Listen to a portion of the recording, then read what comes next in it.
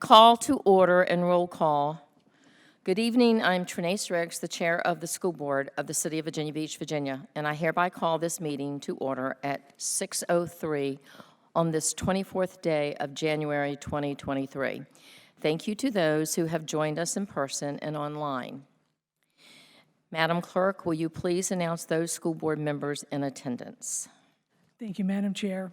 Present in the Holland Road Annex School Board Room is Chair Riggs, Vice Chair Weems, Ms. Anderson, Ms. Brown, Mr. Callen, Mr. Culpepper, Ms. Franklin, Ms. Manning, Ms. Morton, Ms. Melnick, and Ms. Owens. Can we have a moment of silence and then followed by the Pledge of Allegiance?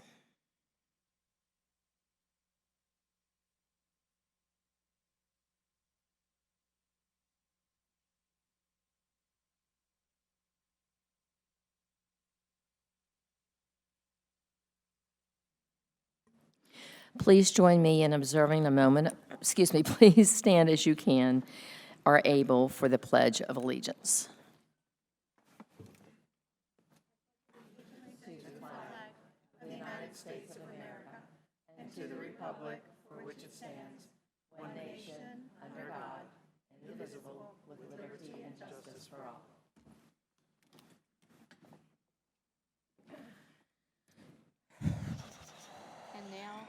And now we come to our favorite part. This evening, the school board has the pleasure of recognizing division students and staff who have been awarded or recognized during state, multi-state, or national competitions and events. Mr. Callen.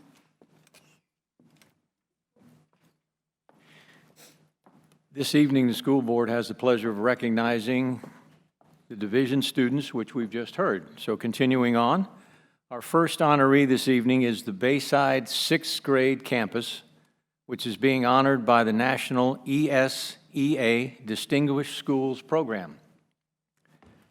Please welcome Principal Sham Bevel.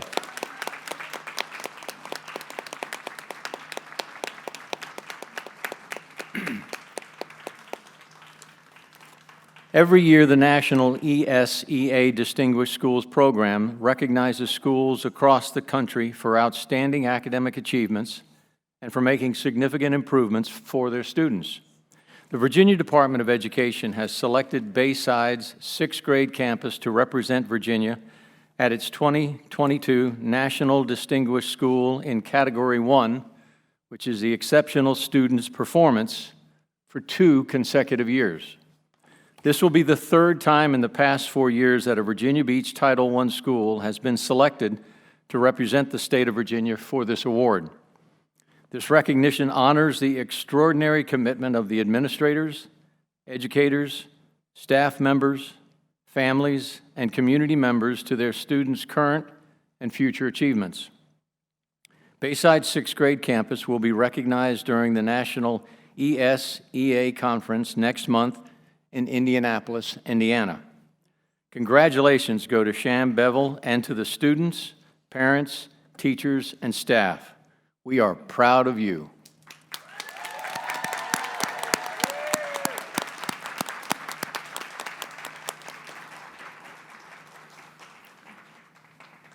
Our final honoree this evening is Virginia Beach City Public Schools District-Wide Teacher of the Year. Please welcome Tina Garfield.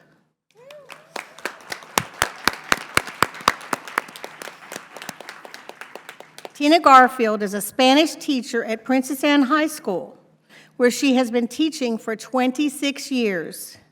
From an initial pool of 87 teachers, our selection committee visited classrooms and interviewed finalists to determine Garfield as the winner. She is a graduate of Princess Anne, and her Spanish teachers at VBCPS sparked her passion for education. Garfield received the National Board Certified Teacher Distinction in 2019.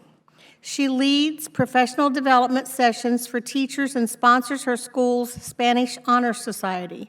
Her volunteer service includes Families of Autistic Children of Tidewater and the Beach Girls Rock and African American Male Summit committees.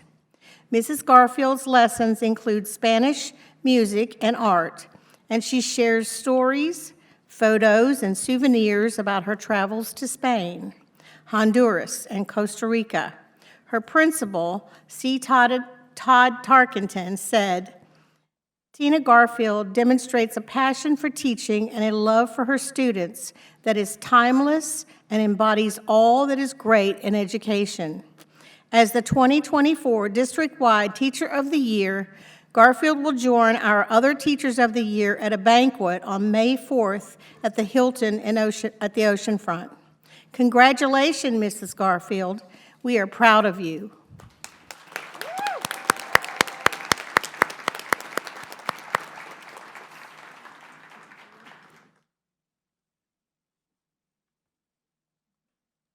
Madam Chair, that concludes our recognitions this evening. Okay, thank you. So now the adoption of the agenda. Are there any modifications to the agenda as presented?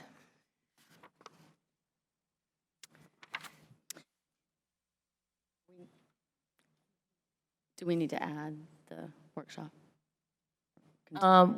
Yeah, we need to continue. You can go ahead and do that and say what we're doing. Yes, with the amendment of adding the annual compensation update that we did not finish during the workshop to it's already on 17. Up 17. There we go. I'm sorry. Thank you, Ms. Melnick. Okay. Thank you. So moved? Second. Okay, moved by Carolyn Weems and seconded by Beverly Anderson. All in favor, raise your hand, please. Madam Chair, we have unanimous vote. The vote did pass for the amended agenda. Okay, we have adopted the agenda. And now, the superintendent's report. Dr. Spence, we look forward to your report tonight. Thank you, and good evening, Madam Chairwoman and members of the board. Here are some items of interest for you and our families to know this evening. First, the Office for Diversity, Equity, and Inclusion hosted the 15th Annual African American Male Summit on Saturday at Tallwood High School. This summit commemorated Dr. Martin Luther King Jr. with sessions from more than 500 young men about student leadership, community involvement, well-being, and relationships. And parents were also there to participate in their own breakout sessions. Under the theme, The Power of Infinite Hope, Bayside High School alumnus Charles Clark delivered the keynote address. Mr. Clark is a USA Track and Field Championship silver medalist who speaks around the world about how to use adversity to build greater strength, success, and fulfillment. So we'd like to thank all of our staff, volunteers, and the many, many community partners who came out to support this event. Also last week, we celebrated Virginia School Principal Appreciation Week. It was really great seeing our valuable leaders receiving cards and posters and all of the kudos on social media for their contributions to their students and their communities. As you all know, our principals are listeners and problem solvers, solution finders, cheerleaders, and motivators, and they work to build unity and hope amongst their teams and create a foundation for achievement and success. I joined our parents, our students, and our faculty members in making sure our principals know how valued they are as the backbones of our schools, and I know you all agree with me that we are better off because of their dedication. Next, this is the first superintendent's report since the winter break, so I would like to highlight some of the many community outreach efforts that were carried out during the holidays. The annual pre-K holiday event helped about 700 children from various schools and classrooms. Coordinated by our Title I pre-K office and a local charity called The Noblemen, they organized the event at 3 different schools, culminating at Parkway Elementary. More than 100 volunteers helped with this event, and pictured in the photo on the left is 6-year-old Olivia Olson, who came because she wanted to make the kids happy and it's kind to help others. This slide also shows some of our other holiday events, including Princess Anne High School staff and students providing meals and gifts for over 300 families in their community. 5th graders from Miss Ann James' class at Corporate Landing Elementary School wrapping holiday gifts for households in need, and Cox High School students preparing bag lunches and handwritten families for families in need, all of which are examples of how we cultivate partnerships amongst families, schools, businesses, faith-based groups, and civic organizations here in Virginia Beach to support student well-being. Next, I'm excited to announce that our redesigned website is scheduled to launch at 2 p.m. on February the 3rd. Based on feedback from students, parents, and staff, we've built a new site that makes it easier to find the information that matters most. The new vbschools.com will be easier to navigate and have consistent information across all schools, specialty centers, and division web pages. And there will be more language options and ADA-compliant pages to better serve our entire community. And then finally, you heard earlier tonight that our Bayside 6th grade campus was recognized as a National Distinguished School for Student Performance. I'd like to share with you this 2-minute video about how Bayside excels at tailoring its educational programs to meet the individual needs of students. Where normally I would say I'm the proud principal of Bayside 6th grade campus, but that does not summarize what this is all about or who I am. I am Sham Pavel, principal of Bayside 6th grade campus. I am a collaborative partner, a motivated listener of my staff and students, and most importantly, I am an inspired leader. We are a 6th grade campus located in the heart of Virginia Beach, Virginia. We started the year with less than 30% of our students reading at grade level. When some teachers might have felt overwhelmed at receiving that type of initial data, my teachers went into high gear to support all of our students. We have tailored our educational program to meet the individual needs of our students. I like how they have the 6th graders all by themselves because I think one of the reasons they said was so they could get adjusted to what middle school would be like, and I really actually respect that. My staff loves on my students like no one else. Notice I said my staff and not just teachers. I feel like that all the staff members here are looking out for my best interest. I think this is one of the best schools I've been to out of the 3, and if I could come here again, I would. Our school is inspired by Ron Clark Academy, and we adopted their house system to support our PBIS initiative and to build unity amongst our students. We are all the same family and we're all Raiders here. So as a Raider, as we represent a Raider, we always have to have a positive attitude. We are designated a Purple Star, achieved over 89% with growth on math and reading SOL exams. We've gone from number 12 out of 15 middle schools to number 2 for the highest attendance in Virginia Beach City Public Schools. Evidence shows at Bayside 6th grade campus, we believe in excellence without excuses.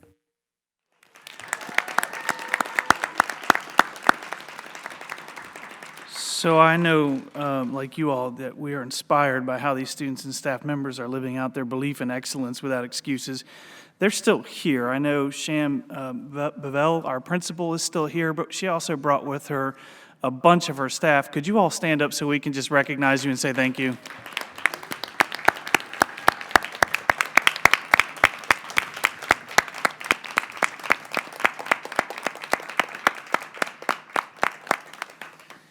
And I'd also just quickly like to acknowledge that we also have staff from our Title I office. Our Title I office works closely to support all of our Title I schools and is a key part of the process in this recognition. So thank you to the Title I team as well. We appreciate you. Thank you, Madam Chair. That concludes my report. Thank you, Dr. Spence. Now we're at 10, the approval of the meeting minutes for January 10th, 2023, organizational regular school board meeting. Are there any modifications to the January 10th, 2023 organizational regular school board meeting minutes as presented? Hearing none, I call for a motion to approve the January 10th, 2023 minutes as presented.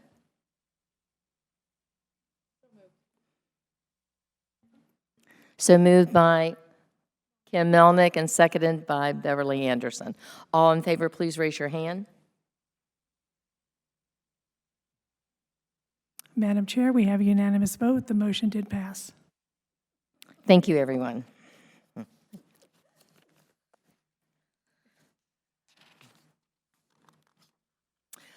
This brings us to our next agenda item, which is public comments until 8 o'clock.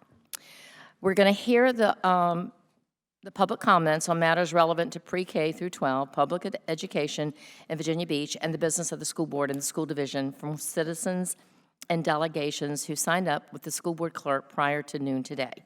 Speakers are responsible for being in the school board room, auditorium, or online when they are called to speak. If a speaker is not present when called to speak or is not online or unable to unmute when called to speak, the school board, at its sole discretion, may allow the speaker to speak at the end of the public comment session.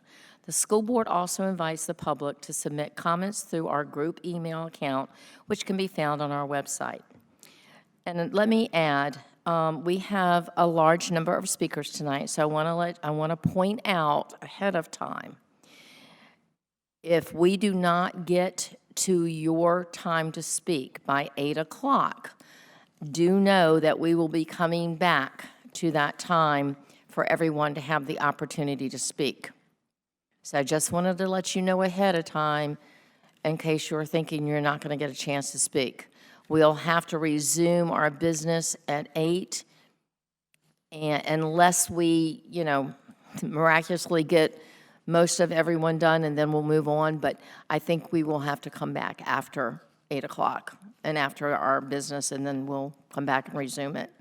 If you picked up an agenda at the door, you'll see where we resume public speaking. Madam Clerk, please introduce our first speaker. Thank you, Madam Chair. Our first speakers are Emily Labar, Carol Ann Ramsey, and Charlie Levine.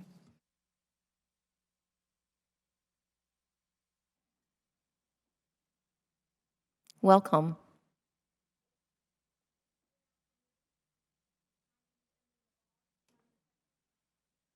We're not hearing you very well, Emily.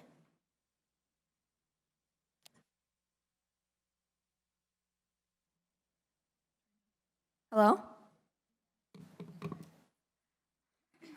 Good afternoon. My name is Emily Labar, and I'm the president of First Colonial High School's Gender Sexuality Alliance. The 2022 model policies are a symptom of a larger problem. Transgender students are othered, both by the world around them and by anti-LGBTQ legislature.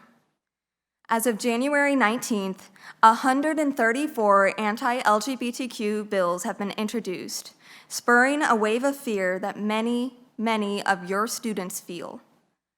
The 2022 model policies bring this fear even closer to home. The potential of being outed and discriminated against becomes even more real.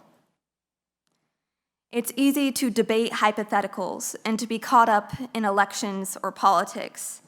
But if this policy is implemented, that decision, that vote, will not exist in a void. Its effects will ripple out to hundreds of students in Virginia Beach, including many that are here to speak today. The effects will be felt by students whose already unsupportive home environments will become suffocating.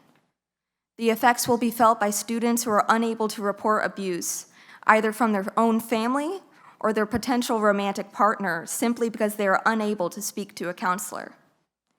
The effects will even be felt by teachers who will feel unable to support their students, unable to foster their social and emotional learning, as well as book learning. I know this because they have told me so.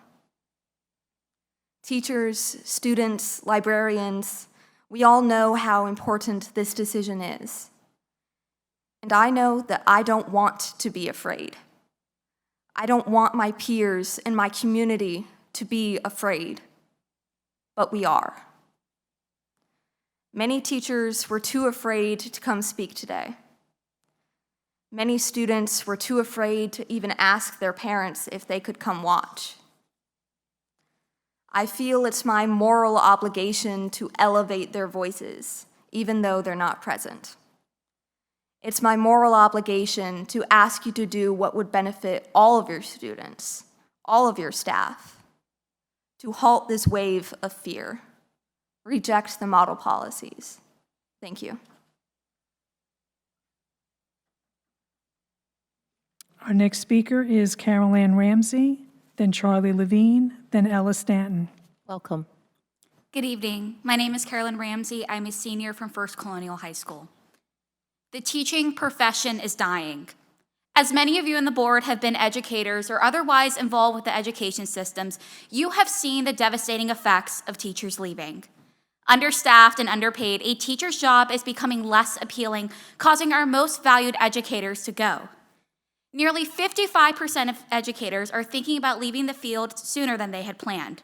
And the new model policies requiring the dead naming and outing of transgender students will only make this problem worse. The best relationships that I have within school are with my teachers, even with the ones that I had in my freshman year. Every morning, I am greeted by my teachers, and they'll say, "Good morning, Carolyn." How would this interaction change under the new model policies if I went by another name? If a student does not feel comfortable to come out to their parents, a teacher will be forced to dead name that student. The student that they've known for years, made personal connections with, and the ones they say good morning to in the hallways every day.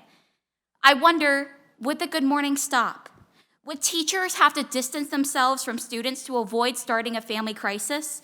Would the relationship between transgender students and their teachers ever be the same again? In one of my classes alone, we have 4 students who go by another name than what is listed on their birth certificate. It isn't fair or reasonable to ask of teachers to suddenly call a student a name that no one in their classroom sees as right, a name they do not recognize and does not represent them.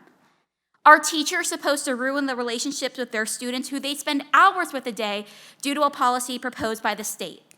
This will create uncomfortable interactions between students and teachers, making their classroom an unaccepting environment. Teachers have enough responsibilities. Asking them to rip apart the bonds with the students that they work so hard to create is something that you cannot ask of them to do. I do not know of one teacher at my school who would feel comfortable calling a student by a name they do not want to be called. Remember, the students who this policy will affect the most are the ones without an accepting home environment. To take away their only safe space will not only be detrimental to their education, but also to their safety. To vote for these model policies, you would be ruining the student-teacher relationships that Virginia Beach City Public School prides themselves on. When teachers begin to leave, we all pay the price. Students suffer 30 seconds. and our schools fall apart. Do not be complicit in the degradation of our schools, and do not let my trans peers become the black sheep in the classroom. Thank you. Our next speaker is Charlie Levine. then Welcome. Ella Stanton, and then Osua Komalafe. Good evening, board members. Thank you for the opportunity to speak here tonight. I'm here with my friends once again to oppose the 2022 model guidelines regarding the treatment of transgender students. These past few months, we've all said a lot about the potential repercussions of these policies, but I believe we've forgotten what might be the most notable consequence of all. We are tearing apart the bonds between transgender students and their communities, making it exponentially harder for them to find connection and meaning at school and in their lives. High school is a time when students explore new interests, meet new people, and try to discover their identity.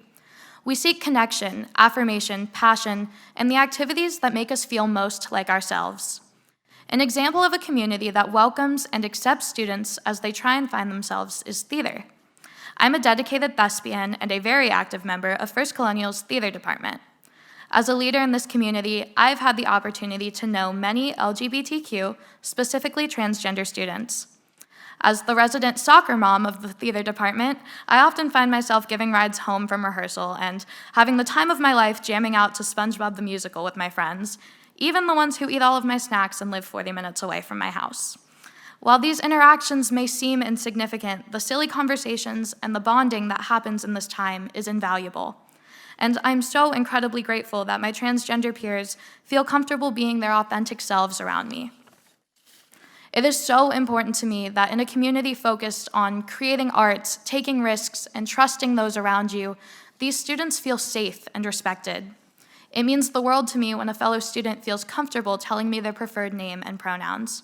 And it is never an inconvenience or a hassle for me to make a conscious effort to respect that. And if or when that information changes, I will always support them, because I understand how important it is to feel comfortable in your own skin and how hard it can be to find a place where you feel at home. Support systems like this and the benefits that students reap from communities like theater would be severely degraded by these proposed policies. If you take away a space where students can find and eventually be themselves, and if you turn the teachers they look up to into people that they can no longer trust, then you are giving up on so many students. I emphatically ask you not to join the wave of state legislatures and school boards that have passed and implemented anti-trans legislation and policies. 30 seconds. Prove to these students that they are loved. Show them that they deserve schools and communities that want and support them. Thank you so much for your time. Our next speaker is Ella Stanton, then Olsawa Komalafe, and then Natalie Gonzalez. Welcome. Thank you. Hello, my name is Ella Stanton, and I am a senior at First Colonial's Legal Studies Academy. I am a lesbian. I used to find that word disgusting. I felt ashamed that while all my friends talked about boys, I could only think about girls. Ever since 6th grade, when I first had my first crush on a girl, I knew something about me was different. I didn't feel comfortable using the word lesbian until the end of my sophomore year of high school. My journey was not easy. I have been called a liar. I have been called slurs. I have been fetishized, and at times I have hated myself for who I am. But the support I receive has helped me to embrace my true identity, no matter what anyone says. After I came out to my parents, I was lucky enough to be accepted. Unfortunately, this is not the reality for many LGBTQ students. My parents told me they would always love and support me no matter what, but what if they hadn't? What if I was told that I was unnatural? What if I was told to hide who I was? Or worse, what if I was put in a dangerous situation at home or left without a home at all? Upon first reading this model policy, my father supported it. He told me this was because he always wants to be informed about my needs so that he can support me and help me to work through them. What he did not realize was the true nature of this model policy. This policy will not affect individuals like myself who feel accepted by my family. This policy does not apply to loving and accepting parents like my father who will support their children through thick and thin. This policy was created for parents who have created a home environment where their children live in fear of their true selves. Many of my friends are forced to hide their career identities when they're at home. For them, school is the only place where they truly feel comfortable. This policy will affect these students who don't feel comfortable confiding in their parents by outing them. In the Code of Ethical and Professional Conduct for members of the School Board of the City of Virginia Beach, signed by the members of the school board, each of you promised to protect confidential and privileged information. So I am here, along with my peers, to ask you to please do your job as school board members and protect all students of Virginia Beach City Public Schools, not just the cisgendered ones. Thank you. Our next speaker is Olsawa Komalafe, Natalie Gonzalez, and then Icarus Landacker. Welcome. Thank you. Hi, my name is Olushola Komalafe, and I am a member of the Legal Studies Academy at First Colonial High School. As a friend of numerous queer and transgender people in the Virginia Beach City public school system, I have been made aware of the hardships my friends and companions go through to be who they are today. The bravery that these students display in coming out in the first place to friends and faculty in the school environment means that they feel safe in this community. This model policy threatens these students' feelings of safety. Not only does this policy propose outing a student to their parents, it trivializes the student's life as they know it. As a Nigerian American student, I always get disheartened when a teacher pronounces my name wrong because of its apparent complexity. Now, just imagine how uncomfortable it is to be denied the right to even be called the name that you preferred. Hearing a name that is no longer and was never really yours repeatedly as the school year continues is nothing less than traumatizing and cruel. As we know, the world is not all sunshine and rainbows. It is naive to think that all parents are welcoming of their child's identity or have their child's best interests at heart. This world is riddled with rivaling opinions. However, one thing that all people should be able to come together to agree on is children's safety and comfortability in an environment that they're constantly in. By bestowing these harsh and unfit policies on these transgender students, you are actively sowing a seed in these students' lives that they do not deserve privacy, respect, or to have their voices heard solely based on them addressing who they are truly instead of hiding and suffering in their shell denying who they are, which no one should want. All of these students are worthy of the same respect and privacy other cisgendered students in the school system receive. We should not be promoting discrimination and directing hate to those who are displaying their own free will. Thank you for listening, and please keep in mind the words that I shared today. Take advantage of the opportunity that you have to impact these children's lives in a positive manner. Thank you.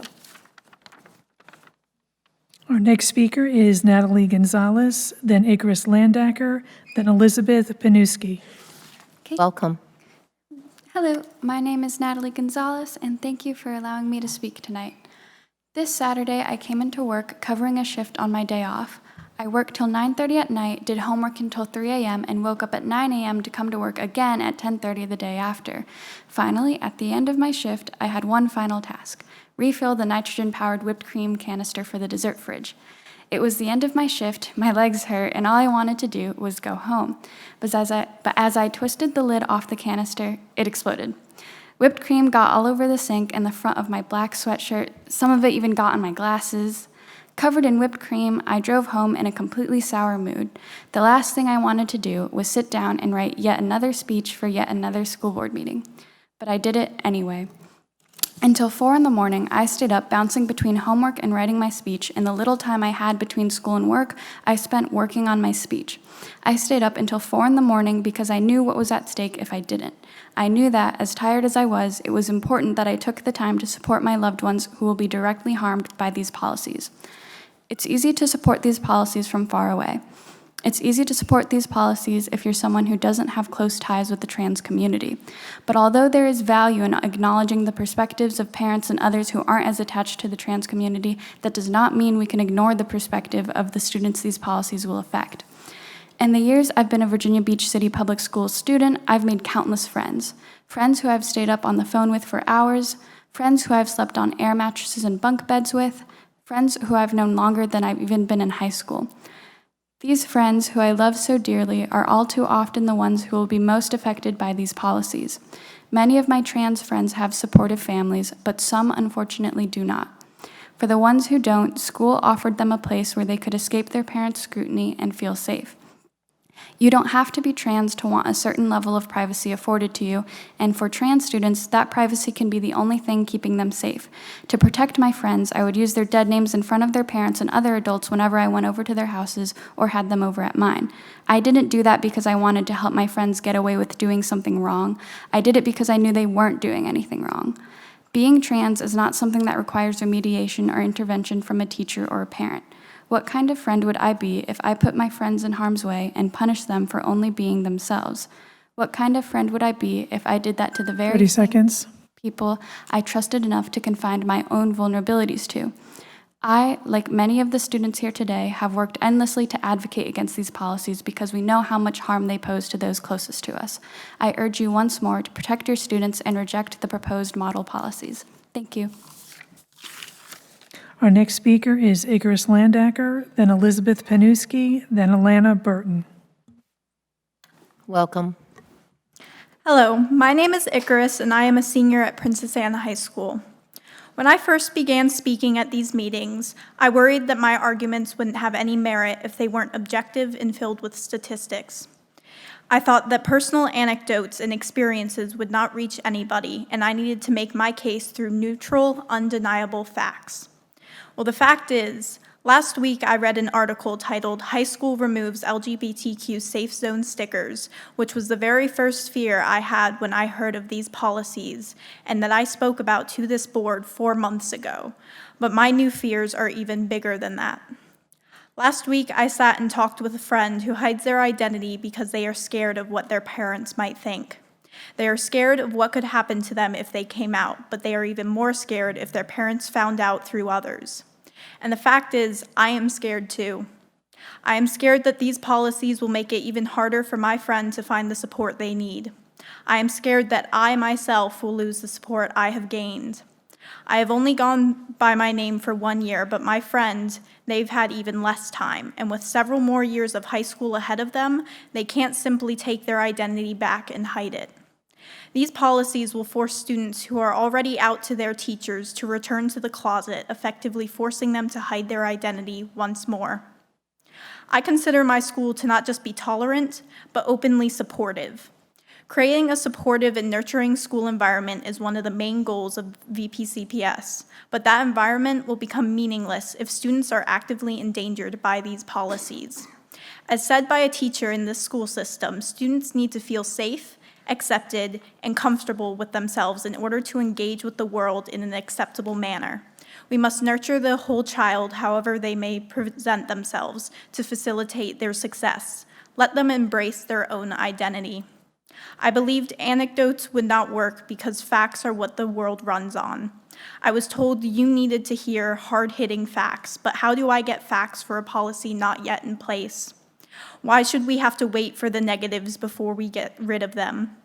Your students are my friends, and I have seen them wince at their dead names in the classroom. Your students are the ones I have seen shed tears over rejection. Your students are people. I am a person. We are more than just numbers on people, or we are more than just numbers on paper or percentages in a study. We are the ones who will personally feel the ramifications of these policies in our homes and in our classrooms. Your students are important, so don't let politics stop you from supporting them. Thank you. Our next speaker is Elizabeth Panuski, then Alana Burton, then Madison Ostrea. Welcome. Good evening, board members. My name is Hope Panuski, and I am a 9th grader at the LSA Academy at First Colonial High School. My peers have spent several meetings discussing the harm these policies will have on trans students. We know the facts. We know how important it is that trans students are supported in their schools. But despite the concrete, unshakable fact that these policies are harmful, they are defended on principle. They're defended because they claim to preserve guardians' rights. The fact is, guardians already have rights in their child's education, but not when it comes to their child's rights to express in non-harmful ways, no matter what way they lean in their beliefs. The 2022 model policy states, the school division shall not compel the school division personnel to address or refer students in any manner that will violate their constitutional protected rights. This basically means that teachers and students cannot be asked by the schools to call trans students by their preferred names and pronouns if they do not want to, even if they are requested by the student's guardian. This little provision essentially asserts that the guardian's rights are secondary to the teacher's rights, as long as the teacher decides to misgender their student. This is an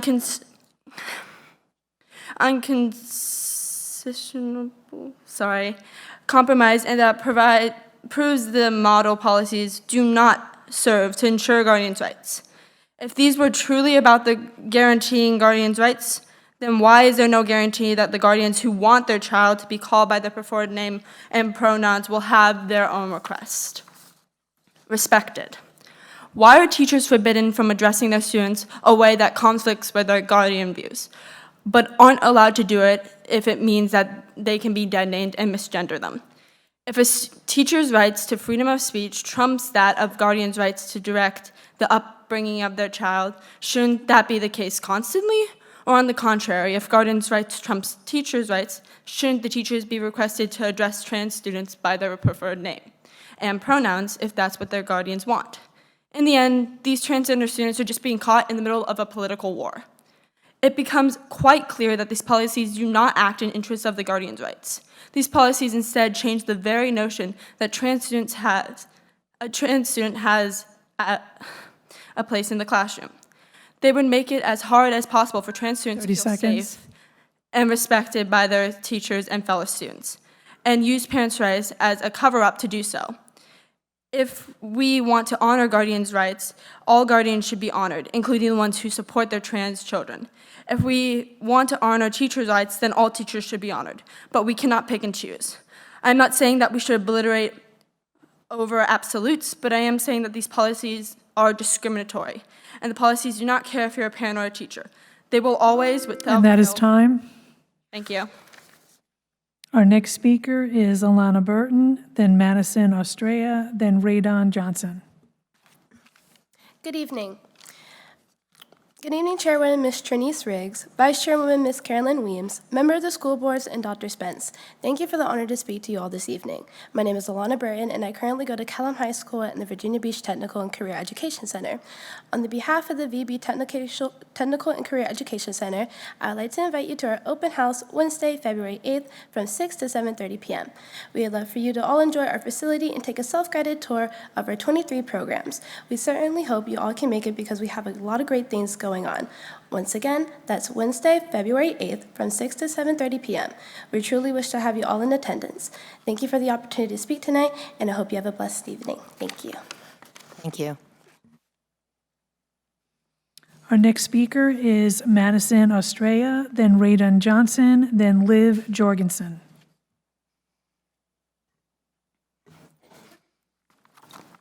Welcome. Good evening. My name is Madison Taylor Austria. You heard me speak at the previous meeting, and I am here speaking again. I believe that I deserve to be heard. Every student here or not, every student that these policies are going to silence deserves to be heard. Last meeting, I recall hearing, quote, "We will do better. We will be better." Set a good example for our students and community, welcoming everyone's voice. Don't let those become empty words. The people on stand today speaking, the teachers and students speaking vicariously through us are begging to be heard. So will you truly welcome our voices? If you want to set a good example for your students and the community, then please do something. Do something to protect your students. Let them know that they do not have to fear going to school. Let them know that they do not have to be scared every day of what's to come, not only at school but at home. Don't facilitate those who already discriminate and oppress. Do not enable this kind of behavior. Tell them that you won't stand for the discrimination and bullying. Tell them that their torment will not go unnoticed or ignored anymore. Stick to your word. Do exactly what you said you would do. Do better. Be better. I am asking that you please not let those words become empty promises. When I tell people I'm going to speak at board meetings, there are times where I get told nothing is going to happen, that nothing is going to change. Regardless, I want to believe otherwise, that our efforts will mean something to you, that our awareness and experiences will change your minds. Previously, it was said that, quote, "We want to push these meetings to be efficient and to focus on the kids." So do that. Let the time and energy we've all spent this evening, the previous evenings, and every moment we spend preparing ourselves for this count for something. Count to create a safe haven, not only for those who abide by the societal norms, but those who aren't afraid to be true to who they are. Please don't make it so they have to be afraid. Focus on their needs. As it stands right now, these students need you the most. They need you to make the right decision. They need you to see them. See what these policies are going to do to them. That these policies will put them in harm's way and at risk of harassment. Madam Chairman, I quote you saying that you wanted to push forward to work for the good of the students and employees, provide care for the school system. So do good by these students. Do good by these teachers. You and all the other board members possess the power to 30 alleviate seconds. their fears to come with these policies. So push forward and provide the care for the school system. Make it one that we can trust and one that the community has faith in. I am asking you and all the members of the board that you be the, quote, kind and exceptional board that serves the students. Be genuine to your word. Thank you. Our next speaker is Raydon Johnson, then Liv Jorgensen, then Alana Spencer. Good evening, board members. Throughout the discord of the 2022 Model Guidelines, many speakers have contended that these proposed policies would severely harm gender nonconforming students. While students do have the most to lose if these policies were to come into effect, they are from the only people affected. The heartache and fear that students experience will trickle down to teachers as well. Their voices are needed on this issue, so I will be reading a testimony from a VB CPS teacher. Please listen to the perspective of someone who would be in the front lines if these policies were to be enacted.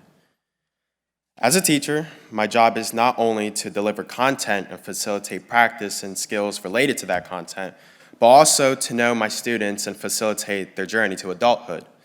If a student trusts me enough to come out as transgender, I will certainly honor that trust by doing my best to use the pronouns they have asked me to use, including they, them. I have had several students come out as transgender to me over the years. Transgender students are often very shy and hesitant to contribute to class or even make eye contact. I remember one student very clearly who always hid behind their hair, doing their best to avoid anyone's notice. After coming out, this student blossomed in class, becoming a valued contributor to class discussions and showing us their dramatic side in skits. This change could be a result of increased familiarity with the class during the school year, but I hope it is also because they felt comfortable being themselves in the classroom. During my teaching career, I have always focused on creating a welcoming environment where students feel comfortable being themselves. Language acquisition research shows that when students are learning a new language, a comfortable environment lowers the affective filter and encourages them to take the risk of expressing themselves in words and accents that are uncomfortable and unfamiliar. In fact, there is a lot of general education research showing that it is imperative for teachers to learn about their students in order to make learning relevant and engaging to each one. Individualized instruction relies on teacher knowledge and confirmation of individual student needs. Using students' preferred pronouns is a natural part of our long-standing practice of knowing and treating students as individuals. Socially, we have treated schools as spaces where students are safe from hunger, cold, and abuse. Using a different pronoun is another way to ensure that a student feels 30 seconds. seen, safe, and loved. Board members, please take to heart the vital insights that this teacher has. The ultimate job of our school is to educate the students, and these policies simply make that harder. Thank you for your time. Our next speaker is Liv Jorgensen, then Alana Spencer, then Madeline Haught. Welcome. Good evening, board members. Thank you for the opportunity to speak here tonight. My name is Liv Jorgensen, and I'm a junior at First Colonial High School. This is my first year as a VBCPS student, having moved here from Brussels this summer. My impression of the United States thus far has been positive. I wasn't quite sure what to expect when I moved here, but it's been lovely to observe how free and expressive people are here. People are so different from one another, yet they find a way to coexist. I've made myself at home in the theater department at First Colonial, and I consider myself incredibly lucky to have felt the warm embrace of this community. In Brussels, we had an organization called the Rainbow Group, made up of students and teachers in the LGBTQ+ community. And while many were scared to come out and be open about who they were, this group existed to provide a safe haven for these people who felt like outsiders, to know that they weren't alone. And given this space, where they were guaranteed to be accepted and loved unconditionally, these students, who were often quiet and reserved, were suddenly able to be extroverted and express their true selves.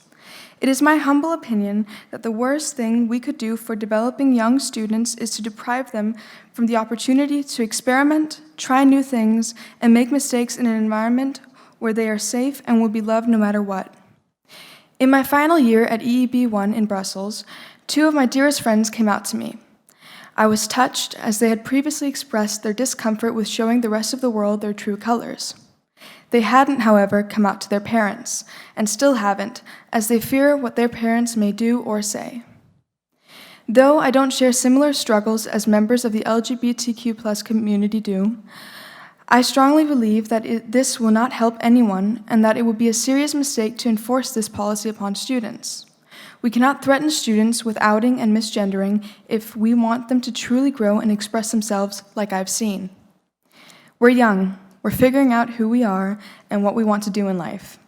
As we're trying to sort some part of our lives out, I believe that feeling safe and comfortable with your surroundings, whether that be your teachers, classmates, or family, can only positively affect an already struggling high school student. Thank you for your time.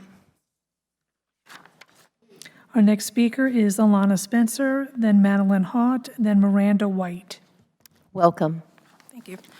Good evening. I'm Alana Spencer, and I'm here to speak against the 2022 model transgender policies. Me and my friends have been here since September, and we have the same goal then as of now: protect trans students, whether it's our classmates, our friends, our family, or somebody we will never meet.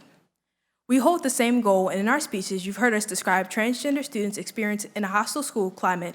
You've heard transgender students' experience when they have access to support from their schools, and how access and support in schools provide benefits specifically to this populace of students. You've heard through your students how much of a difference it makes when they're called the correct name and pronouns, and how it's a form of respect, a form of acceptance, and a form of belonging. Trans students assist students alike. Various times you've heard the VBCPS mission statement, which is your promise and holds a reminder that you are here to protect all of your students and show them that they belong.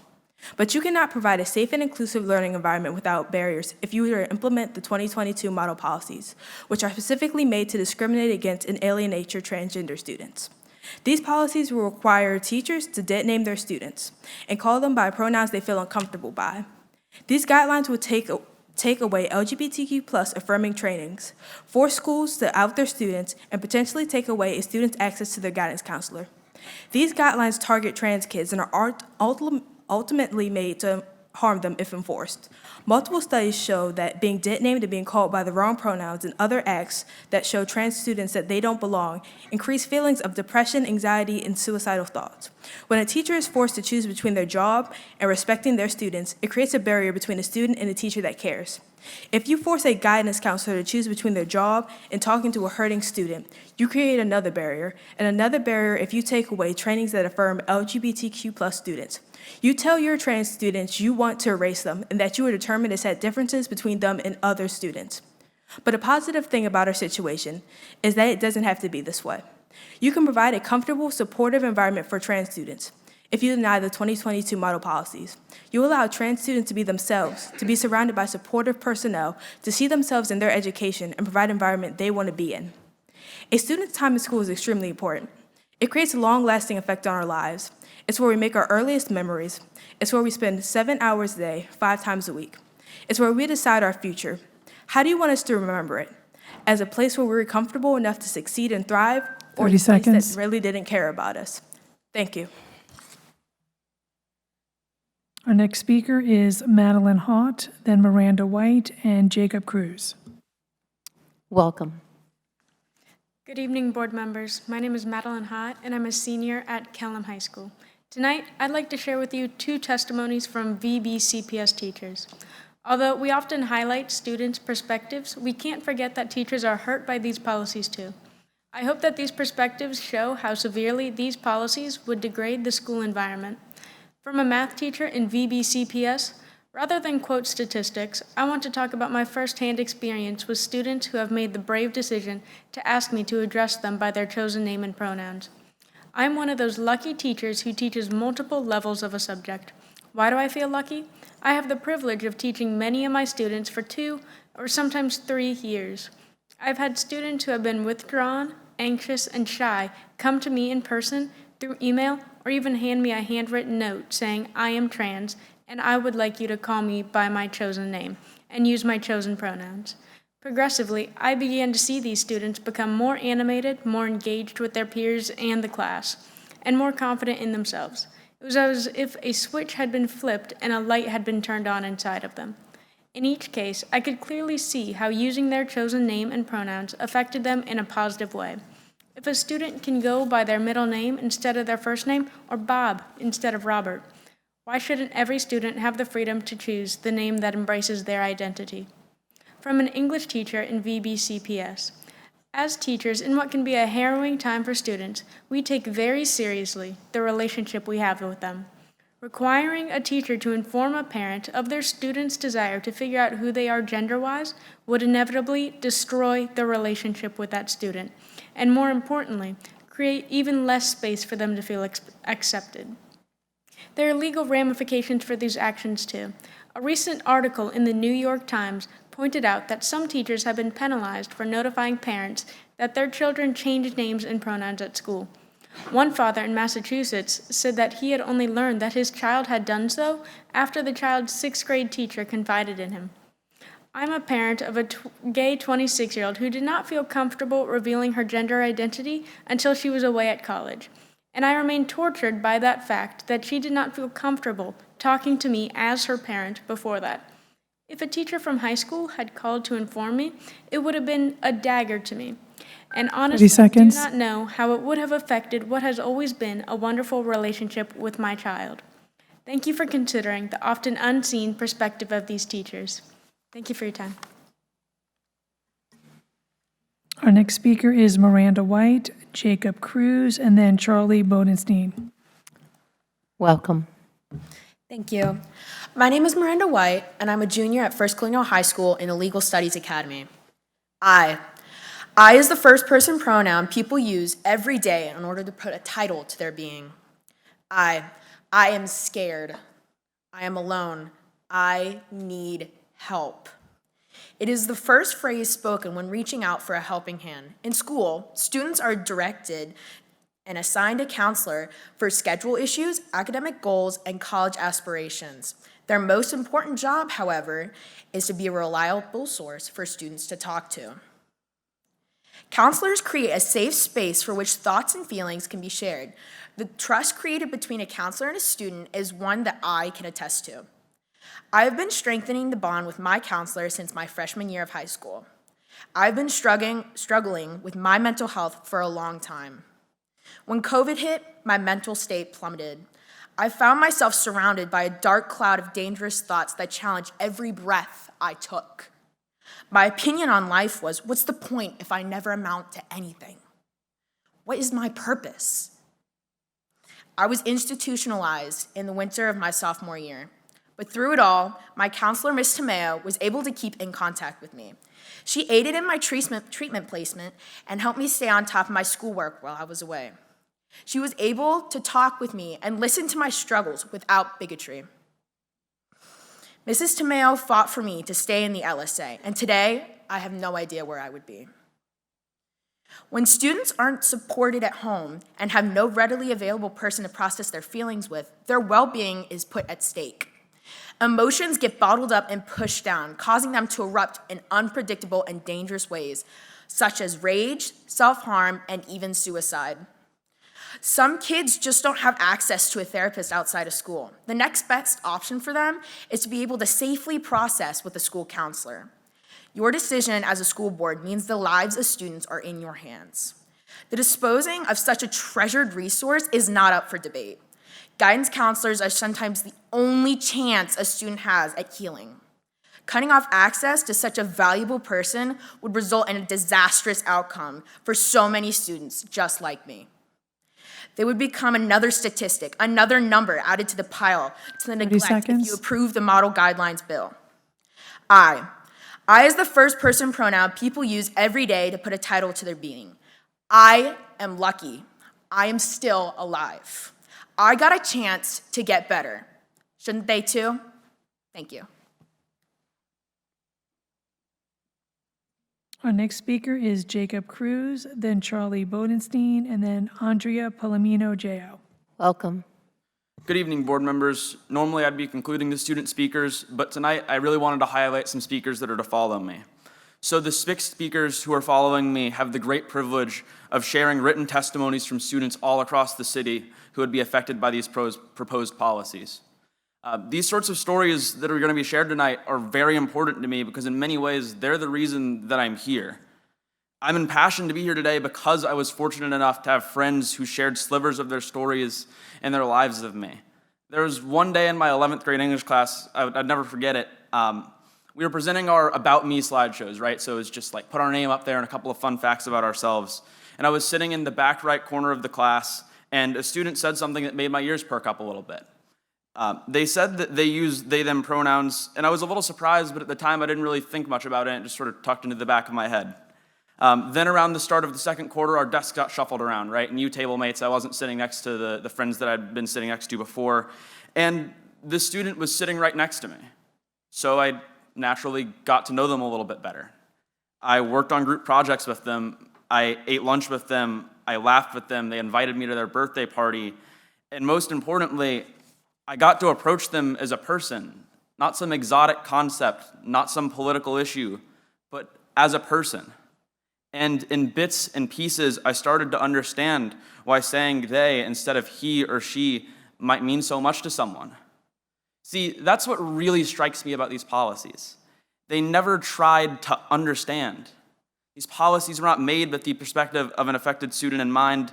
You can see it in their design, and you can see it in the fact that not a single trans person was consulted during their creation. That's where the architects of these policies went wrong. In my mind, they're not awful, hateful people, but they have also never tried to understand the students that they are affecting. They never saw the transgender community as anything more than a policy issue to be dealt with as easily as possible. They never sat in a third block English class with a student who might be at stake. I ask this board to choose a better path. I ask this board to do what the Department of Education never did. Listen to these next 6 testimonies and everything that's in their hearts and minds. They are why we're here. They are why we fight. And they say it better than I ever could. 18 minutes. That's all I ask of you. 30 seconds. It's shorter than an episode of a sitcom on Netflix. 18 minutes. Choose compassion and understanding where others before you have not by listening to these students for 18 minutes. Thank you. Our next speaker is Charlie Bodenstein, then Andrea Palomino-Jayo, and then Geneva Warren. Welcome. Thank you. My name is Charlie Bodenstein, and this is a testimony from a trans student in VBCPS. Please listen to his story. Being able to express myself and be myself in a way that makes me comfortable has made me a more confident person all around. I noticed a significant change in my awkwardness and overall anxiety in social interactions, especially with adults. I felt like I was truly allowed to grow into myself and not be stunted by the weight of worrying over what other people thought. Passing as a biological male while being called a traditionally male name helped me curb a lot of possible discrimination I could have faced and I had been forced to go to by my legal name during school. Honestly, simply recognizing that I'm just another boy in school helps me feel accepted and wholesome in school. Hey, who's your friend? Oh, that's Nate. He's in my Spanish class. And simple interactions like that made me feel so much better about myself, and I finally feel like I fit in with the student body. I felt isolated in freshman year before I came out, and now I am able to express high school as a normal kid. The mere fact that trans students have to get written permission from a parent is inherently harmful. Bringing parents into what name students want to be called while in class could bring up high points of contention at home and greatly increase the stress on the student. School is the only safe place for most of us, and taking that away can lead to despair and even further feelings of isolation. Being trans is not a choice or a decision. If I could choose, I would choose to be cis. I would not put myself through this situation on purpose, nor do I see any reason anyone else would desire to. Regardless of intent, these policies send the message that the Department of Education doesn't care about the lives of students, but are merely pushing their own agenda. If they truly cared about the best interests of the students, they would clearly see how these policies are harmful. These policies can greatly damage familial relationships. It should be up to the individual when to reveal deeply personal information such as this, not mandated by the school board of all places. This message I am receiving is that my government, the government that is supposed to protect its citizens, does not care about my health or well-being. I advise everyone to truly analyze the implications of these policies. 30 seconds. Put yourself in a transgender student's shoes. Imagine the worst case scenario. Then imagine a worse one, and a worse one. Imagine your children in these scenarios. Imagine your friends and your friends' children in these scenarios. Imagine your neighbors' children in these scenarios. It is not as far-fetched as it may seem for these worst-case scenarios to become a reality. Thank you. Our next speaker is Andrea Palomino-Jayo, then Geneva Warren, then Naomi Jadamu. Welcome. Good evening, board members. My name is Andrea Palomino-Jayo, and I'm a senior at First Colonial High School. I present to you a testimony from a student who has gone through the challenges of being a non-binary student. I ask you to listen intently to what they have to say as it brings to light the damage these proposed policies might cause. My peers have both uplifted me and brought me down. As a student who is out as LGBTQ+, I have heard my fair share of insulting comments. These insults made me uncomfortable and unwanted in an environment in which I was promised would be a safe place for me since before I could even read. During the 8th grade, I had one teacher who supported me and let me comfortably use my wanted name around her and my classmates. One day, she called my mother on the daily reports that were given by her and referred to me by my wanted name and used my correct pronouns. At the time, I was not out to my mother, who was unsupportive of non-binary children, and when I got home, I was yelled at and told that I was to go back to using my dead name and she/her pronouns at school. I was heartbroken. At that point, the thought of support hadn't even mattered to me. I thought it was expected. But that served as a reminder that some people, no matter how close you may be to them, will not support you when you need it the most. Not only does that apply to being transgender, but it also applies to anything in your personal life that is somewhat controversial. Not being accepted was dreadful and is a horrible experience. However, not feeling respected by someone you are told to respect on a daily basis is even worse. The policies in which the Department of Education is trying to impose on schools will unquestionably break LGBTQ students. If these policies were to come into effect, it would show me and all of the students in Virginia Beach how the school system has no respect for trans children's privacy and emotions. It showed just how easily the school system disregards our comfort and needs. I have seen complete breakdowns and body dysmorphia and people on the verge of death because they didn't feel accepted by a teacher or peer of some sort who they trusted. I'm not saying that everyone has to support being transgender, but you, in some way, should recognize that disrespecting teenagers by dead-naming them purposefully or misgendering them is distasteful and dangerous. School has always been about being in a safe and undistracting environment where you can learn as well as being safe emotionally and 30 seconds. no matter your race, gender, or size. So I must ask, what's making this school board go back on that? Thank you. Our next speaker is Geneva Warren, then Naomi Giandu, and then Lucy Johnson. Welcome. Good evening, board members. My name is Geneva Warren, and this is a testimony from a non-binary student in VBCPS.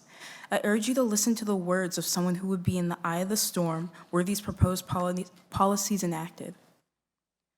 As a trans individual, all I wish for is to be respected. Sometimes I get my wish. Sometimes there are teachers that are willingly supportive and respectful of their queer students, but as it goes, there are many exceptions. Being queer is a constant risk because you never know if someone will support you or never view you the same once they know. We are barely taught that our differences in gender and sexuality are valid and accepted, and even if they were, it's simply a small conversation rather than a standard. These policies get rid of that small conversation.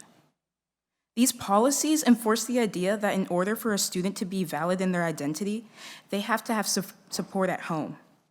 Why should our parents be the ones to say if we are able to be our authentic selves at school or not? Is a student being proud of themselves and their identity despite their hardship not enough? These policies say that all students are to be respected, but they cannot be referred to by their true name and pronouns without jumping through legal hoops. If I'm truly to be appreciated for who I am in a learning environment, why do I need a written note to confirm it first? Is my life just a political controversy? Is my identity not equal to the person sitting next to me just because I'm different from what people are used to? The policies tell me that I can only be myself if other people allow me to. School is supposed to be a safe space for students, somewhere they can be themselves without facing discrimination. The fact that a trans student can be openly disrespected by being referred to by the wrong name and pronouns and be denied their rightful respect does not strike me as an environment that is free of discrimination. Do we not deserve respect like every other student? Does the fact that I am not supported at home invalidate my identity? These policies make it seem that way, and I'm only one of many students at my school who are in the very similar boat. I know because I'm friends with them. I talk to them. I see them every 30 day. seconds. Trans people are not a threat. We are not a unit to be regulated. We are students and people like everyone else, and we need to be treated as such. Thank you. Our next speaker is Naomi Giandu, then Lucy Johnson, then Jade Ortiz.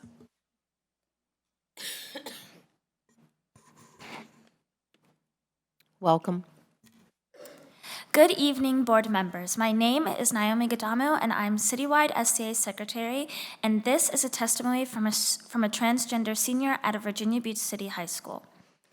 For 9 years, I have identified as gender unaligned with that of my assigned birth.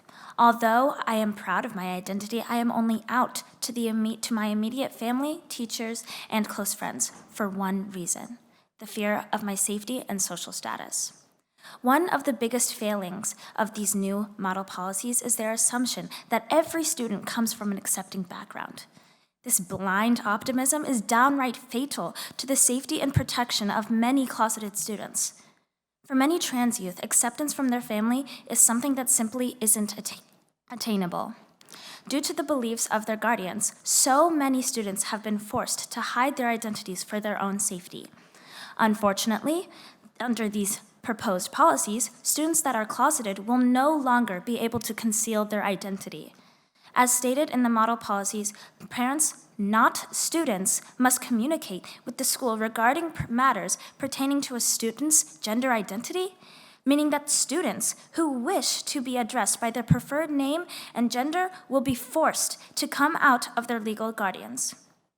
This places trans students on a dangerous path of either being dead named or risking everything by coming out to an unaccepting family. These policies show me that the Virginia Beach Department of Education wants parents to have control, regardless of how harmful it is to the student's safety. Now, consider the alternative. Consider how much better life can be for trans students if you don't fall in line with the Department of Education's dangerous plan. Every year, I have emailed my new teachers regarding my identity and asked them to please respect my pronouns and preferred name. And out of the countless years I have done this, I have never encountered issues with a teacher denying my request. In fact, some have notably gone out of their way to go above and beyond to make me feel accepted. Knowing that the adults at my school have my back makes me feel connected with them and classmates much easier. Even the most basic form of respect allows me to feel accepted in the classroom. It helps me open up to my friends I'll make. Entering a classroom that is void of 30 seconds. Entering a classroom that is void of judgment allows me to feel more confident in myself. It makes me feel like I can express who I am without facing backlash. Now, this is your choice that you have. Do you want students to live in fear or to live confidently? Do you want to put students in danger, or do you want to protect them and help them become stronger? Make the choice that shows trans students that they are supported, not diminished. Thank you. Our next speaker is Lucy Johnson, then Jade Ortiz, then Savannah Newell. Welcome. Good evening, board members. Tonight, I'll be reading a testimony from a non-binary senior in Virginia Beach. Please take their word to heart. School was and is my sanctuary. It is a place where students are free to learn how to express themselves and how to interact with those around them. Personally, it was through school and my peers that I was able to see different perspectives on the issue of LGBTQ+ issues. Before I entered middle school, I was an echo chamber of hatred spewed from the mouths of my parents. But through my peers at school, I learned of acceptance. School helped me learn not only about those around me and how to accept them, but also how to accept myself. After I came out as non-binary, I received overwhelming support from those around me. By support, I don't mean people coming up to me and praising me about my new pronouns or people calling me brave. That doesn't happen in the real world. Support in schools is simply being accepted, being called what you ask to be called without too much fuss. These proposed policies would take away all of that. They will get rid of the safety that school provides. Even if we wouldn't like to admit it, schools act as safe havens against abusive parents, homelessness, poverty, and all kinds of unfortunate circumstances. That is why schools provide free lunch programs to those who need it, and to help provide a safe space for students to learn. With these new model policies, however, we will be cutting off this safety from students. They won't be able to be called by their preferred names or pronouns without having to worry about their parents. Guidance counselors won't often be cut off from these children, limiting what adults a child could go into for times of need. School staff are supposed to be mandated reporters of suicidal behavior, but what is the use of the mandates if children can't go to them in the first place? If these policies were to arrive in Virginia Beach, it would show me that educational community doesn't care. It doesn't care about me or those around me. It doesn't care about the death rates that will skyrocket. It doesn't care about the children who will suffer under the parents' health, hands, and beliefs. It shows me that the state doesn't believe that children have rights, that they are simply property of their parents. It shows me that the state cares more about appeasing parents than saving children's lives. Making children bury their identities will only result in death and anger. It will not stop people from being transgender. It will only make them angry at those who aren't and those who put those policies into place. Silence only suppresses. It never stops the truth. Thank you. Our next speaker is Jade Ortiz, then Savannah Newell, then Alex Alstrat. Hi, Welcome. Thank you. Jade isn't here tonight, so I am Savannah Newell. Hello, my name is Savannah Newell, and I am a junior at First Colonial. Ms. Weems, last meeting, you made a motivational speech, to which I applaud you. You stated that you were, quote, hopeful that the board will close the door to the past and open a new one that brings a bright future. One that's going to move forward, one that the public can be proud of, and one that's going to serve Virginia Beach's students exceptionally well. Right now, there are two doors to the future, and in order to close the door to the past, this board must first make a decision as to which to unlock. There's a door that leads to each and every VBCPS student receiving the basic human rights of dignity, respect, and privacy, which allows this board to not only set a good example for your students, but to prove to them that you are willing to fight for and protect them when overreaching government policies threaten their livelihood, that you care for each and every one of them, no matter how they choose to express themselves, that they are more than just a slip of paper that comes across your desk. Let the 6 students who bravely wrote letters in the face of discrimination and bigotry know that they are seen, they are heard, and that they are loved and accepted by this board. However, the other door leads to death, abuse, and isolation of transgender and non-binary students. As Ms. Weems stated, differences are inevitable. However, division is a choice. The proposed model policies do nothing but attack the differences between transgender students and their cisgender peers, further creating a division between the two. This division is not without consequences. According to the National Library of Medicine, 82% of transgender students have suicidal ideation, with 73% of transgender youth reporting psychological abuse and 39% reporting physical abuse. This door tells students they aren't worth fighting for.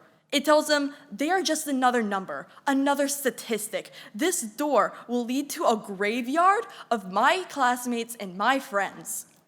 While this board has been verbally attacked by speakers such as the individual who spoke virtually last meeting, we are not here to attack you. As Ms. Weems stated, we need to get rid of this you versus me mentality. We are all here for the same reason, to ensure that discrimination 30 seconds. and bigotry have no place in Virginia Beach City Public Schools. We cannot force you to open either door. In the end, the choice is yours.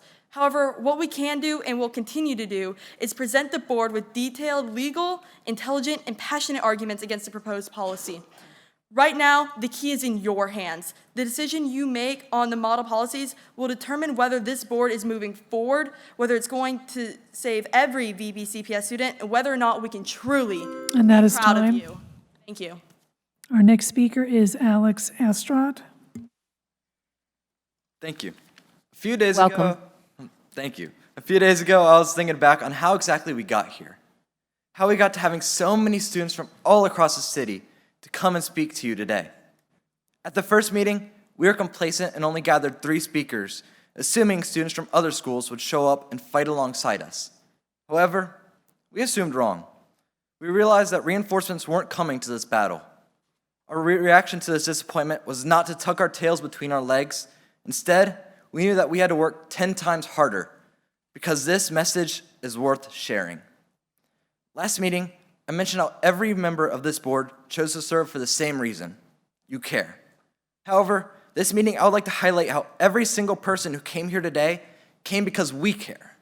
We care so deeply about this issue that it has consumed us. People who we got to speak for only one meeting all of a sudden began marking off every Tuesday that there's a school board meeting on their calendars. And this group is special and deserves to be listened to.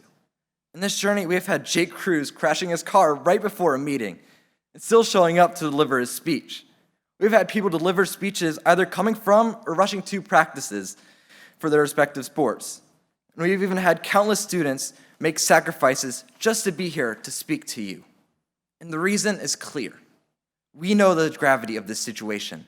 We know that if we do not care for our transgender and non-binary classmates now, their futures could be harmed immensely. We know that our friends could soon become a part of the ever-growing statistics of transgender students committing self-harm and suicide. And until these policies go away, we will stay. For nearly our entire lives, VPCPS has been investing in us. You have taught us how to be compassionate and speak up for others when they are in need. From no bullying zone posters in the elementary school hallways to every middle and high school leadership workshop, you have been working to turn us into kind, empathetic leaders. We are the fruits of your labors, so I beg you not to ignore us in favor of a divisive policy that does not reflect the character of this city. Do not ignore us because of an R or D next to your name. Do not ignore us in favor of a policy that does not reflect, that never even consulted the transgender community that it will marginalize. And I want to ask this board, do you want to be remembered as the board that remained complacent in the destruction of our school system? 30 seconds. Or do you want to be remembered as the board that overcame politics for the sole purpose of assuring a safe learning environment for all students? Make the choice that leaves behind a legacy of compassion, not complacency. Thank you. That was our last student speaker, so our next set of speakers will be Dawn Uman. Speaker number 2 had to cancel, and then it'll be Camden Dunkerley, and then Anthony Nobles. Welcome. Good evening, Chairwoman Riggs, Vice Chair Weems, Dr. Spence, and members of the board. My name is Dawn Uman. I'm a high school math teacher and secretary of the Virginia Beach Education Association. This Friday, we have an adjusted dismissal day to accommodate the end of the marking period. Thank you for moving it from a full day to an adjusted day. Teachers desperately need this additional time to conclude the business of the first term and to prepare for second term. I, like many others, teach math on a 4x4 schedule. Here is a quick list of the things I need to accomplish in a day and a half. I must use TipWeb to collect books from first-term students so I can turn around and issue them to second-term students. I must check to see which new students have an IEP or 504 and familiarize myself with accommodations. I must build the infrastructure for 3 Canvas courses. I must ready my Term 1 data so I can meet the February Talent Ed deadline. I need to grade final exams, post grades, and verify attendance waivers. I'm also required to attend 1 hour of site-based professional development. Lucky for me, I completed my mandatory training in October when school was closed due to a threat of a hurricane. I'm not sure when my colleagues will complete theirs. When you teach a 4x4 class, it is like starting a new school year all over again. In fact, we even get to have another evening open house so we can meet and greet second-term parents. This adjusted dismissal day was granted because teachers like me came to the podium and addressed this issue, wrote emails, and spoke to board members. Look what happens when those doing the work have a voice at the table. Again, I suggest that the board look at the adopted 23-24 school calendar. It needs revising, and we teachers are happy to provide our insight and expertise. As you prepare for the budget season, I urge you to choose the first option provided by the consultation firm. Option 1 provides the quickest means to increase the salary and compensation for your employees. While it may seem costly, the alternative of not having enough teachers in classrooms is even more costly. Our school has had a math vacancy all year. Class sizes across the division are too large. You can't raise issues of learning loss and the need to build relationships and not do anything substantial to address them. Class size matters. Qualified teachers matter. You must do all you can to attract and retain employees. You must demonstrate in a real and monetary way that you truly value your school employees. Bonuses are nice, but they do not provide for long-term wealth. Virginia Beach employees must be able to afford to live in the city in which they work. This year, we have seen an increase in the amount of student speakers who are so passionate about their issue. I applaud them for coming out here in droves 30 week after seconds. week.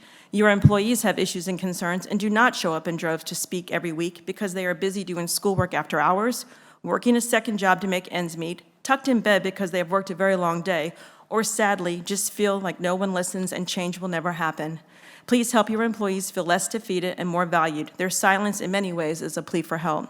When you're ready to hear from and listen to the professionals in the classroom who are doing the heavy lifting to elevate the education in this district, the VBA stands ready to assist. And that is time.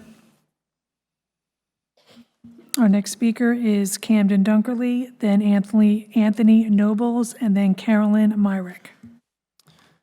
Welcome. Good evening, members of the school board. My name is Camden Dunkerley. I graduated from the Legal Studies Academy last year and currently attend Tidewater Community College for Criminal Justice and Forensic Science.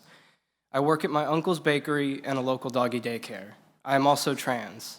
Now, it may seem unrelated, my being trans and the other background information I've just given. However, none of these things would have been possible had it not been for the support I received in school. When I was in 8th grade, I was attending a private Christian school. I knew I was trans, but there wasn't anything I could do as my institution would expel me if I dared come out. Every day, I am thankful that my mother was in full support of me. Nonetheless, I was deeply suicidal for the sole reason that I couldn't share who I was with my peers, my teachers, or my principal. After all, the person they had interacted with and befriended each and every day was somewhat of a combined figment of both my and their imaginations, having them see only what they wanted and in turn closing off the most genuine aspects of myself. It wasn't until my sophomore year of high school, when I came to First Colonial, that things began to change for the better. I was supported. This support came simply in the form of acceptance from my peers and my teachers. It's not that I was the trans spectacle of First Colonial, it was simply a matter of fact that this is the way I identified, and that was that. I was given the freedom and opportunity to simply be a student without the pressure of forcing myself into a box to appease someone who didn't actually know me. If the Virginia Beach City public school system had implemented the rules and limitations that we are here tonight to speak on, I can assure you all with wholehearted honesty that I would not be here with you tonight. I wouldn't have graduated, I wouldn't be continuing my education, I wouldn't be a part-time baker or dog handler. I would be dead. My mother would have had to bury her only child. It is the simplest of changes that can have the biggest impact on a student's life. In my case, the change from Cammy to Cam had an astronomical effect. A single letter, the letter I. It may not seem to be of all that much importance, but please keep the letter in mind. Now I'd like to respectfully ask you, if trans students die because they don't have access to support, how many of you will stand and say, I am responsible? Finally, I stand here not as a political pawn, but as a genuinely frightened constituent. I understand you must answer to the parents who oppose the legitimacy of trans students, but will you also answer to the parents who will inevitably have to bury their children over policies such as these? Thank you.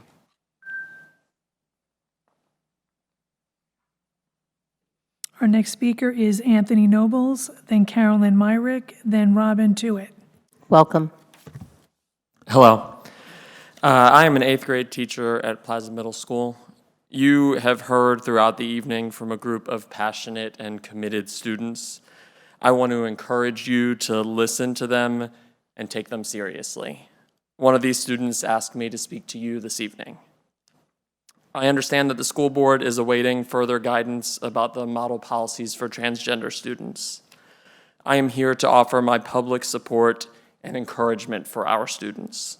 I also offer my support for their message. Whenever possible, we should listen to what students are telling us. At my school, I have seen administrators take student concerns seriously. Whenever central office administrators visit our school, I really do get the sense that Dr. Spence and his team value the perspectives of our students, and I'm grateful for that. I hope that one day Virginia Beach will consider adding a non-voting student member to our school board. This would ensure that student input is always part of your conversations, and that's a matter to be addressed another time. Today, I'm here to address the proposed transgender model policies in particular. These issues are central to students' well-being and acceptance in our schools, and I hope you'll pay special attention to the voices of students who are often marginalized.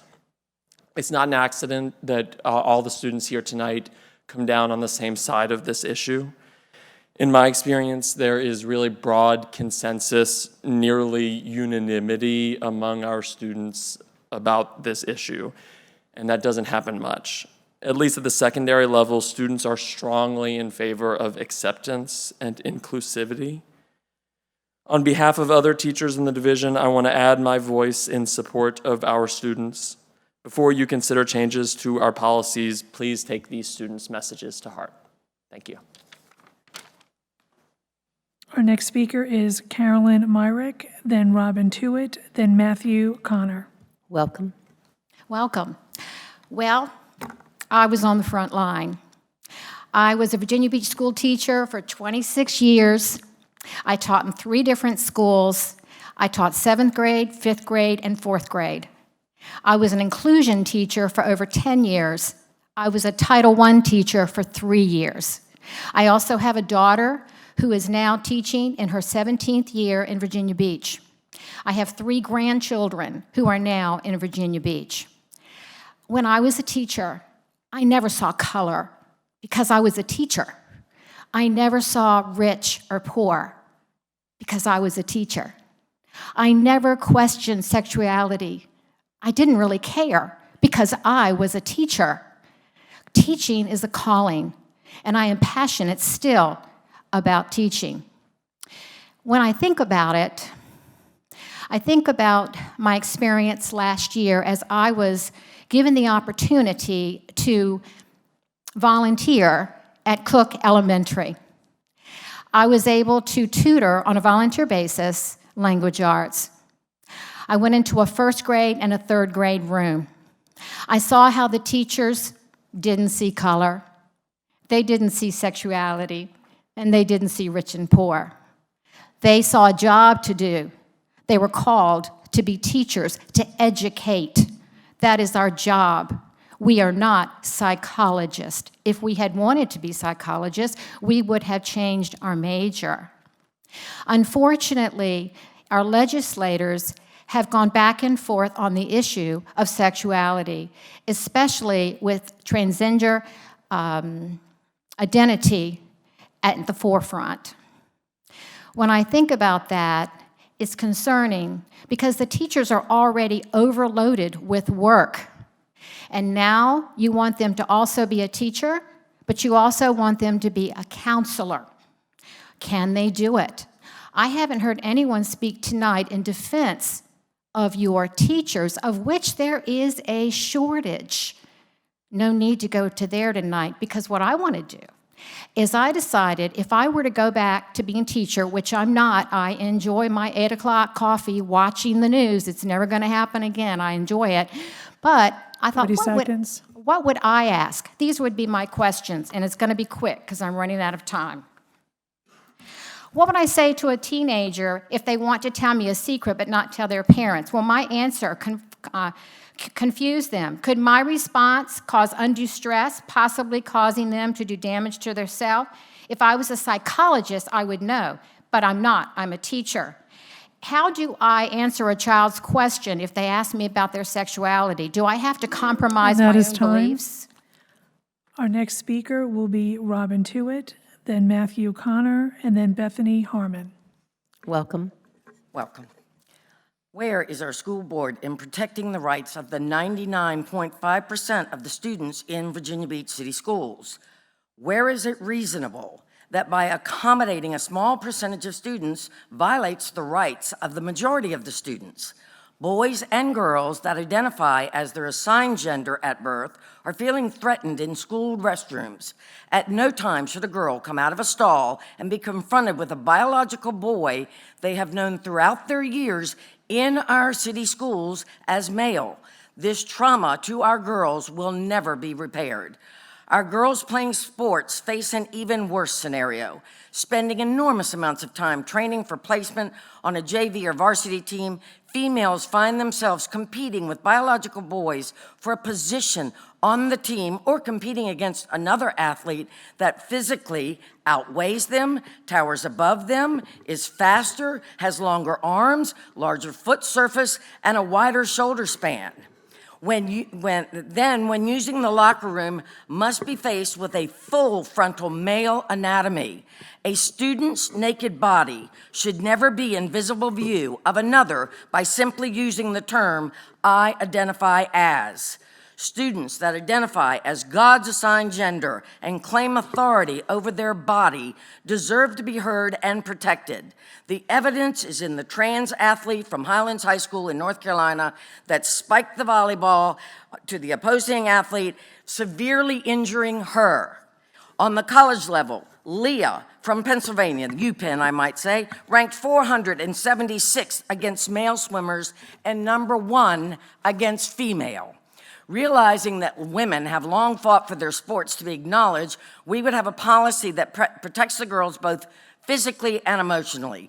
Our female athletes deserve to be reviewed for college scholarships in their sport without having those same scholarships given to students that identify as female.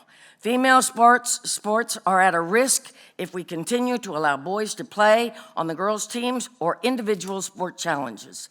Let us make this priority in Virginia Beach policies to ensure the outcomes for our female athletes.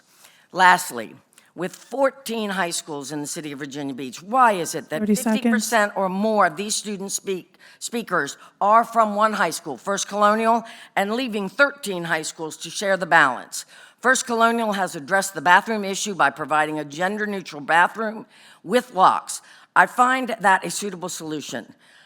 My last comment, and I just wrote this in, these students that identify this confusion about their name, what name will be placed on their diplomas and what name will be on their college applications? I am confident That is time. it will be their given name. Thank you. Our next speaker is Matthew Connor, then Bethany Harmon, then Vanessa Watts.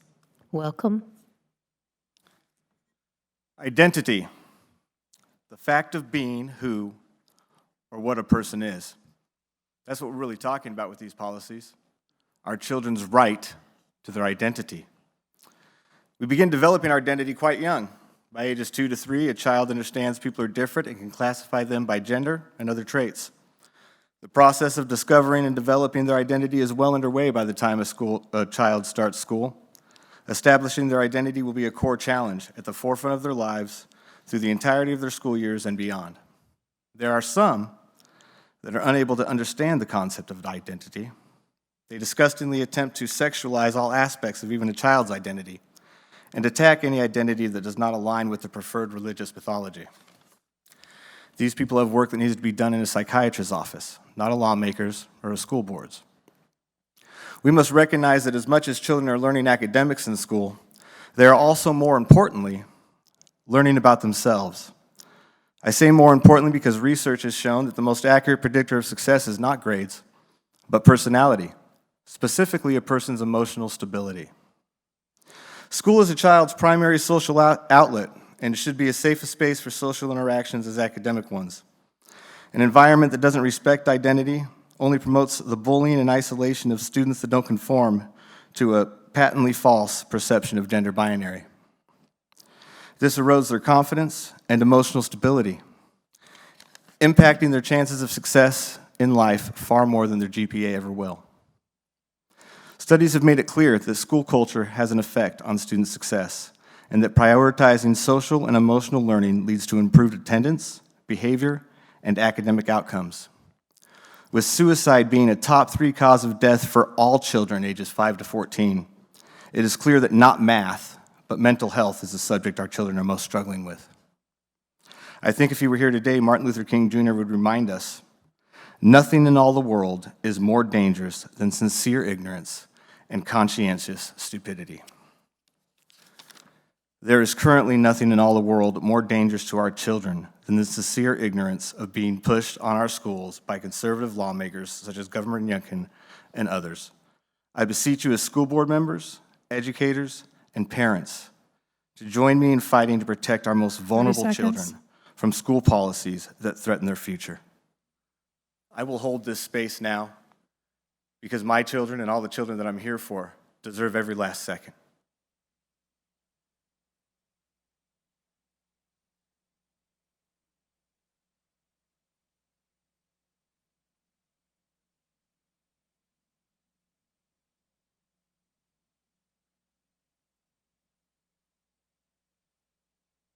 Thank you. And that is time.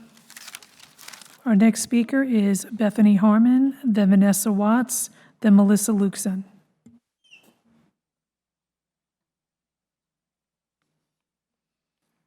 Bethany Harmon.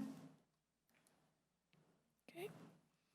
We'll move on to Vanessa Watts, then Melissa Lukeson, then Brenda Pence.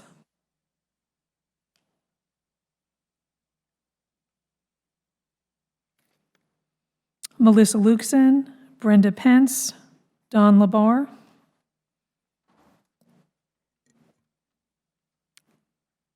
Welcome. Good evening.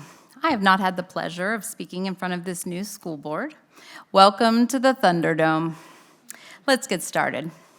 Without question, Jessica Owens should be appointed to the Policy Review Committee. Here is a real-life example of what CRT looks like in VBCPS in 2023. The Policy Review Committee has the vital job of steering the policies that will impact students and teachers. The chair and vice chair make the appointments to committees, and the PRC has 3 candidates and only 2 seats available. The school board has 1 Black woman and 1 Asian woman, a committee that since inception in 2016 has never had a person of color selected for service. Leadership allowing this to go to a vote means that the likely outcome is 3 white women sitting on the PRC. 0 representation. Let's not be divisive when there's a way. Let's choose to stand in the middle, the messy middle, where things get done. The messy middle is where compromise comes in and decisions are made. I won't waste any more time repeating Ms. Weems' performative speech from 2 weeks ago. I'm not particularly eager to point out people's deficiencies, but when you play stupid games, you win stupid prizes. Ms. Weems, you lack integrity, a spine, and like the Scarecrow from The Wizard of Oz, a brain. Remember when Dorothy asked Scarecrow how he can talk if he doesn't have a brain? Well, Scarecrow responds with, I don't know, but some people without brains do an awful lot of talking. It is hard not to assume that members Weems, Manning, and Franklin are only concerned about their party politics and future electability. So I stand here publicly to say, if you choose your party of fascists and push the Moms of Liberty propaganda in our schools, I promise you, you won't be electable. Ms. Franklin, you will be reminded of this vote every time you are forced to be in the tie-breaking vote for the most extreme policies Ms. Manning and Ms. Brown will put forth. I don't want to diminish Ms. Brown's professional experience, but if I compare the resumes, there's a clear frontrunner for the person most qualified to sit on the PRC. In one corner, we have the former Starbucks barista turned ice skating instructor with a business administration degree. And in the other corner, we have a child welfare curriculum developer for the Virginia Department of Social Services with an 8-page resume. But because there's no compromise, some of you are embarrassing yourself. 30 seconds. You're leaving this unnecessary criticism of your poor leadership skills open for a public forum. And speaking of embarrassing, Vicki Manning was the candidate that the chair and vice chair could agree on, the one who uses a racist dog whistle like her woke meter or her sustainability issue with ESL students, or better yet, how she sued the school board, but she either couldn't afford one or was unwilling to pay for an attorney herself, so she used a GoFundMe account to crowdsource the money from her constituents to pay the legal And that is fees of an time. attorney that also Our happens next to be a speaker, Republican. and that is time. Our next speaker is Brenda Pence, then Don Labar, then Beth Labar.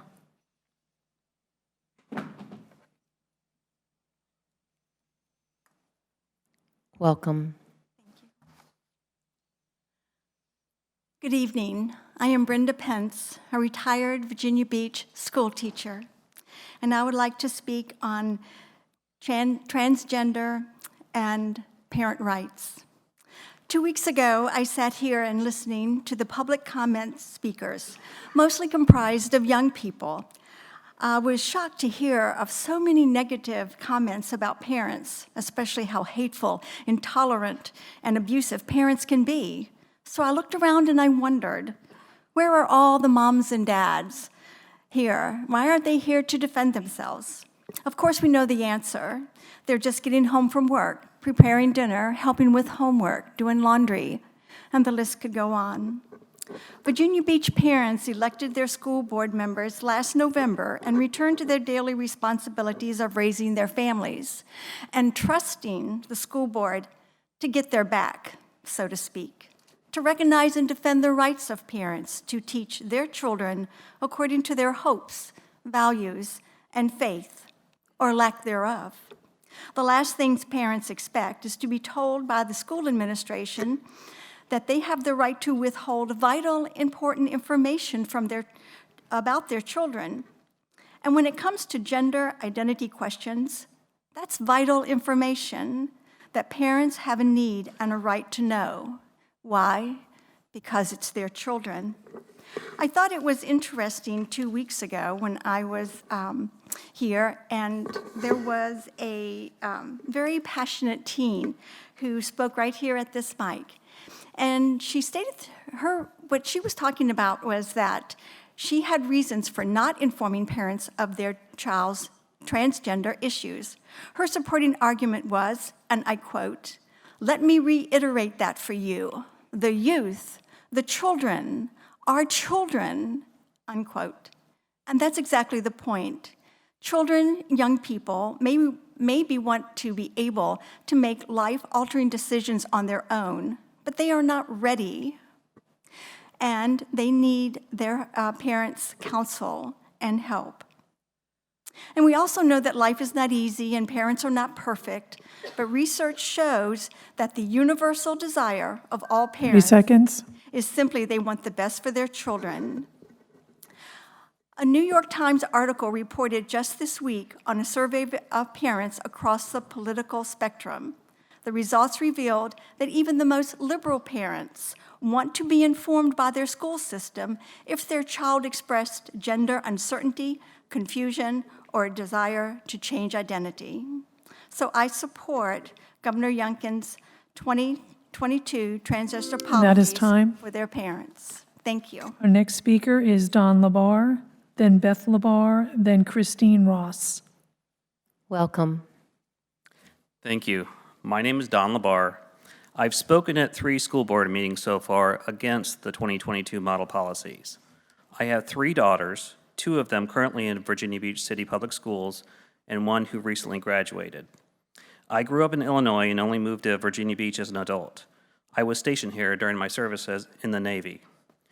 When I swore to support and defend the Constitution of the United States, I swore that I would put others above myself for my country.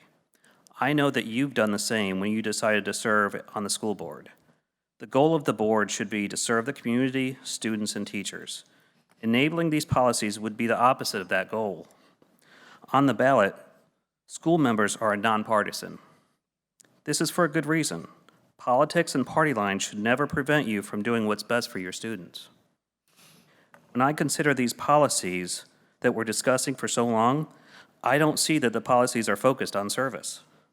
These policies are not putting the interests of the community first. Instead, they're blindly focused on informing parents with no consideration for what this might do to the students. My daughter spoke of a wave of fear that these policies bring. I don't think that these children should have to be afraid that they won't be respected. We should not be afraid to take action in support of these students. We should not be afraid to support them. 2 Timothy 1:7 says, "For God gave us a spirit, not of fear, but of power and love and self-control." Let us rise above the fear of the Department of Education, fear of political backlash, and fear that trans students will live through every day. We must defeat fear, act with power, and love for the sake of all of our students. Thank you. Our next speaker is Beth Labar, then Christine Ross. Welcome. Thank you. Good evening, members of the board and Dr. Spence. I'm Beth Labar. I'd like to reiterate my concern as a mother and a school social worker regarding the aspects of the 2022 model policies that pertain to transgender and non-binary students. Unfortunately, I predict that it is only a matter of time before news comes to light of tragedies that could have been avoided if transgender students felt valued and protected. That breaks my heart as a mother and as a school social worker and a citizen. There are simple yet powerful evidence-based ways of preventing such tragedies. Treating transgender youth consistent with their gender identity is crucial for their mental health and academic outcomes. Referring to students using their preferred names and pronouns and giving them equal access to counseling within the educational setting are minimal first aid for mental health efforts. These efforts do not infringe on parental rights. It boils down to nicknames, pronouns, and a trusted adult for a child to speak to. How are we going to feel when tragedy occurs that could have been avoided? Before I close, I'd like to take a minute to commend the students who have been attending these meetings month after month to communicate with you how these policies will affect them and their peers. If any of the board members have not had a chance to do so, I urge you to look at the room from this point of view, from this podium. It's a bit intimidating for most grown people to speak in this type of forum, let alone students who are barely approaching adulthood. Speaking out against aspects of the model policies regarding transgender youth must be of great importance to them. To the students, in case no adults have told you recently, I'm proud of each of you. I'm proud of your bravery in addressing a difficult topic in a professional way. Your tenacity in continuing this discussion constructively for the past 5 months. And I'm proud of your compassion for the well-being of your diverse peer group. These attributes are necessary to bring about social change and protect oppressed populations. Realizing the extent to which you possess those characteristics fills me and many other adults with great joy and hope for the future. So thank you. Thank you. Our next speaker is Christine Ross.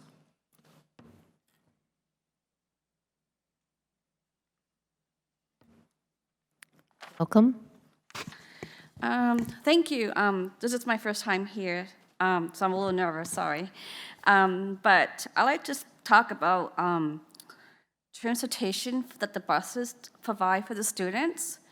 Virginia Beach City Public Schools provide bus transportation for all the academies, except for NJIOTC program, which I believe that they need to provide transportation to and from school for those students as well.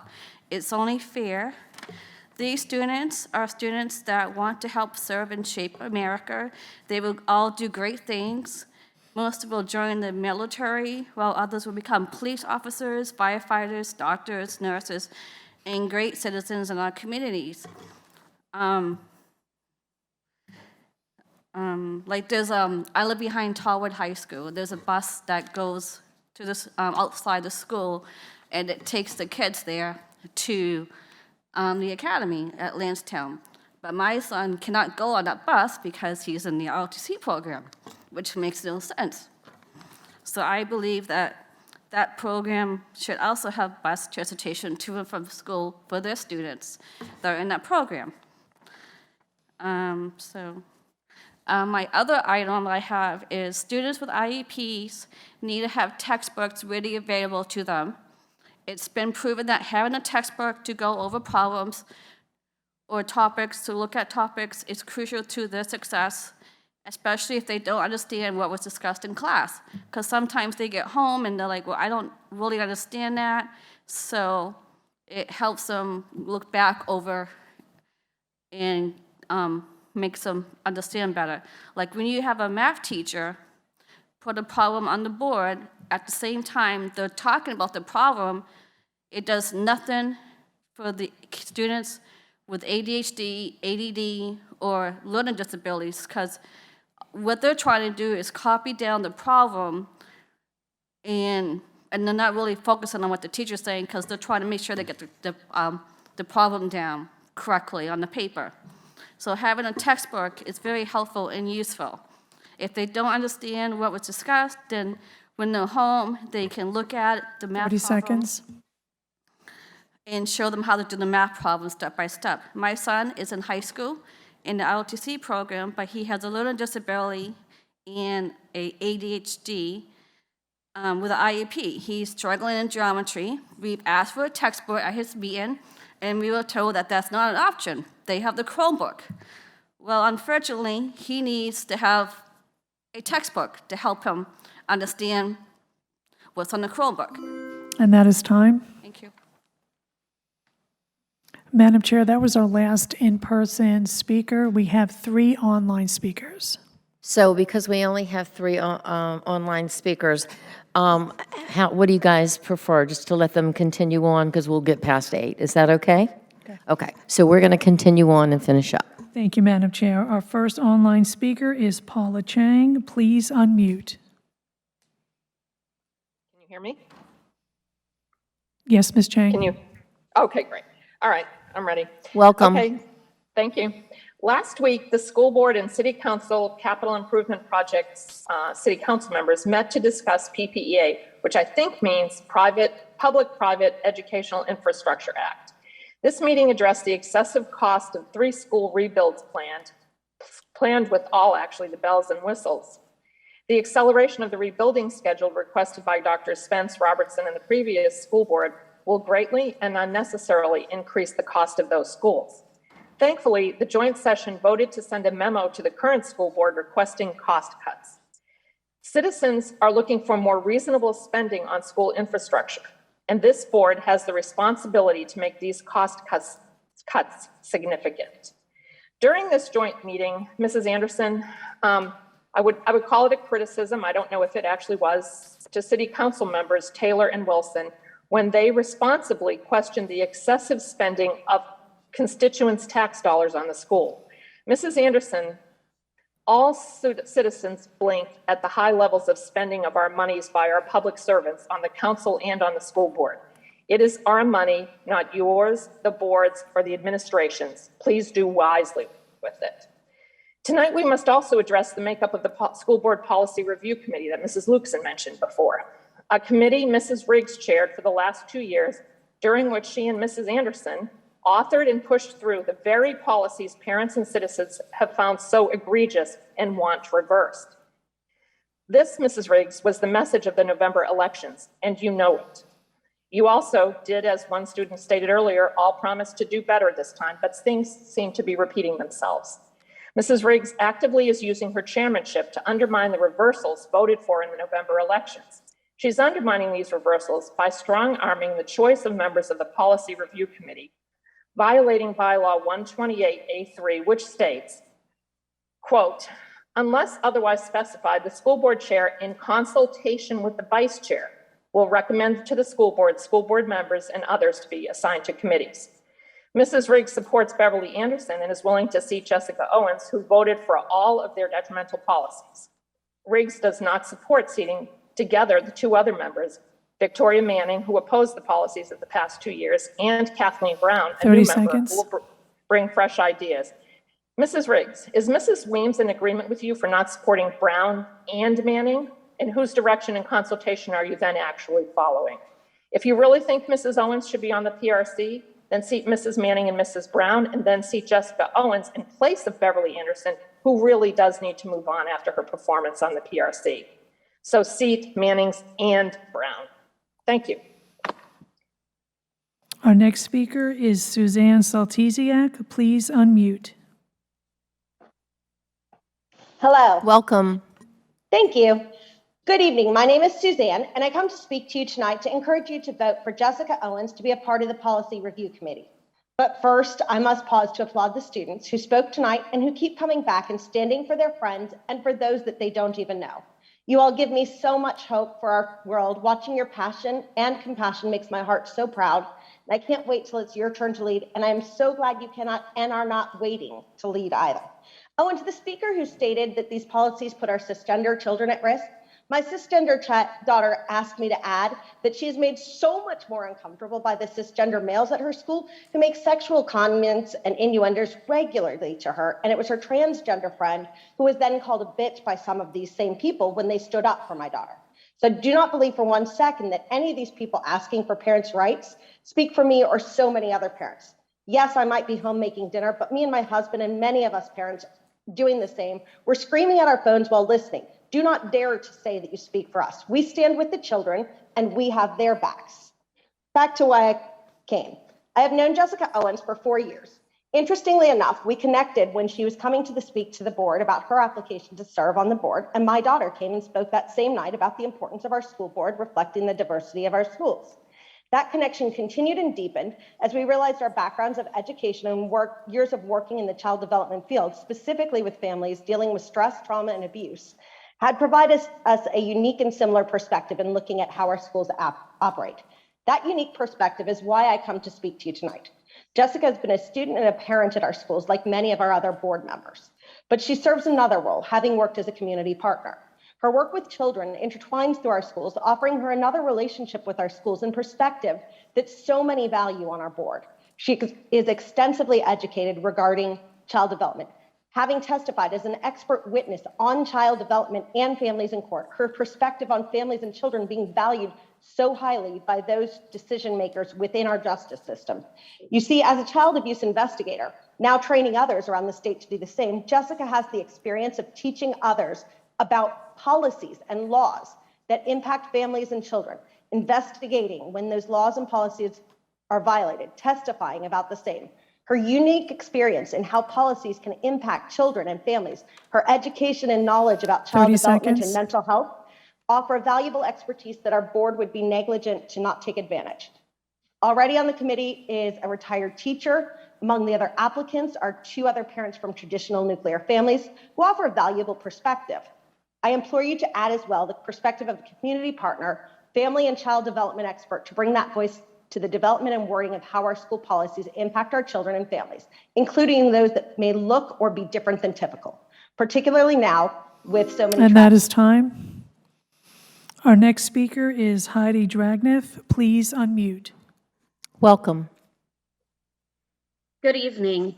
For as long as I can remember, school boards were supposed to be nonpartisan, but over the last 4 years, it seems to have changed.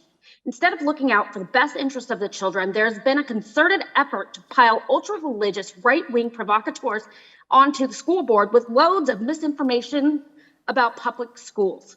Frankly, it's gross. That's why I find it so odd that all of a sudden we need a vote on who's going to be placed on the Policy Review Committee. These are seats that are usually appointed and to the most qualified members ought to be selected.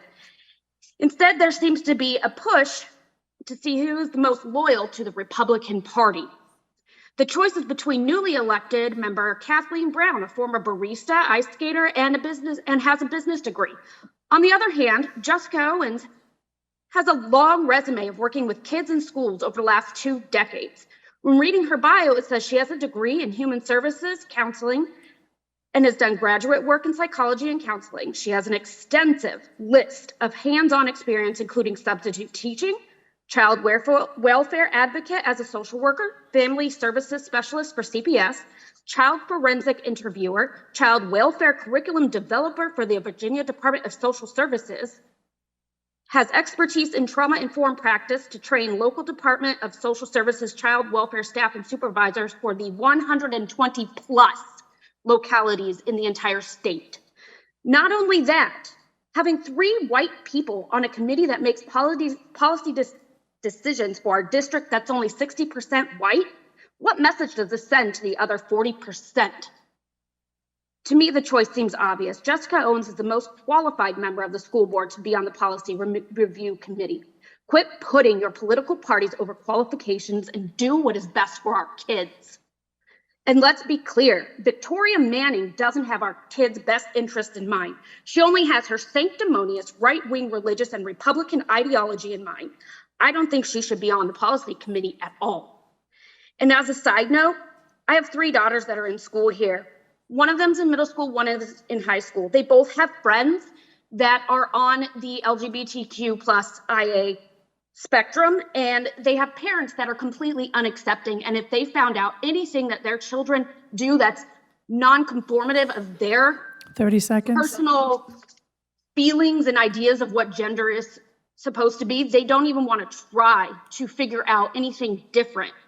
These kids are terrified that they will be punished at home by cutting them off from any and all of their friends outside of the home. It's damaging. Stop it. Madam Chair, that was our last speaker for this evening. Okay, thank you. So our next agenda item is information. So our first A is interim financial statements for November, December 2022. Our presenter is Daniel Hopkins, and the Director of Business Services.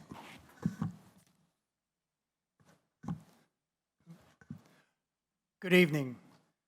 Chairwoman Riggs, Vice Chairwoman Weems, school board members, Dr. Spence. In your board packets this evening are the November and December interim financial statements. Tonight I'll concentrate on the financial position as of December 31st, 2022. The first graph shows that the overall revenue trend remains acceptable at this point in the fiscal year. We received the governor's proposed amendments to the fiscal year direct aid budget on December 16th. Among the key recommendations in the governor's amendments impacting the school division include an increase in sales tax as estimate of approximately $10.7 million, with an offsetting decrease in state basic aid of $6.1 million. Based on the governor's proposed amendments and projected March 31st ADM, we are projecting an increase in state revenue of $4.6 million. As you know, the General Assembly can amend the governor's proposed budget. These are projections, and at the conclusion of the General Assembly session, VDOE will provide an update of the projected payments based on the final General Assembly actions. Federal revenues are showing an acceptable trend at this point in the fiscal year.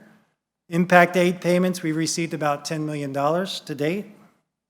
Other sources of revenue for the month of December are acceptable at this point in the fiscal year.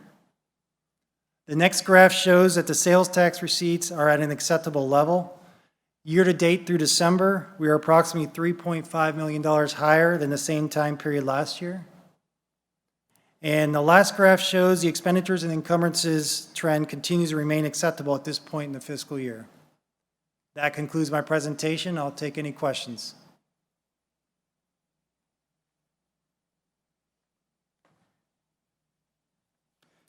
Since I see there's no questions, thank you so much. Thank you. B, Annual Comprehensive Finance Report, ACFR, for the fiscal year 22 External Audit Review. The presenter is Daniel Hopkins again. Welcome back, Daniel. Well, thank you. Director of Business Services and External Auditor via Zoom. Yes. Good evening, Chairwoman Riggs, Vice Chairwoman Weems, school board members, Dr. Spence. Our auditors, external auditors, Cherry Beckert, are here to present the ACFR Annual Comprehensive Financial Report. The director of Cherry Beckert unfortunately got ill, but we got Luke Parks by Zoom, the senior manager who's been part of this external audit the entire time. And I'll turn it over to Luke, if you could unmute. Good evening, everybody. Welcome. Thank you. It's my pleasure to present the executive summary this year and this year's audit. Next slide, please. Thank you. So briefly, just cover our service team this year. Laura Harden is the engagement director, who unfortunately is ill and cannot make it tonight. And so she is primarily the first reviewer of the ACFR as well as the testing we perform. And then behind her is Danny Martinez, the second reviewer. And Steven Siegel is our firm technical director. Other members of our team are myself as the senior manager And Courtney was our senior, and she was running the day-to-day on the testing. Next slide. So just briefly want to cover a summary of our agenda today, just the required communications as part of our auditing standards. We'll cover just the results of the audit, any findings, some independence considerations, some significant disclosures in the ACFR, and some other required communications as well as just some reporting upcoming changes. Next slide. The result of our audit was that we issued a unmodified opinion for the year ended June 30, 2022. Unmodified opinion meaning that we have a clean opinion or no modifications to our opinion, and that is the best type of opinion you could hope for. Next slide. In addition to the opinion on the financial statements, we've also performed an audit on under government auditing standards regarding compliance, as well as internal controls within the school board. And we had no findings either under single audit or under the compliance standards issued by the specifications of audits in counties, cities, and towns that is issued by the APA. So again, clean reports there with no findings. Next slide.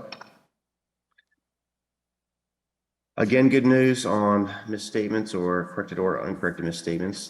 There was nothing that needed to be corrected based on proposed entries from the auditors. And there was nothing that was immaterial that we proposed as a correction that was passed on. So good news there as well. Next, just a couple things to highlight in the ACFR. So one thing to point out, the significant accounting policies used by the school board, you'll find in note 1. And in particular, during the year ended June 30, 2022, a new accounting standard was adopted, and that was GASB 87, which is leases.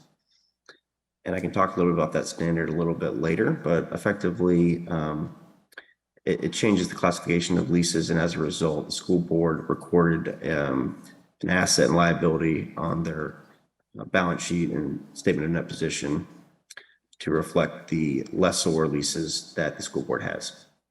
Next slide.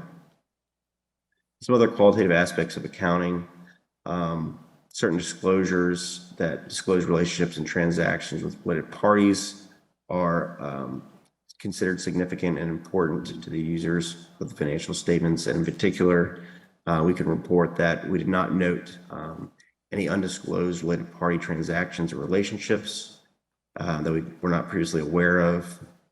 No significant related party transactions that were not approved in accordance with the school board policies. No significant related party transactions that appeared to lack a business purpose, in other words, not within arm's length transactions.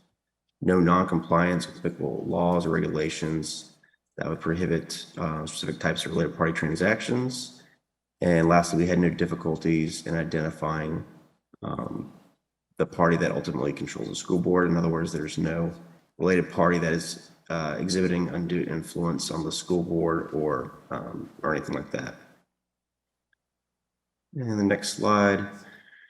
There were no transactions that were entered into by the school board during the year that lacked authoritative guidance, or in other words, transactions that may not be clearly defined within GASB or other accounting authoritative guidance. And all significant transactions have been recognized in the proper period.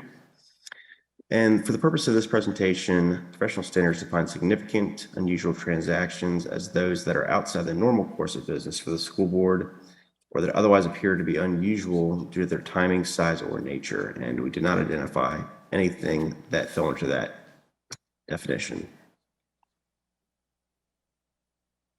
Accounting estimates are also an integral part of the financial statements and a key disclosure.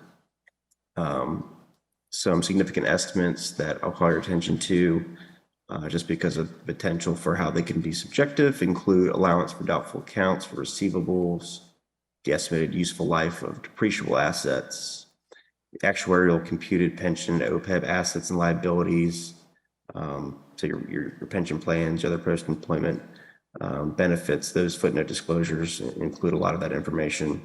And then lastly, risk management claims liabilities. Financial statements are clear, neutral, consistent. So in other words, there's no subjectivity in the actual financial statements themselves. And also, purposely not ambiguous about anything that's being disclosed, and consistent so as not to misguide the reader in any way. So that's good. Some independence considerations this year. We did assist, or our advisory service line assisted in the implementation of the new standard, the lease standard. So we assisted with that implementation, but we did not take management responsibility. For any non-attest services, the school board had someone who was able to take responsibility for and understood the related accounting guidance, and as to not impair our independence. So with that, we are not aware of any circumstances or relationships that would threaten our independence. And we are independent of the school board, and we have met our ethical responsibilities according to the relevant ethical requirements that relate to our audits.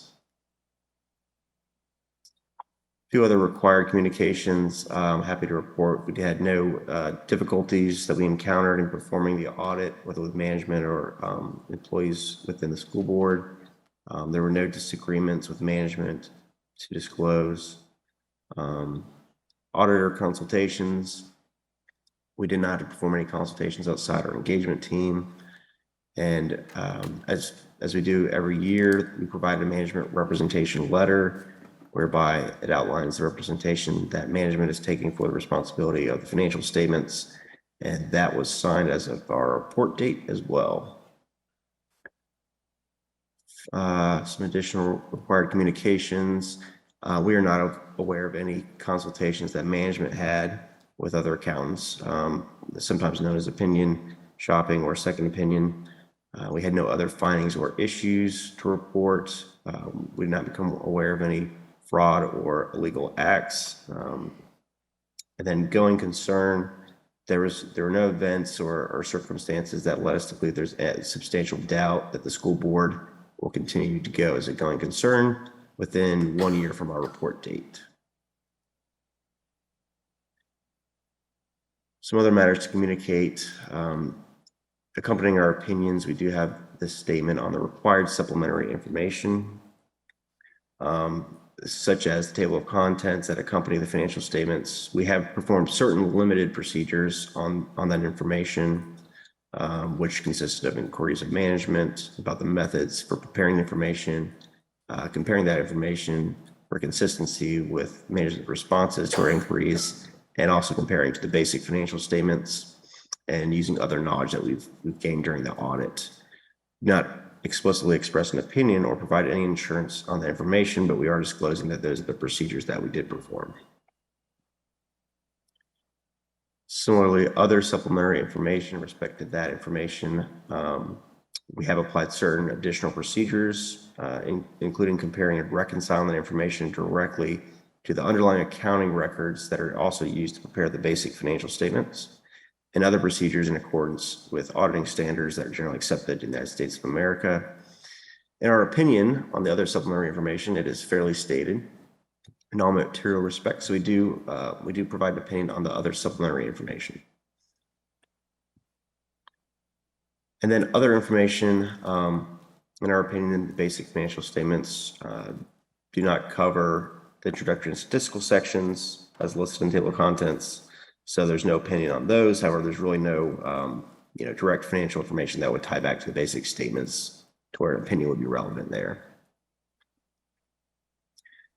And then lastly, before we open it up for questions, just to make you aware, there is another GASB that will be effective in the coming fiscal year. That's GASB number 96, related to subscription-based information technology arrangements, such as software licenses or cloud-based licenses, things like that. And that will have a similar impact as the lease standard in terms of how that would be reported in the financial statements. And we are certainly happy to discuss further that standard, the impact of that standard, management going forward, and I'll open it up to any questions.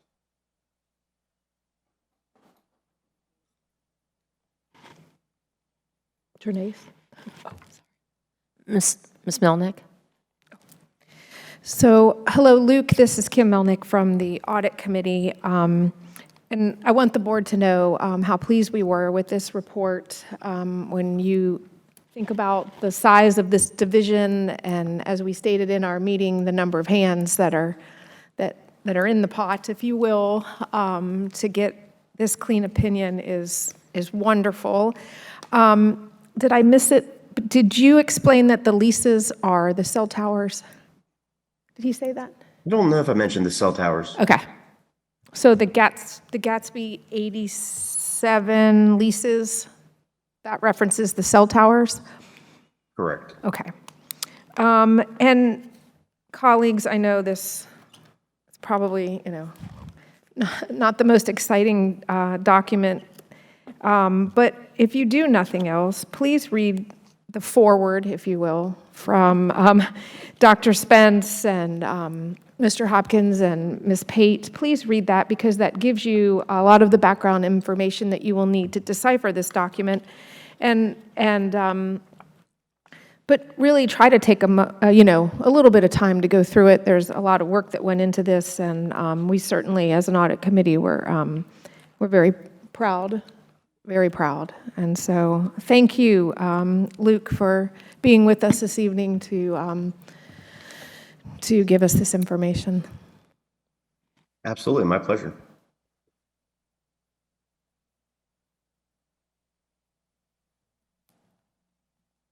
Is there any more questions? Okay.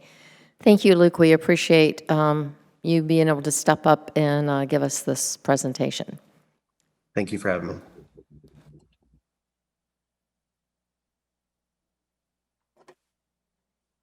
The next item on the information agenda is C, textbook adoption, Japanese 1 through 4.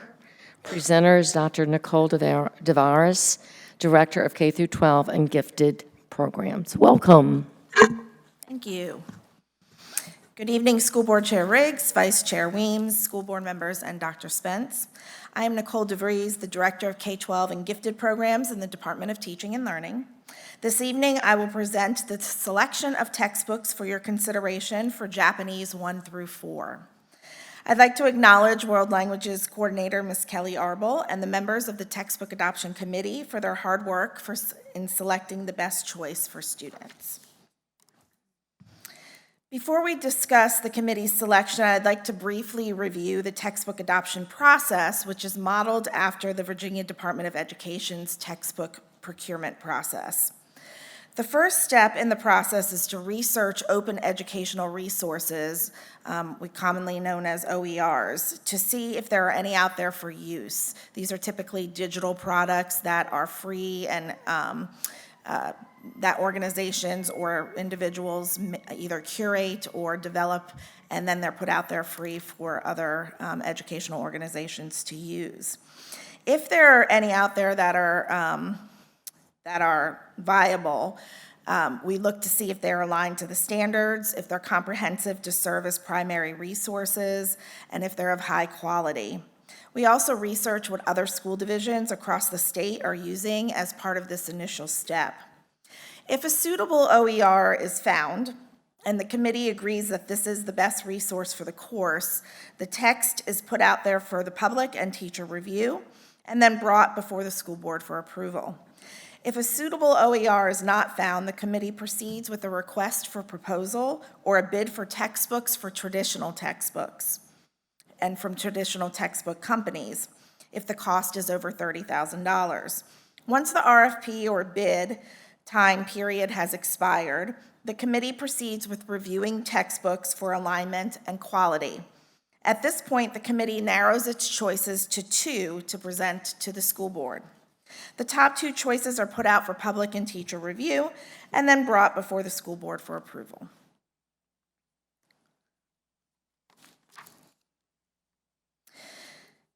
The first step, as I said, in the textbook adoption process is always to do a thorough search for OERs. In this case, there were not any open educational resources found which provide extensive enough high-quality Japanese content that aligns with the VBCPS curriculum. In addition, the online digital resources that are offered as part of the textbook package that the committee reviewed by publishers provide added resources to help students acquire the language, such as audio recordings and enrichment and extension activities, and other interactive components that enhanced learning for students. As a result, OERs were not considered a viable alternative for the Japanese 1 through 4 courses. So following the search for OERs, the committees reviewed textbooks. The following is the committee's recommendation for Japanese 1 through 4 textbook adoption. The Japanese Textbook Adoption Committee has selected Nakama 1 and 2, Beginning and Intermediate Japanese Communication, Culture, and Context, 3rd edition from Cengage, as its first choice for Japanese 1 through 4. The text is aligned to the recently revised SOLs and focuses on proficiency-based language learning. It emphasizes practical communication and student interaction and fosters the development of all 4 language skills and cultural awareness. The digital platform, which integrates seamlessly with Canvas, provides robust digital resources with additional cultural resources, Japanese reading and listening tasks, practice exercises, and assessments. The current book for these courses has been in use for 7 years. The initial cost for this textbook for the 675 students enrolled in Japanese 1 and 2 is $71,888, with a total implementation cost for 6 years of approximately $82,671. The initial cost for the textbook for the 100 students enrolled in Japanese 3 and 4 is $10,651, with a total implementation cost for 6 years of $12,248. The total cost for this adoption of world languages textbooks for Japanese 1 through 4 will be $82,537 for the first year and just under $95,000 for a total for the 6 years of adoption. Thank you for your consideration of the committee's recommendations. We will join you again next meeting, during the next school board meeting when these books will be on the consent agenda. And I have with me Mrs. Kelly Arbel, the World Languages Coordinator, and we welcome any questions you may have at this time. Okay, Ms. Franklin? Konnichiwa. I want to ask you, Dr. Therese, I want to ask you, the student enrollment numbers, where are those students that are currently enrolled? That's our most current enrollment numbers. That is your, okay. I just wanted to make sure I understood. Yeah, they've held pretty steady for the past several years, so we're basing our projections on those enrollment numbers from this year. From this year. Okay, thank you. Ms. Manning? How old are the current textbooks that we have? We've used them for 7 years at this point. Is that typical replacement rate for? It is typical. I think we had a 6-year adoption for the prior books as well, so we used them 1 year past the contract period. The need really arises because the SOLs were revised, and so we need to make sure that we have an aligned resource. Okay, thank you. You're welcome. Ms. Brown? I just want to make sure that I'm understanding correctly. Is there going to be a physical textbook? There is a physical textbook. Yes, there's a physical textbook and a digital resource that accompanies it for each student. Okay, great. I just want to make sure we're accommodating all learning styles. Thank you. Ms. Anderson? So how many schools does this involve? Is this just for one high school that has it, or are there several high schools that offer Japanese? I think Ms. Arbel can probably.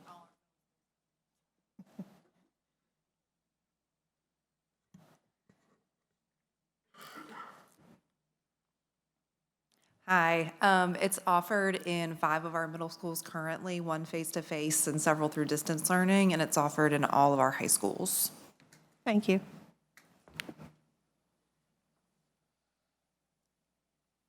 Okay. No more questions? Thank you. We appreciate it. All right, thank you.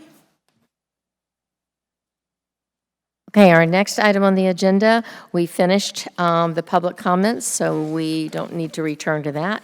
So we're going to 14, the consent agenda. The school board chair announces these items as presented as part of the consent agenda. The resolutions that we will be reading tonight are, 1, African American History Month. Mrs. Brown will read that. 2, Career and Technical Education Month. Ms. Franklin will read that. 3, National School Counseling Week, read by Ms. Owens. We'll start with A.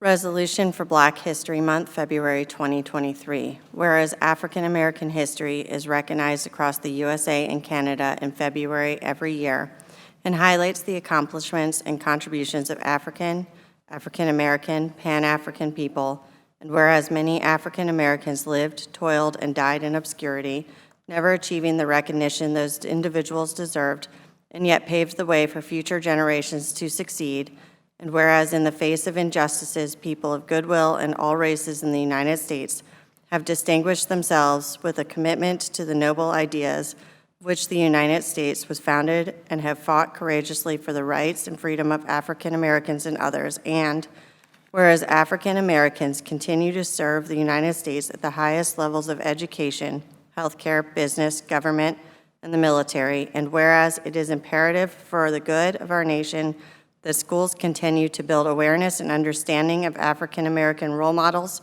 whose commitments and achievements embody the American spirit and pursuit of excellence, and acknowledge the contributions made by African Americans despite struggles for freedom and equality, and whereas the Virginia Beach City Public Schools, through implementation of the Strategic Framework and Educational Equity Plan, strives to provide barrier-free access to authentic learning experiences for all students, and whereas the School Board of the City of Virginia Beach, through its core values, emphasizes the importance of valuing differences within our school division.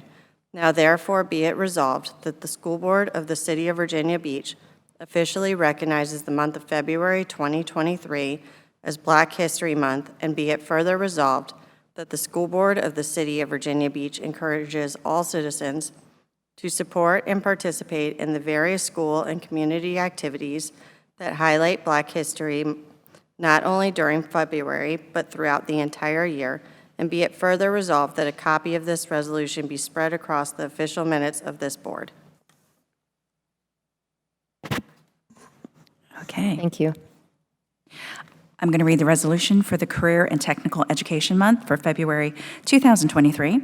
Whereas profound economic and technological changes globally have a direct impact on the structure and nature of work, thereby placing new and additional responsibilities on our educational system. And whereas career and technical education provides students with a career pathway for post-secondary education, and workplace readiness is the foundation of a strong, well-educated workforce which fosters productivity and innovation in business and industry, and contributes to Virginia's leadership in the international marketplace. And whereas career and technical education gives students experience in practical, meaningful application of basic skills such as reading, writing, and mathematics, thus improving the quality of their education, motivating all students to achieve at high levels, and giving all students leadership opportunities in their communities.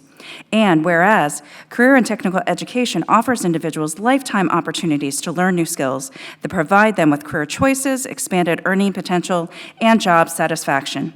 And whereas the ever-increasing cooperative efforts between career and technical educators, career and technical education administrators, and business and industry representatives stimulate the growth and vitality of our Commonwealth's economy by preparing students for careers in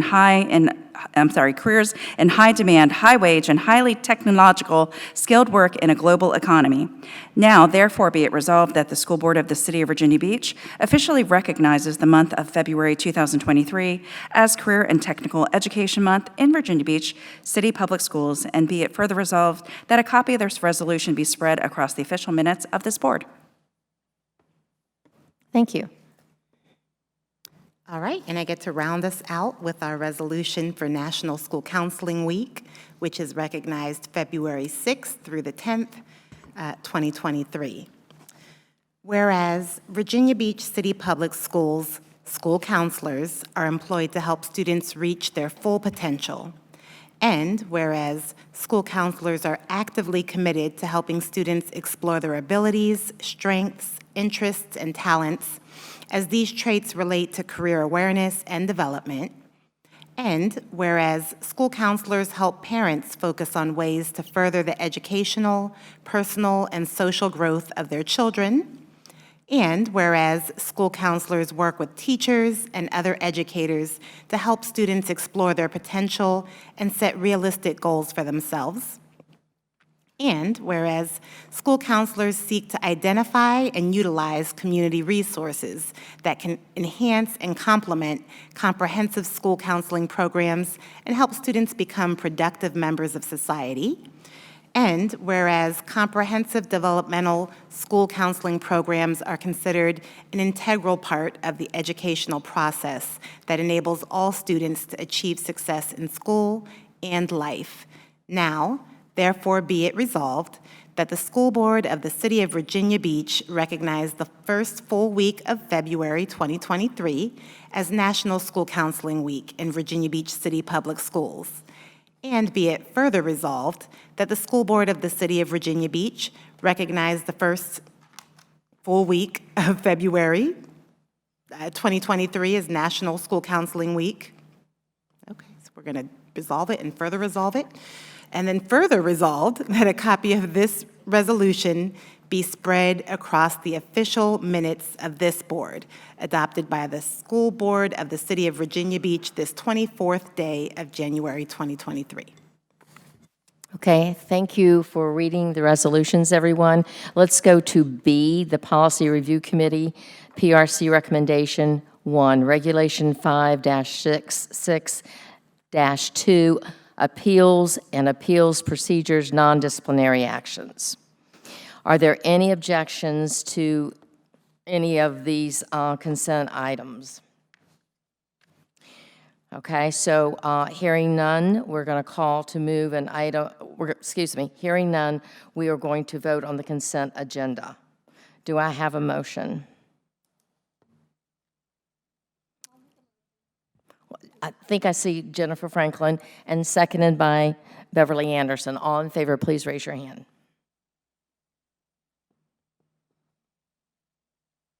Madam Chair, we have unanimous vote. The motion did pass. Thank you.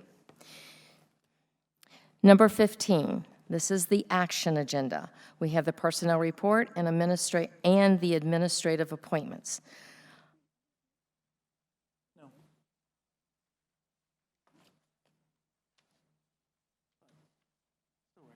I call for a motion to approve the January 24th, 2023 personnel report and administrative appointments. Do I have a motion? Okay, so moved by Jessica Owens and seconded by Kim Melnick. All in favor, please raise your hand.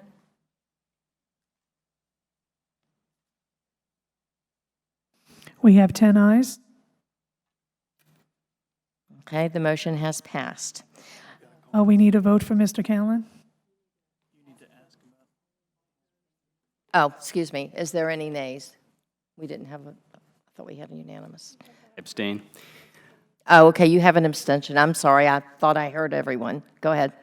Apologies, 2 weeks ago I abstained somewhat on instinct, and I wasn't really prepared to talk about it, but the more I think about it, the more I feel like this process is not what it should be. I have no objections to anybody here, but it feels like a rubber stamp the way we're doing it. And the fact that the people that we're going to promote and appoint are here actually highlights the point that it is expected to be perfunctory. If there is, in fact, a need for us to review these appointments and approve them, then I think the process should be more thorough, so it at least feels like I'm doing that. Okay. If it's perfunctory, then I don't think we should vote on it at all. We should bring them in here. Okay, I think probably that might be something that you might want to bring to the PRC committee. Okay? Will do. Thank you. Okay, so we have, can you give us the total? So the vote passed. We had 10 ayes and 1 abstention, so the motion did pass. Okay, thank you, Clerk. Now, Dr. Spence, do you have any administrative appointments to share? I do. Thank you, Madam Chair. They are both going to be virtual this evening. First, I'd like to call the board's attention to Brittany Church Green. Brittany has served as a teacher in Norfolk Public Schools. She has served in Virginia Beach as an assistant principal at Parkway Elementary School. Most recently has been serving as assistant principal at Betty F. Williams Elementary School. We're pleased this evening the board has accepted our recommendation for her to serve as the next principal of Rosemont Elementary School. So congratulations to Ms. Church Green.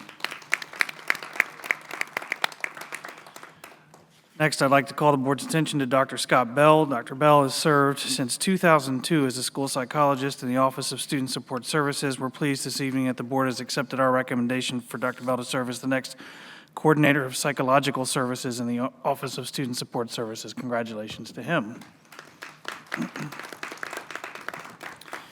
That's it, Madam Chair. Thank you. Our next item on the agenda is action. Under action, the school board committee assignment review for your term ending June 30th, 2023. A call for a motion to approve the school committee assignment review for term ending June 30th, 2023. We need a discussion. First, I will start. You need a motion. Yeah, I need a motion. Do I have a motion? Jennifer Franklin, and seconded by Kim Melnick. All in favor, please raise your hand. Point of order, I'm we're sorry, doing discussion. Can you clarify what the motion is, please? Yeah. Okay, thank you.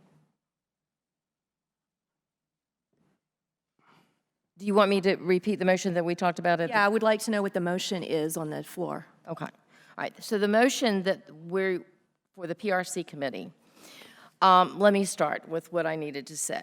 There's a vacancy. The motion, I'm sorry, Madam Chair, but the motion you called for was, as written on the agenda, is a call for a motion to approve the school committee assignment review for term ending. That's the motion.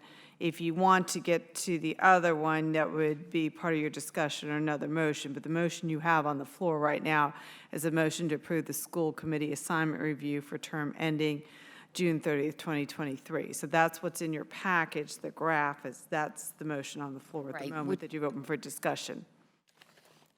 So everybody has that, right? Okay. So now what we need to do is discuss the PRC before and then our discussion. That can be part of your discussion as to whether you have objections to the graph as presented on there and whether you make another motion is another question. But the motion on the floor is as submitted. Do you want to have discussion about the graph? So as submitted, everyone has had a chance to look at it. Do we have any objections or discussions as it's submitted? I apologize. I'm still confused what we're talking about. Are we talking about whether or not we're going to approve? Okay. No, we're talking about your Well, now we're going to approve graph. it as written. Yeah. Okay, got it. Okay, first we have Ms. Anderson, then Ms. Martin. I'm confused also because as this is presented, it does not show who is being recommended for the policy committee. It has 3 people for 2 positions. So we can't approve this as it is because it doesn't have, May I make a motion? it doesn't have only 2 people for the policy committee. So my feeling is that we need to take care of this policy committee problem, or who's going to be on policy committee, before we can actually approve this entire list of candidates for committees. Thank you. Mr. Culpepper. Excuse me, Ms. Martin first, and then Mr. Culpepper, sorry. Thank you. So selecting committee members by vote was not my understanding as to how these placements would be made. It's my understanding that veteran school board members had priority, and new members would not be able to serve on committees that would be filled by veteran members with interest. So I didn't put in for a PRC request as a new member. However, if Ms. Owens and Ms. Mannings are not going to be appointed as veteran members, then I also want to be considered for this committee by vote.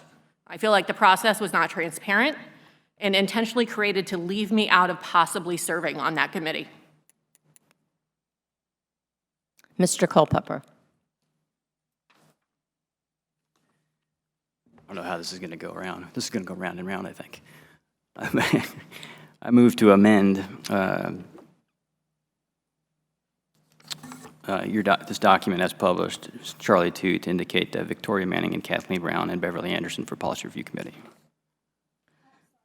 Can you repeat that slower? And thank you, Mr. My southern Culpepper. pace. He needs a little closer to his microphone. I think that would help. I move to amend your document as presented, Section C2, Policy Review Committee, to indicate Beverly Anderson, Victoria Manning, and Kathleen Brown as the assignments.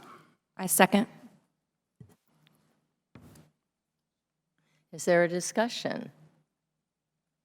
Okay.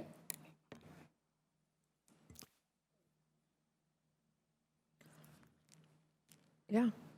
Again, as I mentioned on the, during the parliamentary procedure, you want to repeat the motion so everybody knows. So Yeah, if I'm let's correct, Mr. Culpepper, your motion is to amend the proposed chart, or listing of the committee recommendations on C2. You would recommend that it now read as recommended candidates Beverly Anderson, Victoria Manning, and Kathleen Brown. Did I get that correct? That's correct.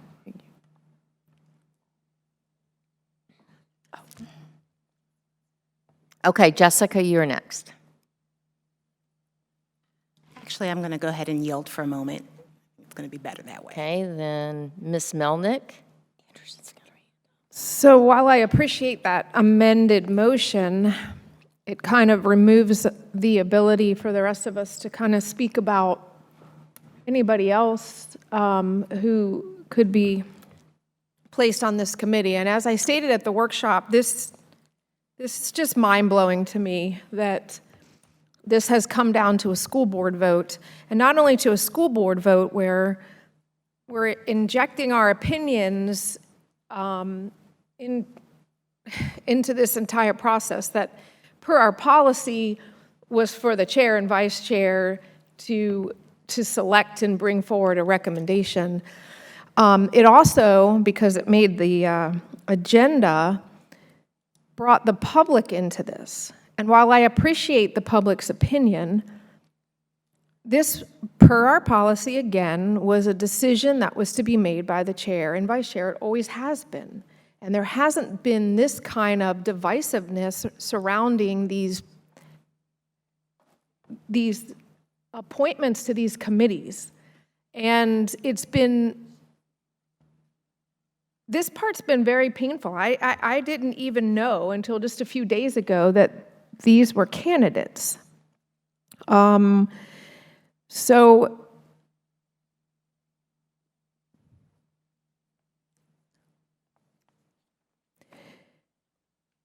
I think we have a great opportunity here to appoint Jessica Owens to this committee based not only on her bipartisan work on this school board, which is quite impressive actually, but her extensive knowledge of policies and regulations and how they govern her daily life. And I also like the addition of Mrs. Brown and what she has already brought to this board in her short time. And I think it's a great opportunity to be mentored by Jessica Owens and Mrs. Anderson, who's been serving on the committee. It's a new committee since 2016. So, I appreciate your amended motion, but that is just my discussion to that. So I will have to vote no against your amendment and hope that we have the opportunity to vote individually for each of the members who have placed their names forward.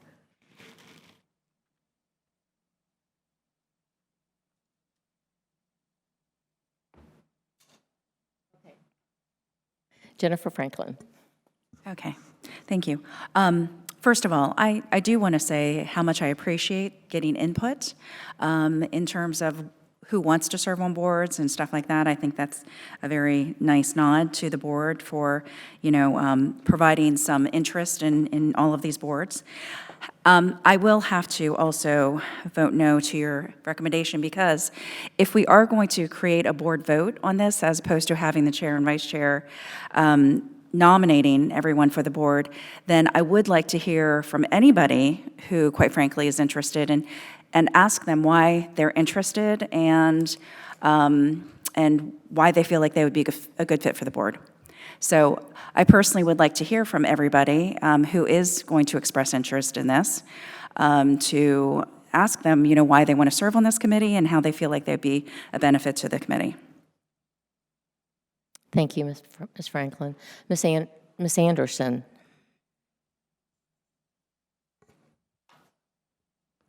Thank you. I'm going to quote directly from our bylaws. And this is a quote directly from our bylaws. It says, "The school board chair, in consultation with the vice chair, will recommend to the school board members and others to be assigned to committees." End of that part of our bylaws. And then I want to say that it's really a shame that this board is forced to vote on a matter that should not be partisan or about who has the power. And that's what it's come down to.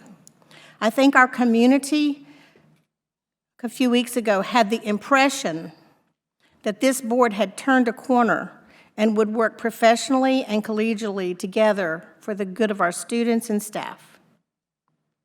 The impression was that partisan politics and power struggles would be put aside.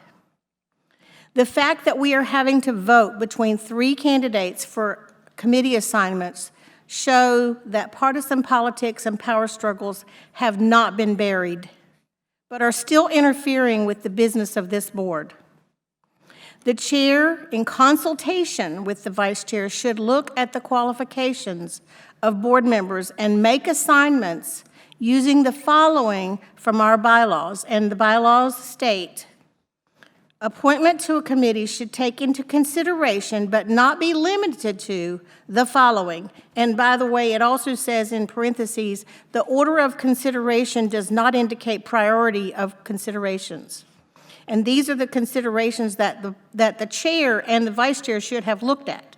Equitable distribution of committee assignments among school board members. And as I said, these are not listed in a priority, and none of them should take precedence over the other. Another qualification, express interest of school board members. Next, experience of school board members.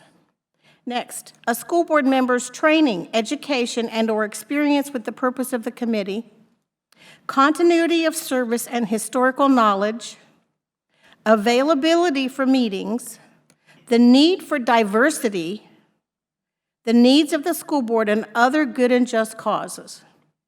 The bylaws do not state that the chair should default on making committee assignments when the vice chair disagrees with the assignments. Consultation means that the chair should discuss the assignments and keep the suggestions of the vice chair in mind, while also using the considerations stated in our bylaws when making the assignments. And here we are tonight, choosing candidates for a committee assignment that by all rights should have been determined by the chair. Now, my remarks are not intended to insult or throw the chair under the bus. I understand that Ms. Riggs wanted to show that she was listening to the vice chair in a show of unity. I get that. But when the chair and vice chair could not come to an agreement on this committee assignment, the chair had the duty to make the decisions for committee recommendations to this board without having this type of discussion going on tonight. This should have been done ahead of time, and the chair should have made the decision, because the buck stops with her. She's the chair. The final decision about committee recommendations should rest with the chair. The fact that we have had constituents weighing in to give their opinions about this is another reason that we should stick to the bylaws and allow the chair to present her recommendations, his or her recommendations, to the board. With that being said, we are where we are tonight, faced with having to choose between 3 candidates, well, now 4, for 2 positions, and so we must vote. I will not support Mr. Culpepper's amendment because I feel that we need to give justice and fair play to all people who have thrown their hat in the rink for this. So I'd like to state my reasons for why I would support Jessica Owens as the best candidate to be on the policy committee. She is trained in child development and counseling. She is also well-versed in the current policies of our school division. Her ability to articulate her experiences, expertise on matters concerning children, and her calm and cool mannerisms when she speaks are well known, as we've heard her speak in the past 3 years on this board. She has an open mind and makes sure everyone is included when she votes on issues. It's important that we have a diverse group on the policy committee, and Jessica will bring that to this committee as well. It's well past time that we move past partisan politics and choose someone who represents the kind of person we all strive to be. She is fair, open-minded, extremely articulate, is experienced at dealing with student problems, is a seasoned board member who understands many of our policies already, and this last qualification is very much needed on the policy committee. Her reasoning and ability to solve problems have often helped the board in the past, because many times in the past she has come up with compromising solutions when the board has had differences of opinions. So those qualities make her the best candidate. And I'm sorry, Mr. Culpepper, I know that you have good intention, but I cannot support your amendment. Point of order. Please direct your comments to the chair. That's it. Thank you. Ms. Manning. Thank you, Madam Chair. Madam Chair, the bylaws state that the chair, in consultation with the vice chair, is to make a recommendation, and I would concur that this is the first time in 6 years that I've been on the board that we've been given a document that does not have recommendations for one of the committees. And I think that if we're going to open up a committee to additional appointees or recommendations tonight, then we need to open all of them up, not just the PRC. So if we're going to consider other people who aren't even on this, in this PRC right now, I think that we should open it up to everyone, because if we're going to operate that way, it should be fair for every committee. We are at a point right now where recommendations were not made by the Policy Review Committee, so we need to make those recommendations. We as a board have the final authority to decide who is on each committee, and we can make substitutes and make changes if we want to do that here now. And this has been a divisive process. I don't know if anyone remembers a couple years ago when I wasn't put on any committees of the board. I think that was quite divisive and definitely not equitable. I would like to serve on the Policy Review Committee. We have 4 governing committees of the school board that meet monthly. These top 4 here, C1 through C4. C5 and C6 only meet once a year. These top 4, I currently don't serve on any of those, and haven't for quite a while as a veteran school board member. So I believe it's important that I, as an at-large member, have a voice on one of those 4 committees, which I currently don't have. And my background, I think everyone knows my background in the insurance industry as a licensed insurance adjuster for many years. I had to have significant training in policy and understand policy language and contracts and interpret them. The same as a licensed realtor, I had to have that as well. I'm also in graduate school right now, getting a graduate degree in law that I'll be completing at the end of this year. So I think I have more than enough experience to be on this committee, and quite frankly, it's been inequitable over the last several years of not having me on these top 4. These top 4 committees, there are 15 spots that school board members can serve on. I'm not on any of them. Some board members are on 3 of them. So I would just like for you to take that into consideration. If Ms. Brown is not put on this committee, she will only be on one committee, the Joint CIP Committee, that meets once a year, that has already met this year. So she won't be on any committees, except as an alternate. So that's my input. I would like to ask the board if we could just make this decision. I don't find it being partisan. I find it being, we need to make sure that it's fair. Thank you. Ms. Owens. Thank you. I yielded earlier, and I yielded at the workshop because I wanted to make sure that the response that I was giving and the thoughts that I expressed were based on fairness and not emotion. But I want to be very clear that I'm frustrated and I'm disappointed about how this is being handled. The fact that this is put to the board for a vote when all the other committee assignments for all my other members, colleagues on the board, were able to have that, and that there were 3 members that were not afforded that same privilege that the rest of the members had, is problematic.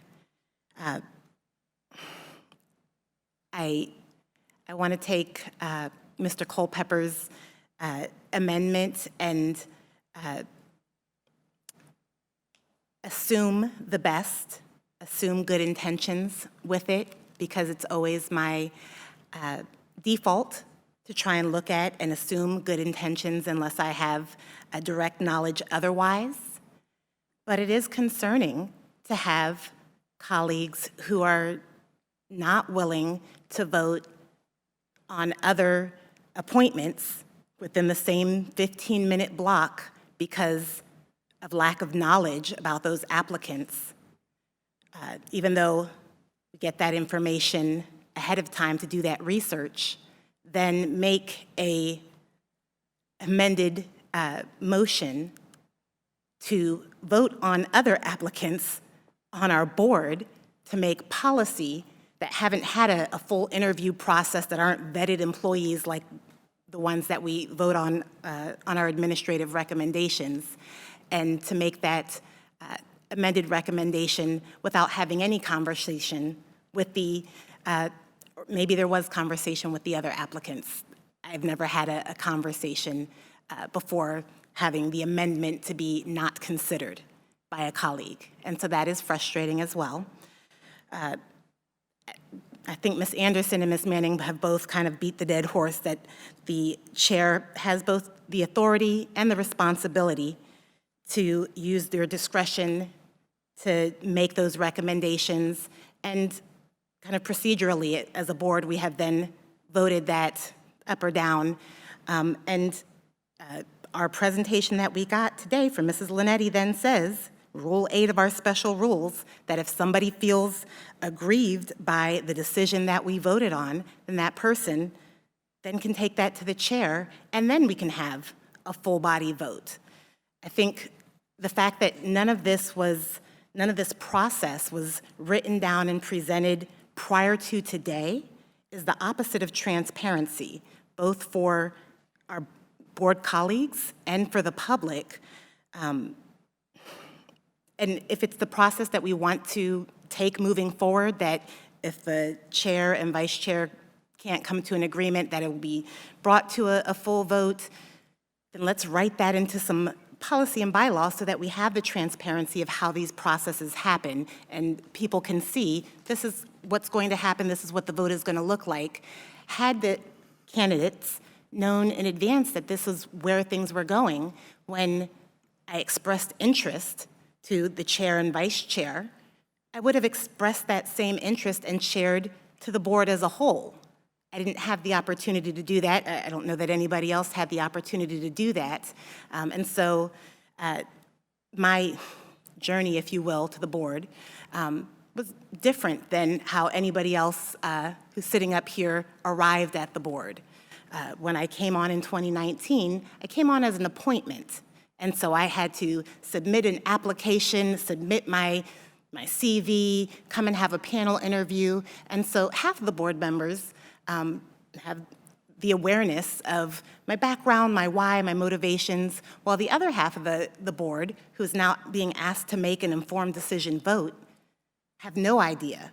And I am grateful for those who spoke on my behalf and those in the community who are aware of my experience that would be applicable. I appreciate that. I think that it's important that we're working from the same page of how this is going to be handled. If we're handling it based on the criteria that Mrs. Anderson read in the bylaws with experience and interest and time, then let's move accordingly to that. It doesn't feel like that is what's happening. And when I want to just briefly address some of the things that I'm hearing from the community, because I think it's important since it's now a board vote with community input. The community is looking for transparency. I agree, transparency is important. That's part of my problem with the process. Transparency has always been something that's been important to me since I've been on the board. It's led me to vote at times in ways or in groups that wouldn't maybe be my norm. When there was discussion about turning off the cameras and comments and not having the transparency about what was going on during the meetings, I voted against that, to the chagrin of some of my colleagues. I felt that transparency was important. Hearing the need for parental input, I agree. I have a child who attends our district. I have a child who's graduated from our district. I have completed grades K through 12 in our district. I feel like I bring the input from multiple different levels, and having navigated our specific special education system. I can talk about my qualifications and child development and expert testimony and whatever, but if we're not going to consider those things, then I won't waste more time. Because honestly, at this point, this is embarrassing. So can we get back to on the motion that Mr. Culpepper, which is what we're supposed to discuss? So I would be in opposition to Mr. Culpepper's motion, and we. Thank you. Yeah.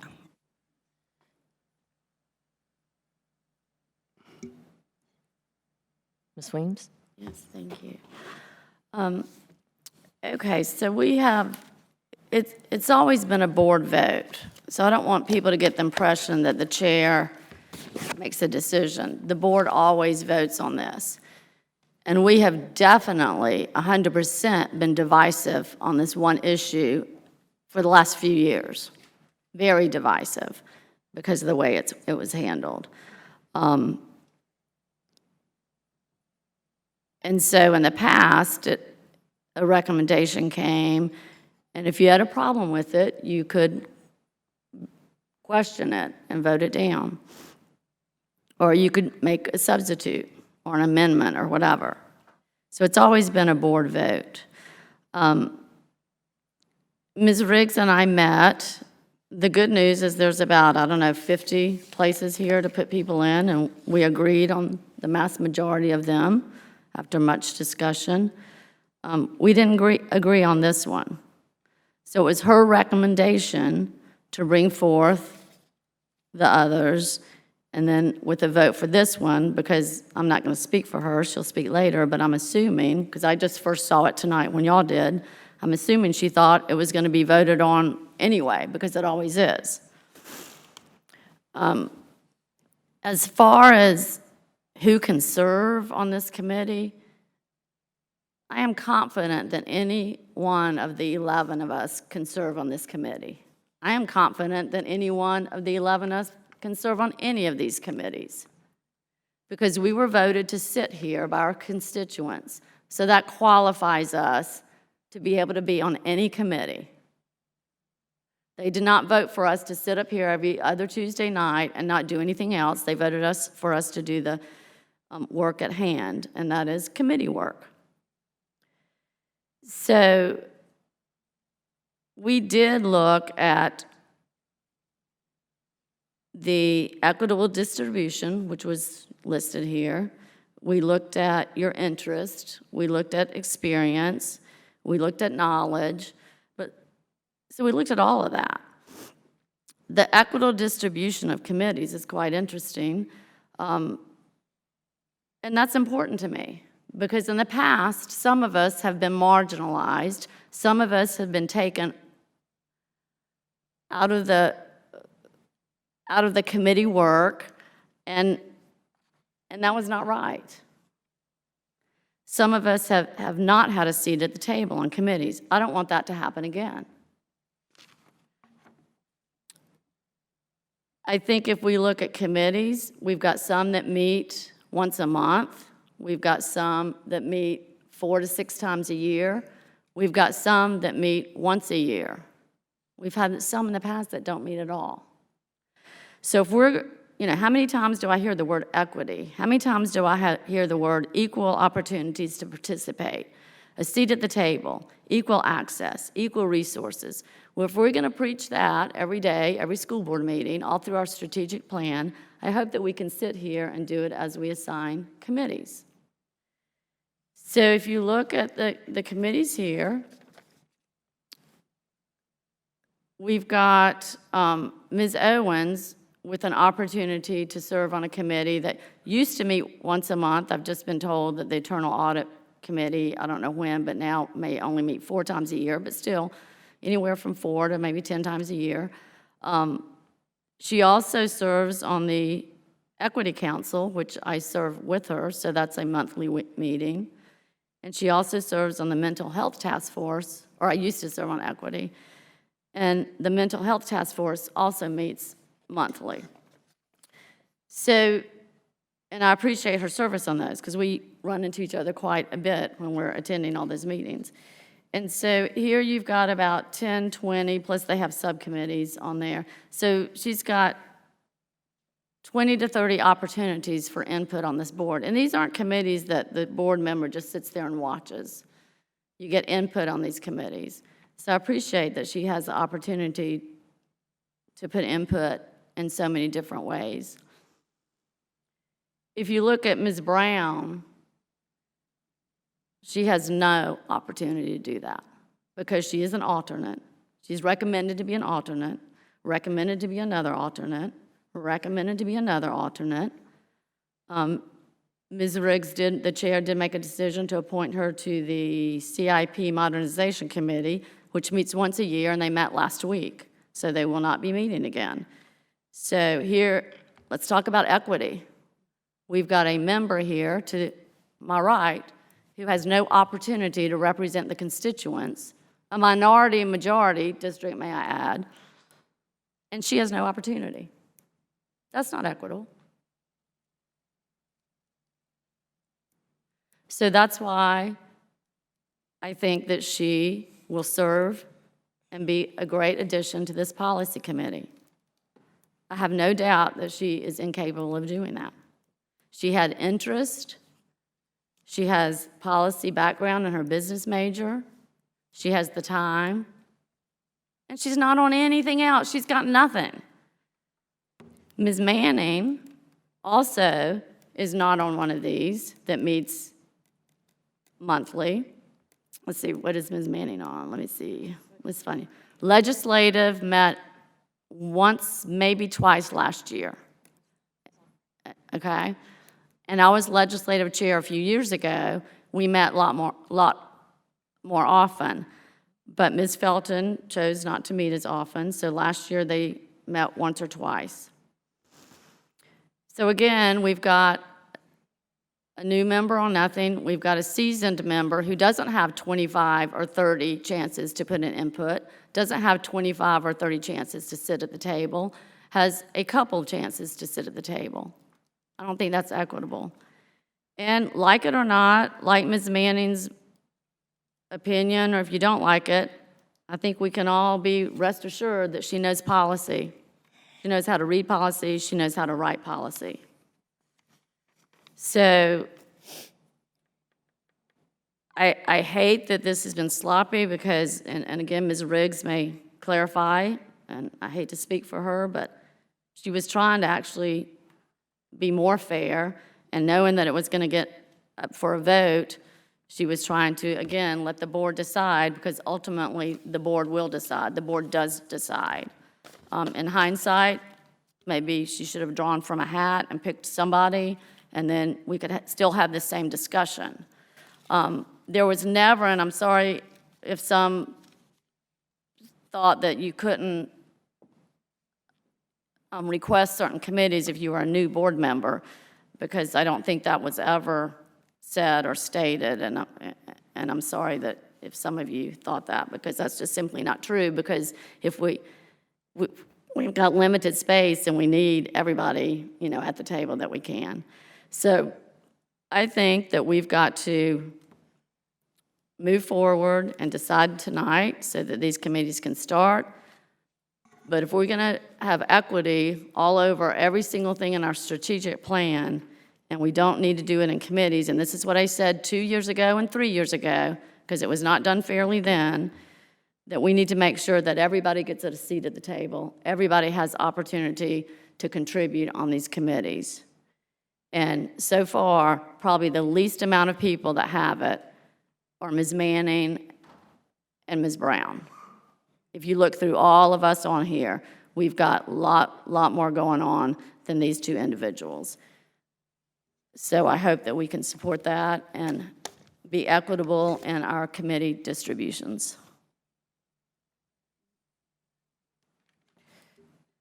Madam Chair, I would like to make one thing very clear to this community, that filling these committee spots sometimes is difficult because we have board members who quit committees or make themselves unavailable for committees. And that's a very important thing to note. I have filled in for many people for many things. I have stretched myself thin because we do not have board members that step up all the time to complete this committee work.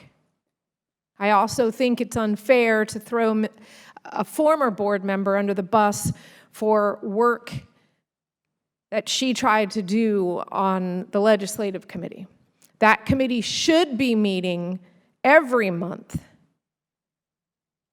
as they gear up to prepare and present our legislative packet, to meet with legislators, which did not happen this year, to have a send-off for our legislators that did not happen, and to lobby in Richmond, which to date has not happened, minus the work that Mrs. Weems proudly did today.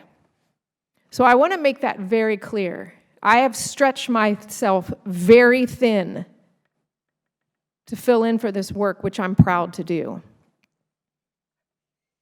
And I will state, in agreement with the board member tonight, that I think Mrs. Brown would serve us well on this committee.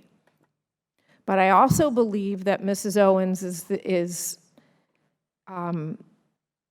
primed and ready to take this committee forward. And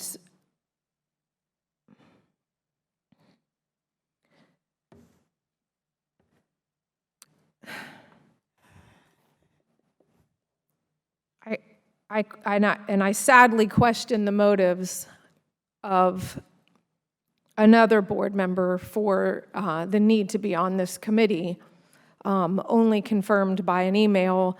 And I think it's sad, and I think we just need to move forward. Mrs. Brown is on nothing, and I think she would do very well on policy committee, alongside of Ms. Owens and Ms. Anderson. I just want to let people know that people keep raising their hand. I've had my name in the query for a while, but I am giving you guys the opportunity before I speak, because being the chair, I feel like I have should have the opportunity to clarify several things that have been said tonight. Thank you. Ms. Brown.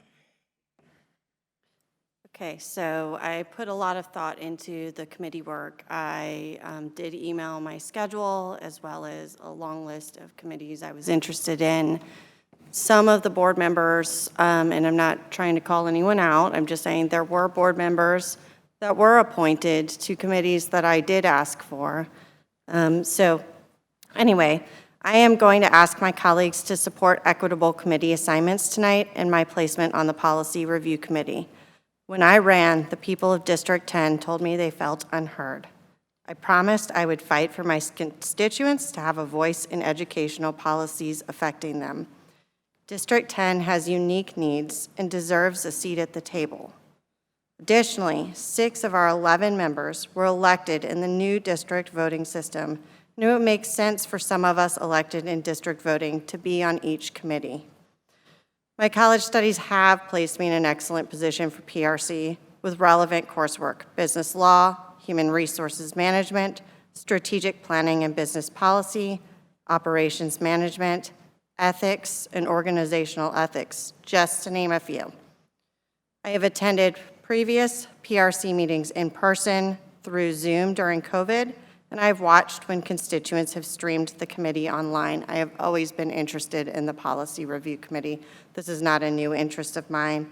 I've reviewed the materials that come into the committee and out of the committee, and as some of you may know, I've spoken on some of the policies that come to this board for a full vote.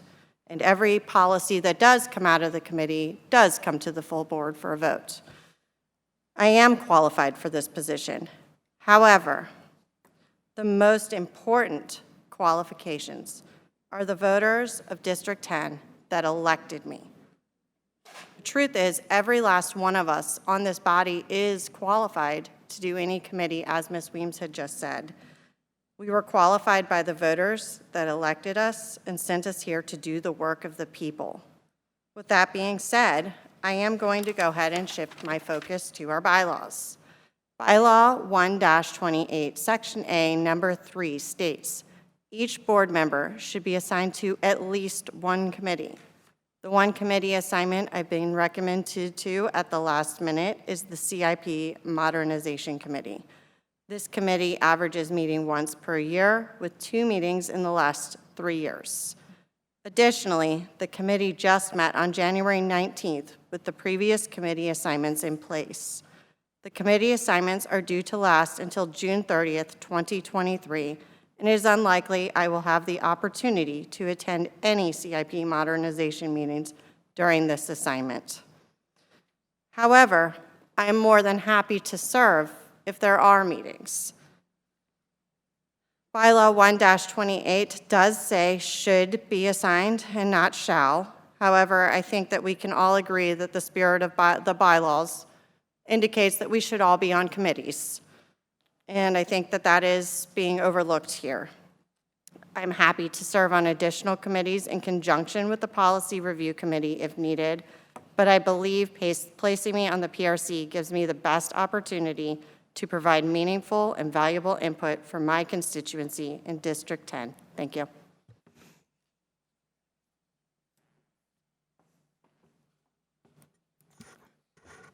Okay, anybody else? Ms. Owens. I just want to briefly correct the statement about me being 30 times a year having input. If we look on the document provided with committees, I'm listed on the Internal Audit Committee, which meets quarterly, and I have a Discipline Committee, as does everybody on the board, and then I serve as a liaison for Equity Council, which is not a board committee, but I'm happy to serve there. If it would make it more equitable, I would be happy to allow Ms. Brown to serve on Equity Council. Obviously, it's not an appointment, so I'm going to continue to show up and participate, as anybody on the board is welcome to do. So I just wanted to clarify that I have one committee assignment, audit, and we meet quarterly.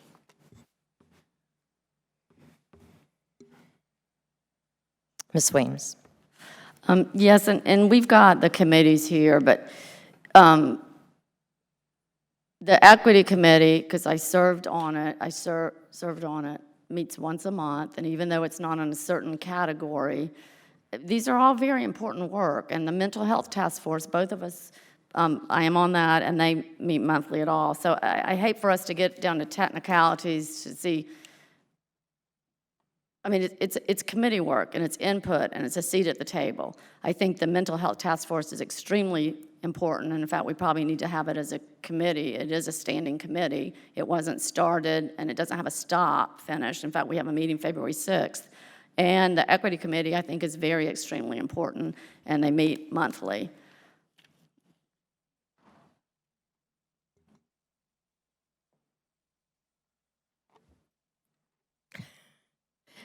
Ms. Martin. I'm just gravely concerned about this. I don't want to get technical statement. We are all new members. We need to understand how this works. I don't see a mental health task force on here. It wasn't on the list submitted that it was an option.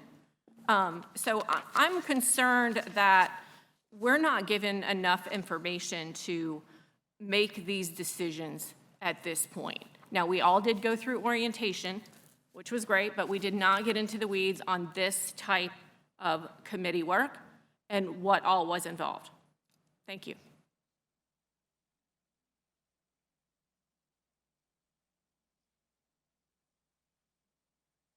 Okay, everybody has had their say.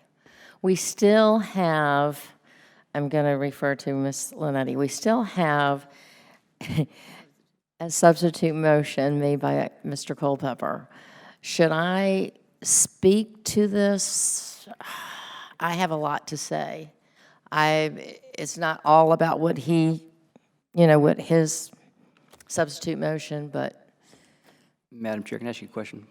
Yes, you may. There are a couple of things said here. I mean, one, Ms. Anderson started off by saying this cannot be voted on as presented, which is why I made the substitute motion or the amendment to create something that can be voted on, therefore discussed and voted on. No more nefarious than that. Someone's pointed out as well that nobody's really certain about how this was supposed to go, and I think that's perhaps where you were going. I'd be willing to withdraw my motion for an amendment if you're willing to explain what if there was a different intent that I've interrupted. Okay. For how to discuss this. Okay. I do want to speak. So,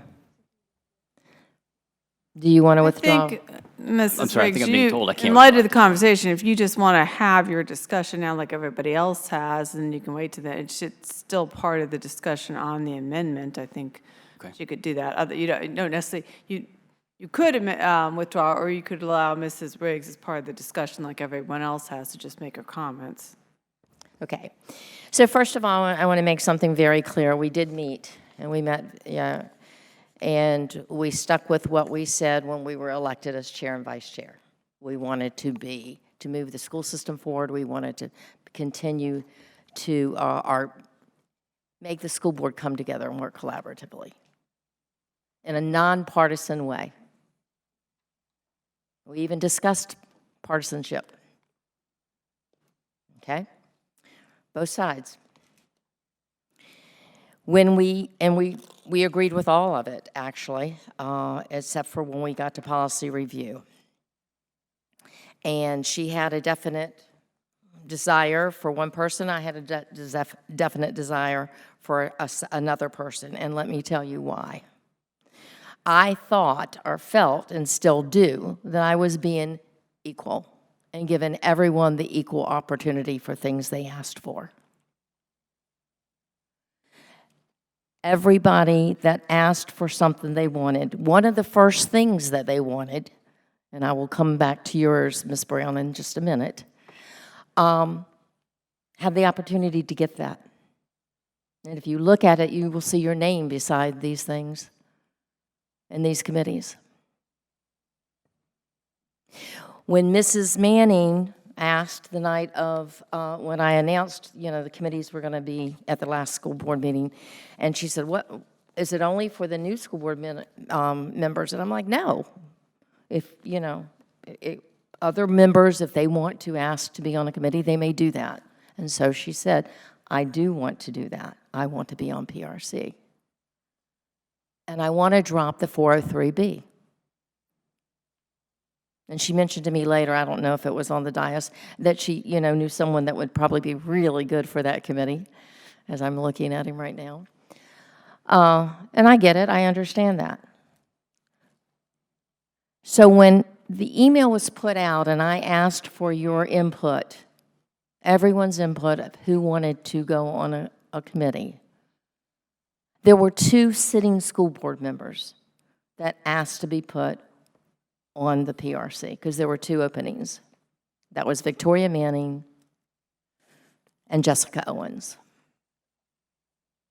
There was one other person that asked to be put on it, one of our new school board members, and that was Kathleen Brown.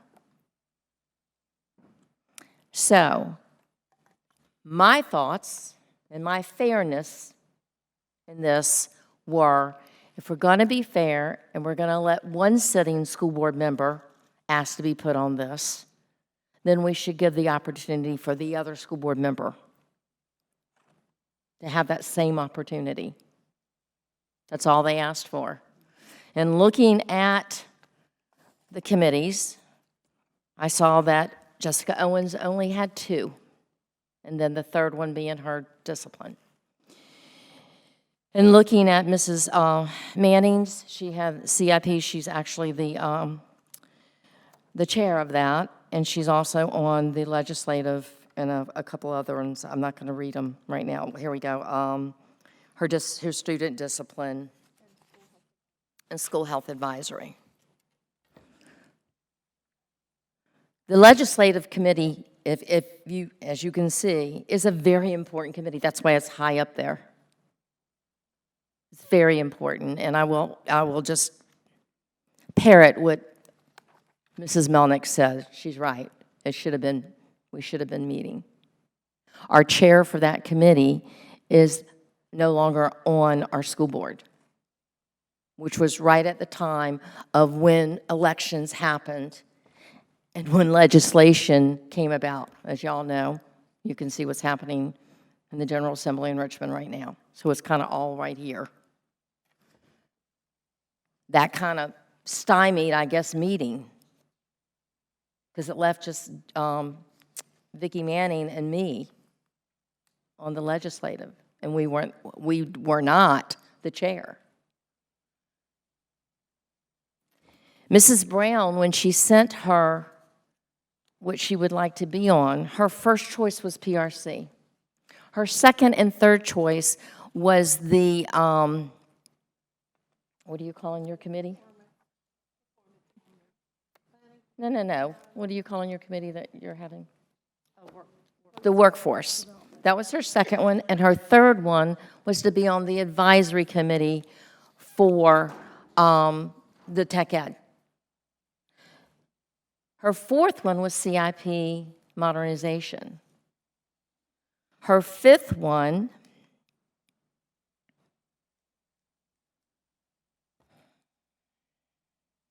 was Equity Council.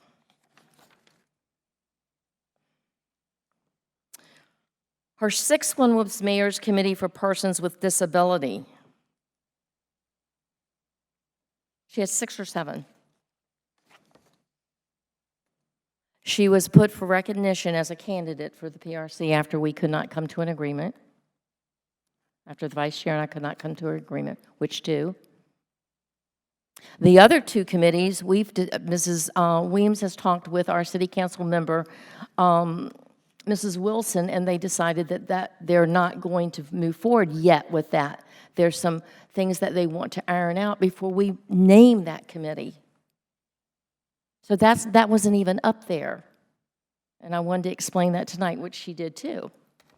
Her third choice, again, was explained tonight when she decided we weren't going to do the workforce committee yet, The third one went along with that because we felt like whoever was on the workforce would be the same people that would be working as advisory to Tech Ed.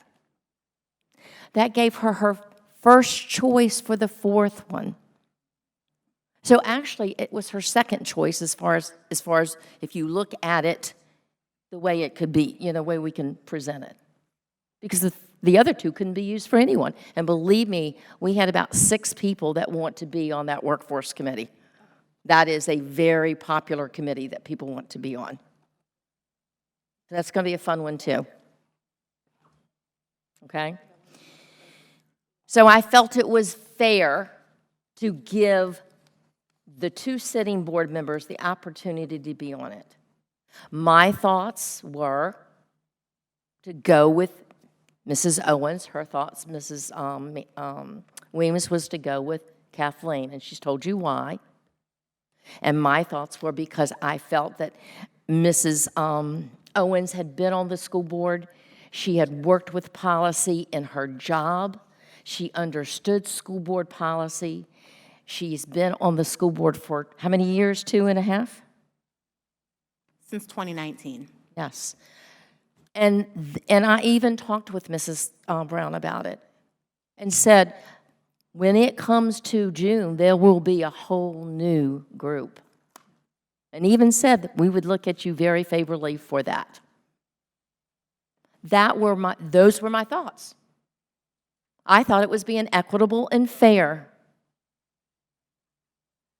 And let me make this very clear for people that spoke tonight and people that are saying this.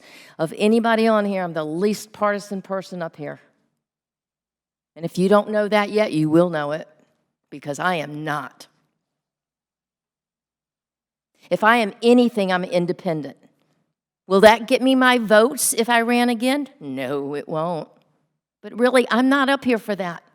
I'm up here because I want to do the work of this school board and move our system forward and continue doing the great things we're doing. By putting my thoughts, by putting a new person on for these next 4 or 5 months, they had to learn how it went.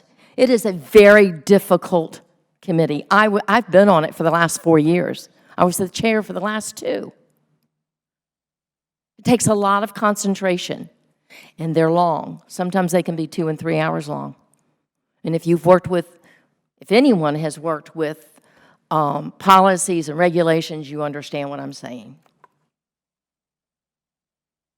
Policies and regulations aren't the same for everything. School board policies are different from other policies, and they're very intricate. We had over 700 and some. We are now down to 500 because we have gone through every one of them. There's some that didn't matter anymore. So I want you to know, first and foremost, this was not a partisan decision on my place at all. And it never will be when I'm up here and I vote. It will be about the children, the staff, and equitable and equality, and always will be. And if I can't do that, I won't do this job. Thank you.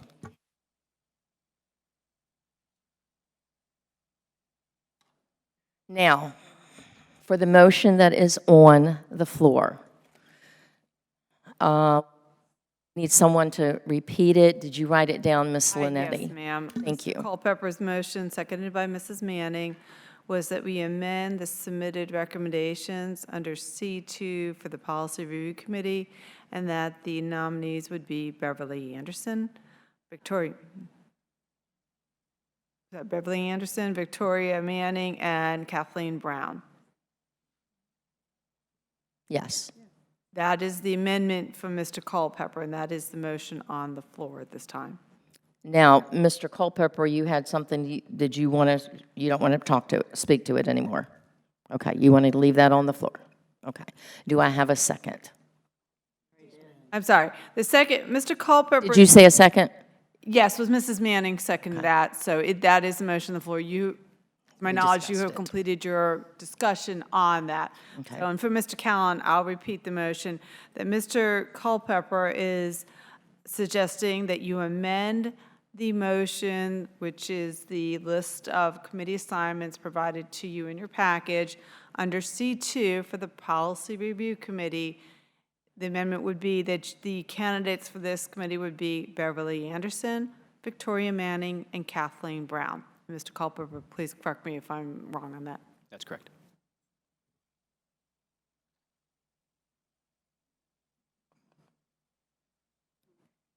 Okay, so we have the motion and we have a second. Okay, now I need a vote. All that are in favor of that motion, please raise your hand.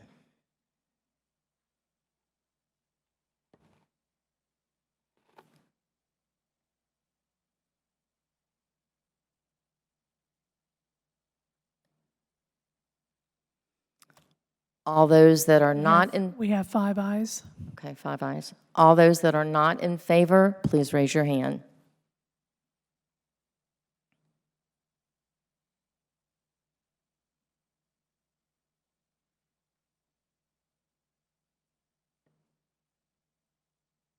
And we have 6 nays. The amended motion did not pass. Okay. Yes. Ms. Anderson. Being that that motion did not pass, we still need to resolve the policy committee. And so I suggest that I would like to make a motion that we go with the vote the way you presented it earlier. If you'd like to read that, I would second that. Okay. I will read it because I read it in our workshop. I have not read it tonight. So this is the motion that I propose. I move that the 2 vacant committee member positions on the Policy Review Committee be filled in the following method. And please know that I came up with this because I thought it would be the quickest, fastest way we could get this done. And it didn't happen because we're here discussing much more, but because we want to be transparent. That obviously is what we needed to do. 1, there are 3 named candidates for the 2 vacancies on the Policy Review Committee, Mrs. Brown, Mrs. Manning, and Mrs. Owens. 2, every school board member may comment 1 time. I'm not sure we need to do that part because I think we've all commented. Do you want to continue with the comments? If I can have the mic right now. I think that anybody who is interested at this point, Wait a minute. sorry. Wait a minute. Ms. Linetti. My suggestion is that you finish your motion, because you only have 1 motion on the floor. You could do an amendment or substitute to that motion. So you may want to hear the whole thing out and then talk among yourselves, and you might want to change it at that point. Okay, let me finish it like she said. Point 2. of order, let's just read the motion. That's what I'm doing. Every school board member may comment 1 time. 3, the chair will then state the name of each candidate and the call for the vote to begin. 4, each school board member present will, and there's none online, so will be, everyone's here, so will be called upon to state the candidate that the school board member chooses to serve on the Policy Review Committee. 5, voting will be done alphabetically. 6, the clerk and the school board attorney will then tally and announce the votes for each candidate. 7, the 2 school board members with the highest number of votes on it, or if there is a tie among the 2 candidates for the highest votes, will be appointed to fill the vacancies on the Policy Review Committee. 8, if the 3 candidates receive the same amount of votes, the no candidate will be declared the winner and the school board will vote again. 9, if 1 candidate gets the highest votes, then that candidate will be appointed to the Policy Review Committee. 10, if there is a tie among the other 2 candidates for the next highest vote, then there will be another vote to choose one of the remaining candidates for the Policy Review Committee. 11, when one candidate receives the highest votes for the remaining slot, that candidate will be appointed to fill the second vacancy on the committee. Is there a second? Second the motion. Madam Chair, I object to the consideration of this question. Okay.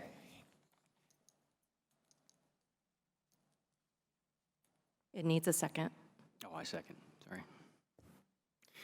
Okay, I have a second from Ms. Weems. What's your consideration? Madam Chair, may I speak to the motion Yes, you may. or the objection? So this is a change to our bylaw. Our bylaw does not allow for this change in procedure. Our bylaw specifically says that the chair should make a recommendation, and it should be brought to the board, and we would vote on it by majority vote. It does not allow for this, so. It's a majority vote. That is a majority vote. It's When we changing vote, the whole- it's a majority. It doesn't say that you get to create a whole new voting procedure for this. It doesn't say we have to have a vote. We don't have a voting procedure for this. We have checked through our bylaws. The only voting procedure we have is for the chair and the vice chair. We don't have a voting It says procedure. that the chair shall bring a recommendation to the board, which you have not done. And so. Yes, I did. Now you're, no, you did not. You made a you said that we should have candidates. You did not give a recommendation like the other ones. That's the recommendation that I have made, is to have candidates and to have a vote. That is the So recommendation. the bylaw says that the chair shall recommend to the school board members and others to be assigned to the committees. And then the school board might, by majority vote, will appoint school board committee members. It does not say that we would have a whole process to be voted on in the top 2 vote getters. That's not majority vote by the school board. So that's why I object to this. This would be a violation of our bylaws. So if we want to do this, you can vote on this, but I didn't. It's a change to our bylaws. I did not make this up on my own. I worked with legal counsel on this today. This is a change to our bylaws. No, it's not. Ms. Legal Counsel, please speak. This would require a 2/3 vote. Do you want Mrs. Anderson to speak first? No, I want you to speak. Okay. When you look at the bylaw 128A3, technically the chair has given you her recommendations. Your problem is she's exceeded the amount of members that you have listed further on in this committee. So you have that, you need to deal with that issue. Technically, she's complied with this. What her suggestion to me came today, she wanted to figure out how to have a process for you all to vote on that. When I look through your bylaws, I don't actually see anything that talks about how do you vote on this. So I went to Robert's Rules of Order, which is what, as I explained earlier, you look at. Robert's Rules of Order has a number of ways to vote on this, and Mrs. Riggs was looking for a written ballot. Unfortunately, the Virginia Freedom of Information Act does not allow you to use written ballots. So we had to figure out another way to do this.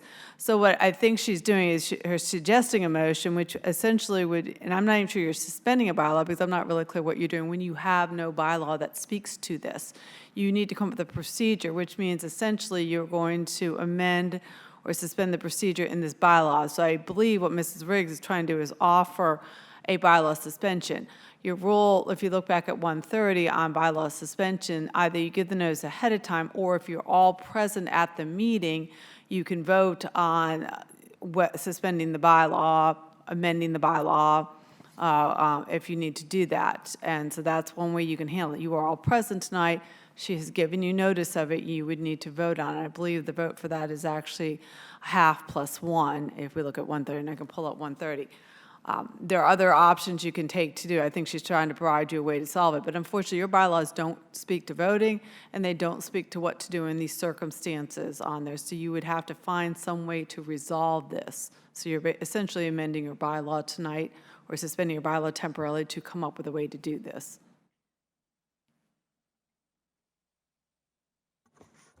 I have, Ms. Anderson had hers before, I think before those. No, she was in there before her, I know that.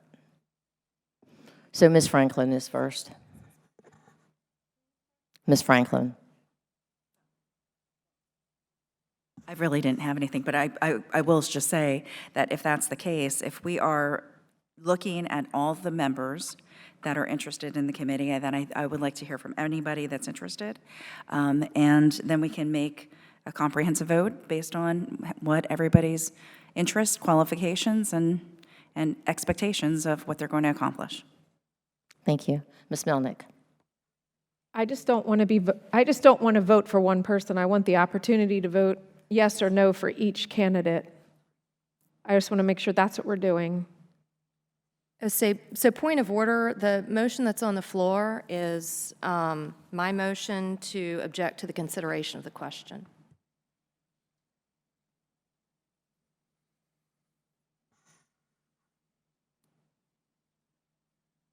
Point of order. Am I going to get a chance to speak? I'm going to take a vote on her point of order first, okay? We have a point of order, and we had a second.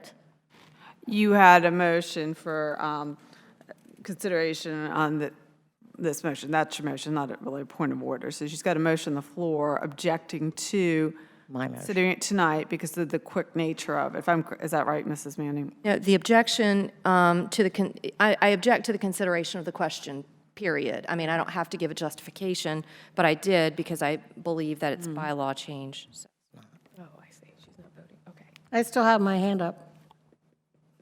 Can we still have discussion? I think you're still in your discussion phase. Okay. All right. So we have Ms. Melnick first, and then you, Ms. Anderson, and then Ms. Brown. I did. Mine was just a question. I was just trying to clarify what Mrs. Manning was objecting to. So if we voted the way you read it, do we get a vote on each candidate? You get a vote on your top candidate. Oh. You get a vote on your top candidate. Okay. Okay? So Mrs. Manning is looking to get rid of that, or is she looking to get rid of this entire process tonight? Ms. Manning? My motion would nullify Ms. Riggs' motion. Okay. Okay. Ms. Anderson and then Ms. Brown. Thank Before you. we move on. There is a solution to this. Since Ms. Manning has brought this up and objects to this motion that Ms. Riggs had made, then there is a solution that can happen. Ms. Riggs, as chair, you can still make recommendations only giving 2 candidates, which is the way our bylaws are written. It's not too late. You can still do that. I personally would recommend that you withdraw your that we vote on Ms. Manning's objection, get rid of this, and Ms. Riggs, then as your duty as chair, you can still make a recommendation for just 2 candidates, which should be your duty in the first place.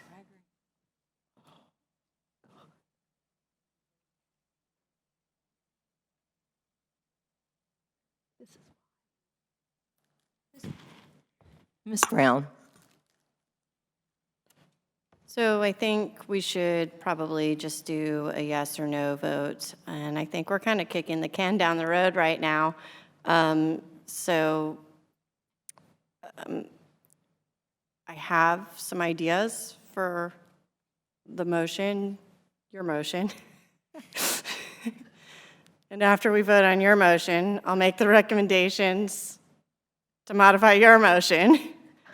So anyway, I think we just probably need to have a motion to call the question. Thank you. Yeah, so can I clarify the motion? The motion that's on the floor is I object to Ms. Riggs' motion. So if we vote in favor of my motion, we're killing her motion, and then we're kind of back to square one where we can have another substitute. Okay. That voting. Okay. Somebody did. Mrs. Williams seconded that already, so It's been you're still in your discussion phase. When you close discussion, then you can call for the vote.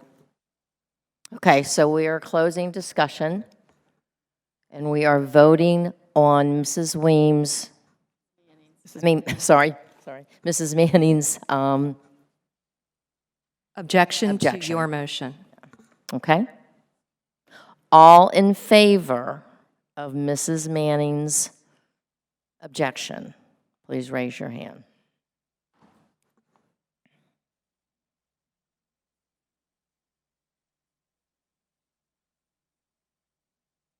We have unanimous vote. The motion passed. Okay. So there That are no returns you objections. to the original motion, because you have no pending amendments at this point, which is to approve the as submitted on your sheet. So we're going to go to the original motion, which was mine.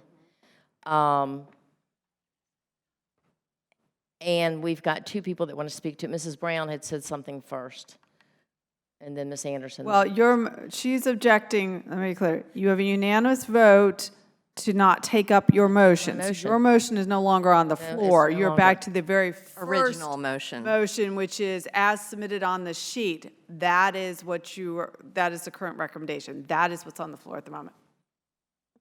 That the two vacant committee member positions on the Policy Review Committee be filled. That's my original motion. It's the graph sheet with the three candidates for that position in Be red, filled yes. by one of the candidates, Jessica Owens, Victoria Manning, and Kathleen Brown. Quite a while. Excuse me.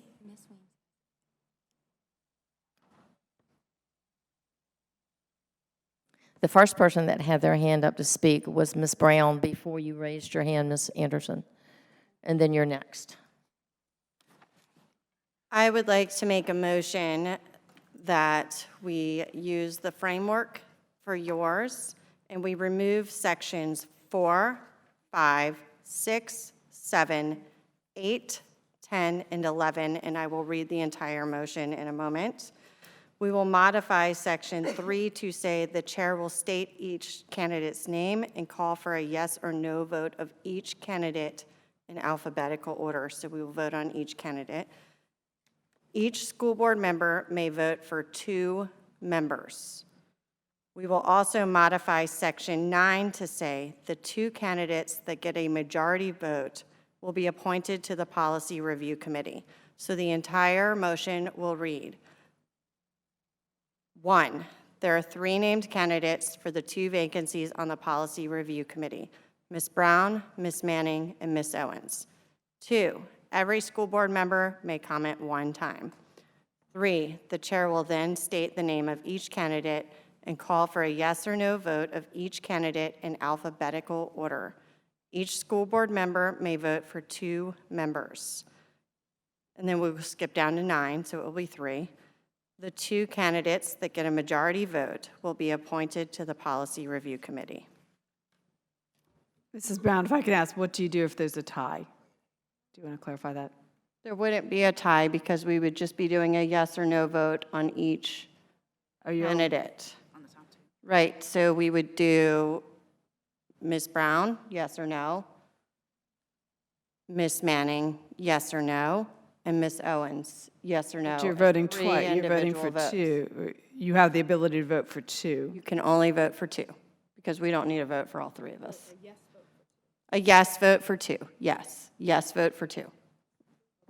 What happens if people have the same amount of votes? How do you determine the highest votes if you've got tie people? There won't be a tie. It'll be Kathleen Brown for Policy Review Committee, yes or no. Full body votes. Ms. Manning, yes or no, the full body votes. And Ms. Owens, yes or no, the full body votes. So there won't be a tie. That's going to be the problem. You can modify this process today. You'd be modifying this motion is essentially modifying your process. I think you need to think about what's going to happen to make sure that you result in that everybody, how are we going to tally those votes? And how do we figure out the people in there? I'm afraid you're going to get a tie vote, and that's going to be an issue for how do you handle that.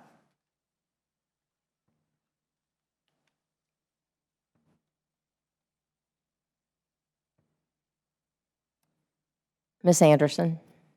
So Then for Ms. the Martin. very reason that we just voted in favor of Ms. Manning's motion, I object to this motion on the same principle, is that it is not part of our bylaws. Point of order, Madam Chair. We have a motion on the floor, but we don't have a second.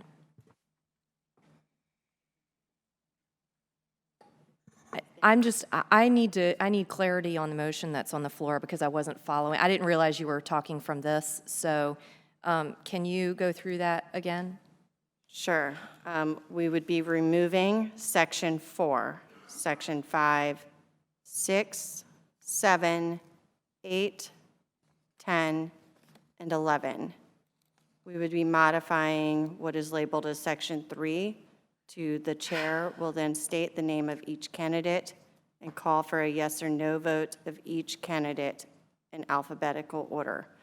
Each school board candidate may vote yes for each school board member may vote yes for 2 members only.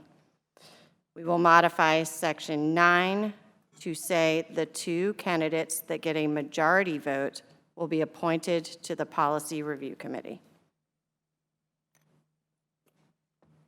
Okay, can you clarify what's going to be done? So 6, 7, and 8 stay the same? 6, 7, and 8 will be removed. No, 6, 7, 8, cross out. Okay. And 10 and 11, we keep the same? 10 and 11 will be also removed. Okay. As will number 4. Okay. So we have 1, 2, 3, 5, and 9 with altering 3 and 9. Okay, I'll second that. Point of order. Okay. I object to this motion, the way it's been stated, because it also does not go along with our bylaws. So we just voted unanimously to vote in favor of a motion that, because it was not in favor of did not follow our bylaws. So why would we do this at the same thing again and do something else that doesn't follow our bylaws? I don't understand where we're coming from. We just voted we just voted in favor of Ms. Manning's motion because it didn't follow our bylaws. No, that's really not what we did. We negated this because No, we voted against that. So, Ms. Linetti, can you explain? If I understand what when you do a quick consideration motion, it's too fast. I have not had time to consider it. It's not enough time for me to study and analyze the question.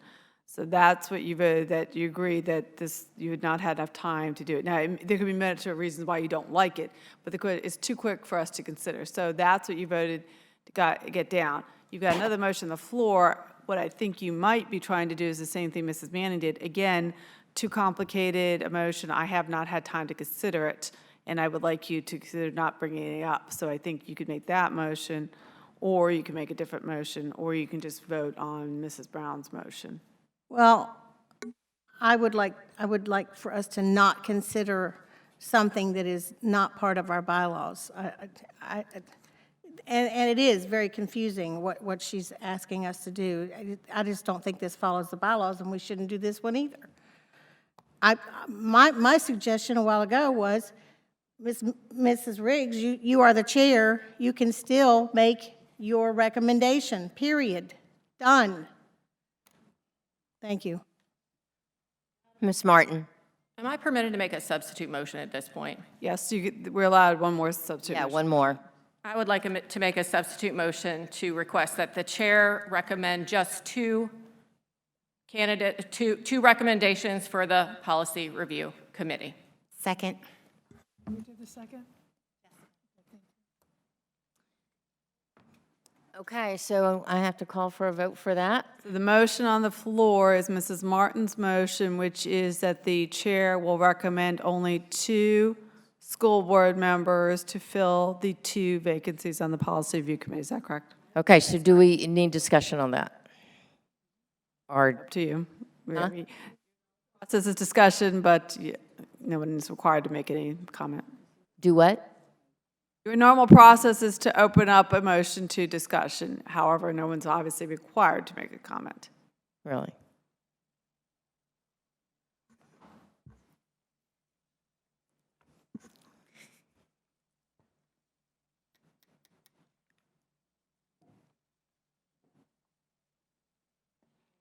I see it. Mr. Culpepper. Oh, I withdraw my comment. It's overcome. You what? I withdraw the comment I was going to make. What she suggested is just fine. We can go with that. Okay. I don't need to speak and add more confusion. Ms. Melnick. You want to let it go and let us vote? Okay. I've had to go to the bathroom for like 2.5 hours, and we've come a really long way, and it's already been put out there that this board is voting on this, and now all of a sudden, you're going to recommend, and I say we just move on with the vote, and please just let us vote for 2 people. You gave it to us to do. You asked us. We've been sitting here for 2.5 hours talking about the school board voting on this because the chair and vice chair could not agree.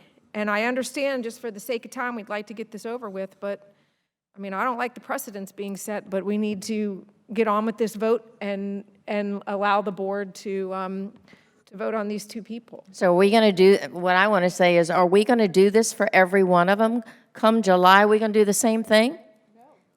So do we need to go ahead and have a vote? Can I? No, not yet. Not yet. I want to speak. I think everyone needs to look at what we have to do and what needs to be done. And we can volley this back and forth all night long, and we will, as I can see.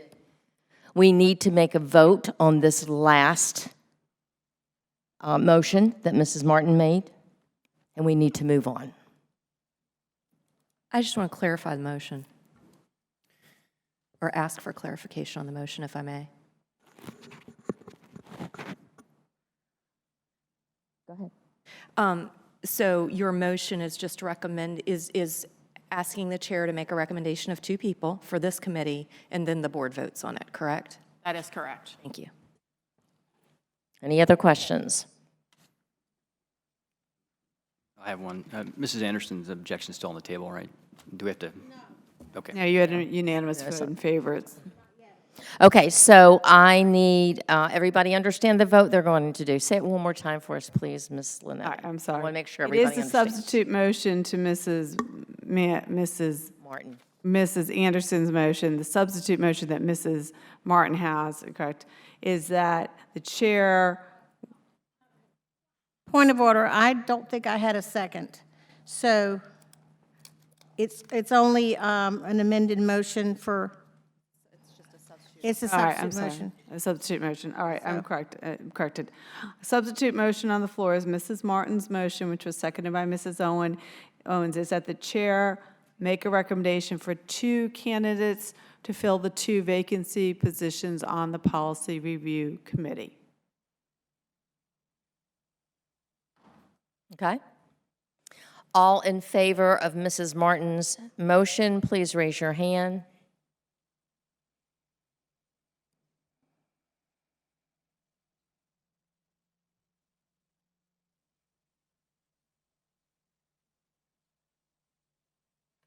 We have 7 ayes.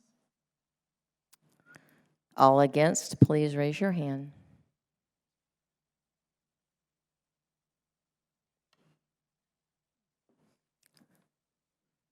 And we have 4 nays, so Ms. Martin's substitute motion did pass. Which Okay. at this point, you are going, Madam Chair, are going to have to make, essentially, you're amending your initial motion to give them 2 names. So now I am going to recommend the 2 members for the policy review. Unless someone has another motion. Yes, ma'am. Okay. All right. My recommendation for the 2 policy review committee members are Jessica Owens and Kathleen Brown.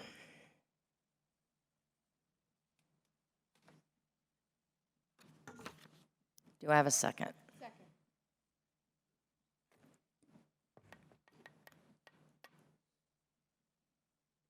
Okay. All in favor, please raise your hand. Ask for discussion, Madam Chair. Oh, sorry, I'm sorry, Ms. Manning. Discussion. So I just, may I speak? I'm sorry. Yes, you're first. I just want to point out again, I've been kept off of board committees, major board committees, for a couple of years now. These top 4 committees that meet and historically has met monthly. I had served on the audit committee when I first came on the board. I was removed from that committee. I actually, a seat was actually going to be left empty because there was some retaliation for me being on the committee, and the seat was going to be left empty. And rather than the seat being empty, I nominated Ms. Owens to be on that committee. And it passed. I supported it. And even since then, I've never been allowed to serve in any of these top 4 committees as a veteran school board member. I think I'm the 4th longest serving board member on this board, along with Ms. Riggs. So I think I deserve a seat at the table on one of these major committees that I've not had. We've got some board members here who have 3 seats at the table on these 4 committees. I support Ms. Brown being on this because I think she deserves to be on a committee because she's not really on any. But I just, all the other committees that I'm on are liaison committees. I don't get a vote at all. I'm just there to listen and report back to the board. And I have been filling in on discipline committees where people can't be there. I've filled in a number of times. I'm available and I'm willing to serve. And so I hope that you will not support this motion. Thank you. Anyone else? Ms. Brown? So I'm going to be voting no on this, and the reason is that we've already brought the public into it. We came into the meeting with 3 candidates on it, and I believe that every single one of us should have the opportunity, after talking about this for an hour and a half, to pick our preferred candidates. So even though I'm one of the named candidates, I'm going to be a no vote on this. So thank you. Okay, Ms. Owens and then Mr. Culpepper. I agree that there's concerns about how this has gone out on the agenda.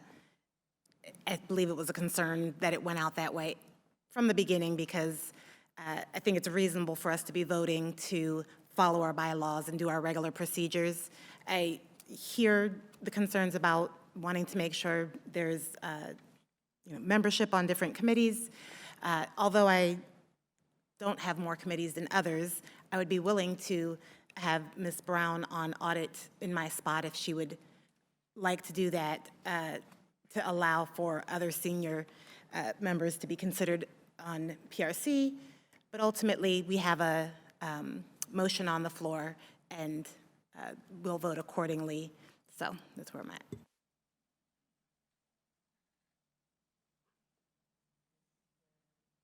Mr. Culpepper. I mean, obviously, we're blessed to have 3 great candidates to discuss, and I agree with what Mrs. Weems said at the beginning, that anybody on this board could serve on these, on any one of our subcommittees and do a great job. There's no doubt about that. However, I agree with Ms. Brown that the best way forward is an up and down vote on each individual candidate. So I'll vote no for this. Okay. And Ms. Melnick. So, Madam Chair, that what Mr. Culpepper said is what I said from the beginning, an up and down vote. And here we sit. However, what the board just voted on is what exactly should have happened from the beginning, which the chair would have made a recommendation, and as Weems stated, and this is true, when this recommendation came before the board, and you said, do I have a motion and a second, is there discussion, that discussion could have ensued. And then we would have just voted on this entire packet. So I wanted an up and down vote, but that's already been voted down. And we were left with a vote for the chair to make a recommendation, and she just did, which is what we would have had to begin with. So, and I think Mrs. Brown deserves to be on the committee. Thank you.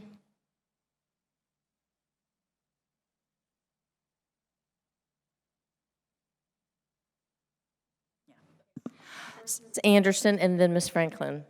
So I'm also willing to step down from planning, performance, and monitoring if Ms. Manning or Ms. Brown would like to be on that committee to take my place. I would be willing to give up my seat on the PPM committee. So, do I see any takers? I do know that Ms. Brown was offered this committee before, but she didn't want to be on this committee for some reason, and it does meet monthly. Thank you. Ms. Franklin. So I just need clarity here. Okay, so we just voted that the chair, we had a majority of vote that the chair is going to make the recommendations. So Ms. Brown's recommendation for an up and down vote, or her motion, did not pass. Ms. Linetti, what happens at this point? Because now we've got a motion that passed to let the chair make the recommendation. We had the other motion that didn't pass. Where are we at this point? If we do not vote for the motion that just passed to have the chair make the recommendation, what happens now if we don't have a majority vote for her recommendation? Do you want some out-of-the-box suggestions? Okay.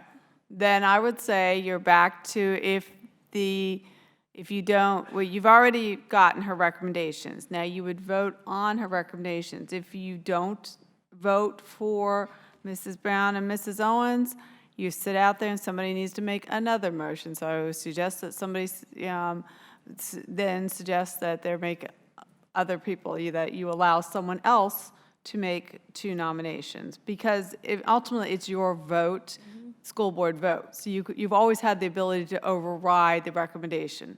So, but we can't go back to Ms. Brown's motion. Well, you'd have to make it again. It's off the table, but you would make it again. Ms. Manning. Ms. Manning. All right, I'm going to try something. I keep hearing let's have an up and down vote. So I make a substitute motion that we have an up or down vote alphabetically by last name, and we put it to vote, majority vote for each candidate. So if Ms. Brown is put forward and she gets 6 votes, she's on it. If I'm put forward and I get 6 votes or more, I'm on it. If Ms. Owens gets 6 votes or more, she's on it. I'm sorry, Mrs. Manning, could you explain how that goes? So alphabetically, Mrs. Anderson's the first person, correct? No, I meant the candidates are voted on alphabetically. We vote at the same time. We'll all raise our hand at the same time. How are you going to do that? So you've got 3 candidates. You only have, how will we know, how will the clerk and I know who you're voting for? Okay, so Ms. Brown is up. Ms. Brown is being voted on. Ayes raise their hand. If she gets 6 or more votes, then she... Then you're limiting everybody to voting for 1 candidate or 2 candidates? 2. So, again, That was Having my thought this suggestion. through, only haven't thought this through before because I actually have a table out. So let's say, we vote out alphabetically, and the reason I need to ask this is because the clerk will not know how to total these votes. Mrs. Anderson is called, and she names her 2 people, so I mark down. No. The candidates are, first we have a vote, we're going to all 3 have a vote. It goes first in alphabetical order. Ms. Brown would go first. And the clerk calls for a vote. We all raise our hands, aye, at the same time. Nay, at the same time. If Ms. Brown gets 6 or more votes, then she's on the committee. Then we go to the next person. 6 or more votes, that person's on the committee. All right, now let me postulate out for you. And I only know this because I've actually seen this happen before with the school board. You like everybody, 11 people vote for the first person. She's on. You can only vote for 2. That's the question on there. Or what happens if somebody doesn't vote? They choose not to vote. Well, I would hope nobody does that, but can we give it a try? And if it doesn't, I mean. Yeah. You can do it. Suggesting way, we need to figure out what's going to happen if we got a problem. So if you say 3, I'm just going to go 3 candidates. So Mrs. Brown, everybody who wants to vote for Mrs. Brown votes on, she gets 6. Everybody that votes for Mrs. Manning gets whatever, and then you go down. Then what happens if you have tie votes? What do you do? Because otherwise, And if there's a tie vote, the motion fails and we move on to the next situation. Okay. All right, I need a second.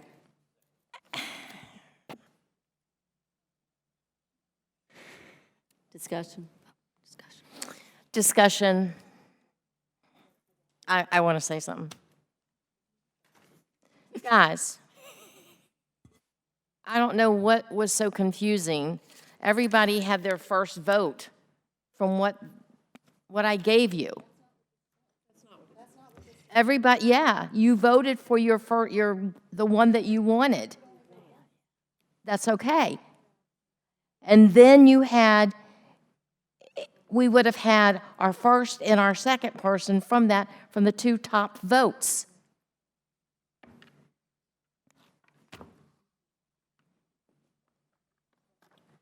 And now we've gone through many scenarios since then, which I knew was going to happen. But sorry, guys. I'm sorry that your 2 leaders did not recommend, but we knew if I recommended, Ms. Weems had her thoughts, and she was going to say it, and it would have opened it up. So I do want to point out this would have happened one way or the other. So please know that, and I hope the audience and the people that are listening know the same thing. So, Ms. Brown. You have a second? Madam Chair, I would like to motion to call the vote, or call the question. Second. Second. I don't think that's not a motion. Point of order. You can always have call the question. Call the question has to be voted on Yep, it does. immediately. And it takes 2/3. Call the question then requires a 2/3 to pass. Ms. Linetti, everyone understand? Ms. Brown made the call to question. Who did the second? I don't think it Thank you. has to have a question. That doesn't have to have a second. Regardless, Mr. Culpepper did do a second vote. Yeah, what are we voting on? You would be saying. Voting on what? On mine? Mrs. Manning's motion. No, we're voting on calling the Correct. question. If, what they're saying is if you call, they're asking you to call the question to stop debate about Mrs. Manning's question and just vote on Mrs. Manning. But what you're first voting on is to stop debate. And if you stop debate, if you agree with this motion, then the next thing you do is you go to a vote on Mrs. Manning's motion. And we'll repeat that. Okay. So I want to vote on to call the question, okay? It calls for a 2/3 vote. All that agree to call the question, please raise your hand. To end the debate. I don't like calling the question.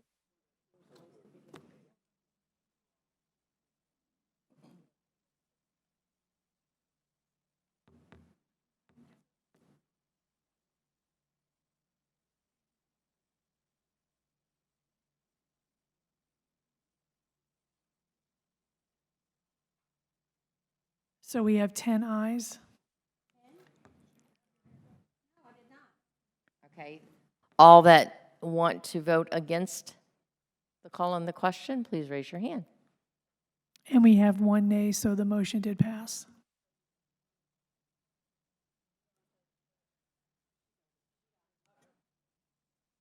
Okay, now, we Now, are, my suggestion is you have Mrs. Manning repeat Right. her motion. There will not be a debate on this. You're just going straight to voting on it, but I'd suggest Mrs. Manning read it again so you understand. So my motion is that we have a vote on each of the 3 candidates, Ms. Owens, myself, Ms. Manning, and Ms. Brown. We shall vote by these candidates by alphabetical order by last name. You will only vote for 2 candidates, and the majority vote for each candidate will get a spot on the Policy Review Committee. So, Mrs. Manning, let's see if I clarify. So if we call Mrs. Anderson first, she can only say one name first, or are you only going to say, how do you vote for Mrs. Brown?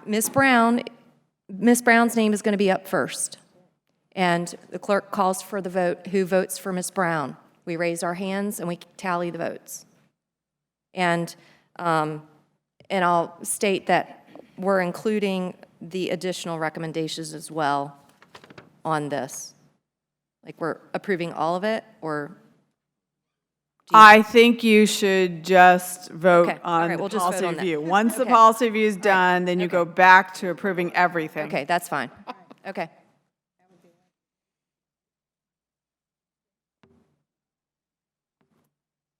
okay.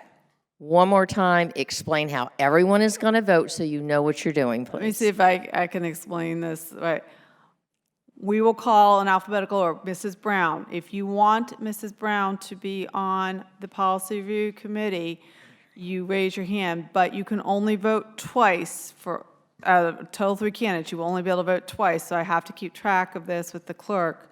So when we call if the clerk calls Mrs. Brown, everyone hold your hand, let us mark you, because we can't make you on my chart, so that I know you don't vote more than once.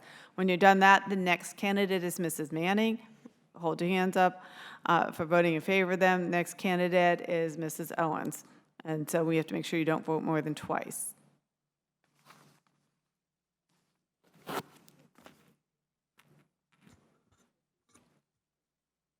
Does anyone need any further explanation? Madam Chair, I think, do you want one of us, the clerk or I, to call it? We'll have the clerk to call it. The first candidate up for the Policy Review Committee is Kathleen Brown. All in favor of her being on that committee, please raise your hand.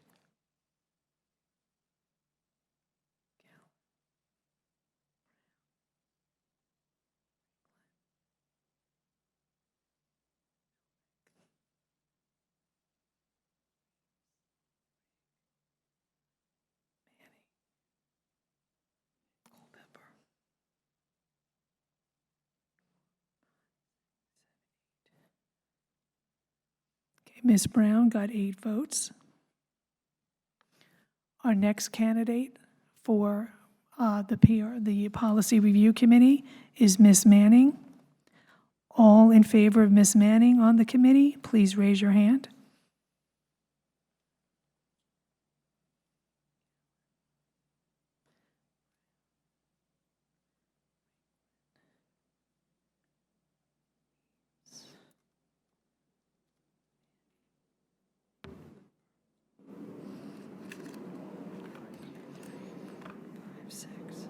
Ms. Manning got 6 votes. The next candidate for the PRC committee is Jessica Owens. All in favor of Jessica Owens on the committee, please raise your hand.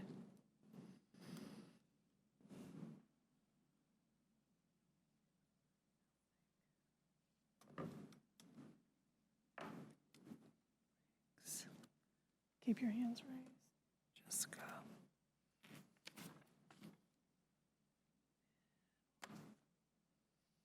Okay, and Anderson. Anderson, okay.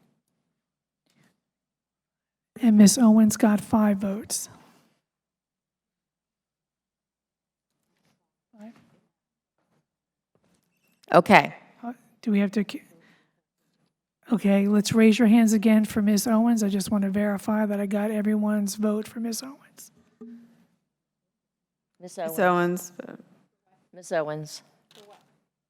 Vote one more time. I just didn't know if we had to do officially. Each wanted to make sure she had all the. All right, so we have 1, 2, 3, 4, 5. Melnick. We have Riggs. Oh, no. We have Anderson. We have Owens. We have, again, confirmed she has 5 votes. Which, Madam Chair, means that the candidates or the nominees for the Policy Review Committee would then be Ms. Brown, Ms. Manning, and Ms. Anderson. So that returns you back to the very first motion would be you are completing the recommendations on that chart with Ms. Brown, Ms. Anderson, Ms. Brown, Ms. Anderson, and Ms. Manning as the Policy Review candidates. That's your next vote as whether you're going to approve the entire recommendation package. Okay, then, so we have our Policy Review Committee assigned, and now we are going to vote on the entire packet, okay? Of the entire committee packet and assignments. I make the motion. Second. Who did this? Sorry. I make the motion to approve the entire committee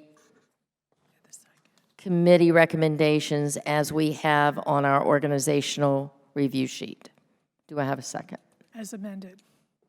As amended. As amended. Second. Excuse me, as amended with the Policy Review Committee. Do I have a second? Second. Okay, Manning second. Okay. Okay. All that are in favor of this as it is amended, please raise your hand.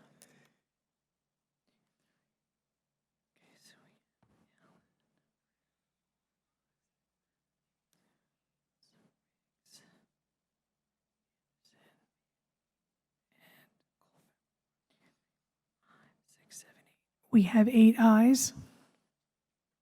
All that are against, please raise your hand.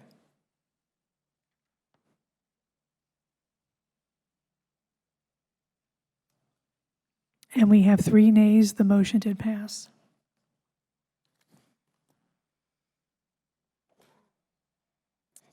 Okay, so we now have our assignments for the committees. I am encouraging these committees to, especially the policy review, we need to go ahead and make your dates for your meetings. I expect to see the policies that, the committees that meet monthly go ahead and have a February meeting, particularly policy, because there's a couple of things we wanted to talk about that we wanted to send back to policy review. I do want to make a point out about the CIP modernization.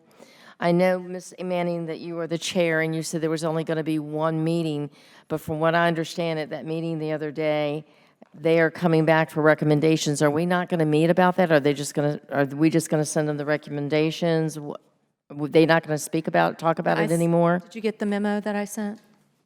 I sent a memo about the motion that we took at the meeting. Right. And that was all of our action. So that's all that's going to be discussed? Yeah, if the board feels like we need to meet again, or, or one of the city council, or one of the, city council board member, or city council members, I can certainly call another meeting, but at this point, I don't see a need for it. Okay. All right. I just wanted that clarification.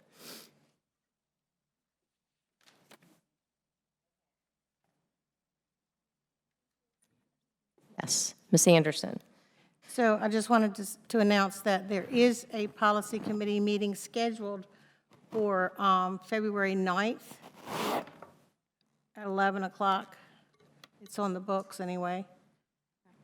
In room 300 here at the Holland Road Annex. Okay. So that will, I was the chair for that committee.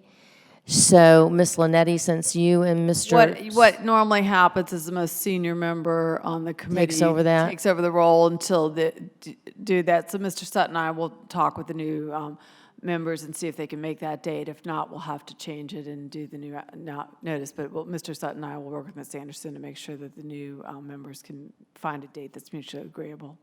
Okay, thank you. Okay, so we are down to 16. Committee organization or board reports. Do we have any reports to share? Okay. Oh, I'm sorry, Ms. Martin. Ms. Martin? Yeah, just to share that I'll be meeting with Mark Reed, Virginia Beach's historic preservation planner, tomorrow night at the Preservation Virginia Legislative Reception. There are 9 students that are interning with our museums and historic sites that will be there.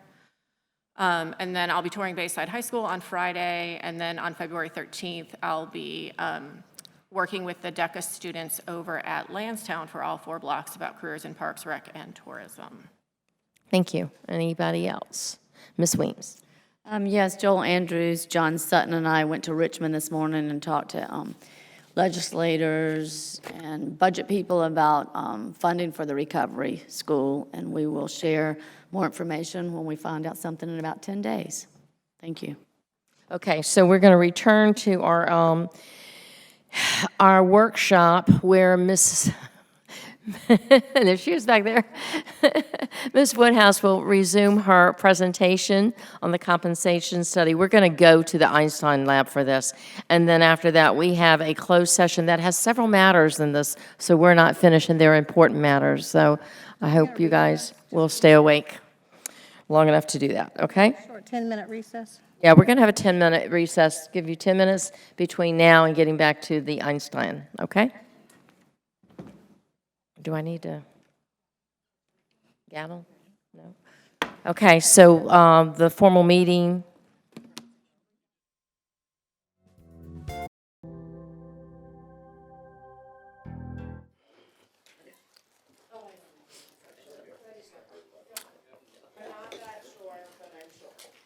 Okay, we're back to the presentation for the compensation by Mrs. Woodhouse. And which slide are you starting on? We're picking right up with slide 19 Okay. with our Virginia minimum wage slide. Okay, thank you. Effective January 1, 2023, the minimum wage increased from $11 per hour to $12 per hour in the Commonwealth of Virginia. This is phase 3 of a 6-year process to increase the minimum wage in the Commonwealth to $15 per hour by the year 2026. Considering the 2023 minimum wage increase and future increases, let's take a look at how Virginia Beach City Public Schools is positioned for these changes. At the top of the slide and chart, you will see the new minimum wage hour rates by year from 2022 to 2026.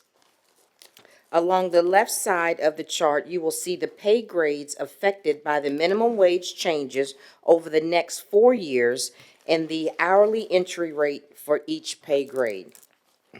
Please note this chart does not take into consideration any future raises and uses the values of the current year for each year shown. As indicated in the first chart, Virginia Beach City Public Schools was above the minimum wage of $11 for 2022. On January 1st of 2023, the minimum wage increased to $12 per hour and remains in effect for 2024 as well. As indicated in the chart, Virginia Beach City Public School complies with the years of 23 and 24. However, beginning January 1st, 2025, the minimum wage increases to $13.50 per hour, and our employees in grades 5 and 6 will fall below the minimum wage. Finally, for the year 2026, grades 5, 6, and 7 are below the final phase of increasing the minimum wage to $15 per hour. This affects bus assistants, cafeteria assistants, and custodians. If the recommendations from Siegel regarding the priority positions are implemented, we will meet the minimum wage requirements of $13.50 by January of 2025. The division will only need to adjust for the 2026 school year. Keep in mind, these are the minimum wages we are required to pay, but in some instances may not be what the market is paying for certain positions. We are now competing for some of the same employees who are turning to the private sector for higher salaries. Over the past year, the Office of Consolidated Benefits worked with Mercer to reduce the cost of health care premiums to school employees at a cost of $8.5 million, thus moving the division into a more competitive position. After maintaining the cost of health insurance to the employee at the same level for 3 years, on October 1st, 2022, the Office of Consolidated Benefits released the new rates for employees as part of open enrollment. These revised rates represented a significant decrease in the cost of coverage. The following charts will provide a comparison of Virginia Beach City Public School rates to local school divisions. In looking at the monthly cost for health insurance for 2023, employee-only plan out of the 7 school divisions surveyed, Virginia Beach City Public Schools, shown in blue, ranked second place behind Chesapeake with a cost to the employee of $59.50, rounded up to 60 for this slide, per month over 10 months, or $595 annually. Last year, we ranked 6th place for the employee-only plan. This represents a 53% reduction in cost to the employee.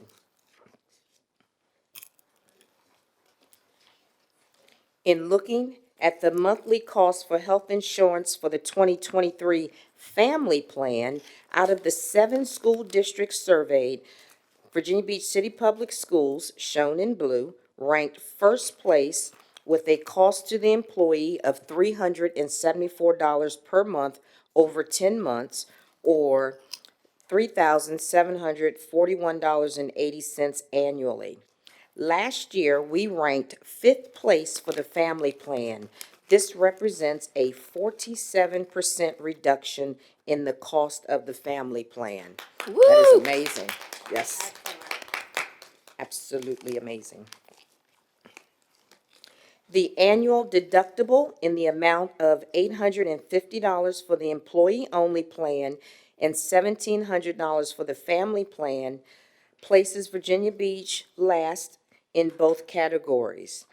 Know that Newport News remains the only school division with a 0 deductible. And so for the next 2 slides, we have a couple of scenarios for you to review.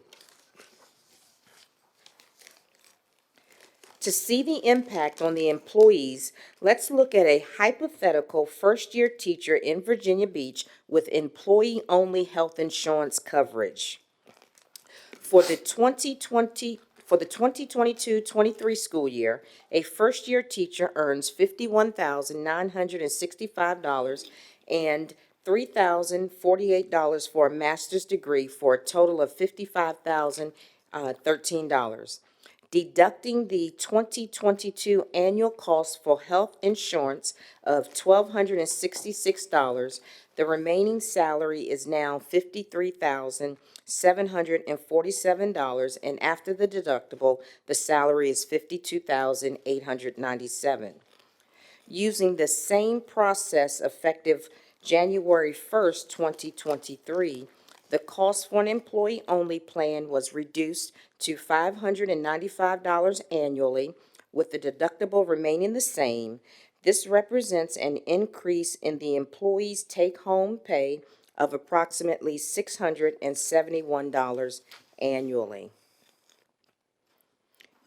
Using the same salary values from the previous slide for the 2022 family plan, a first-year teacher with a master's allowance, final salary is $45,353 after the cost of health insurance and the deductible.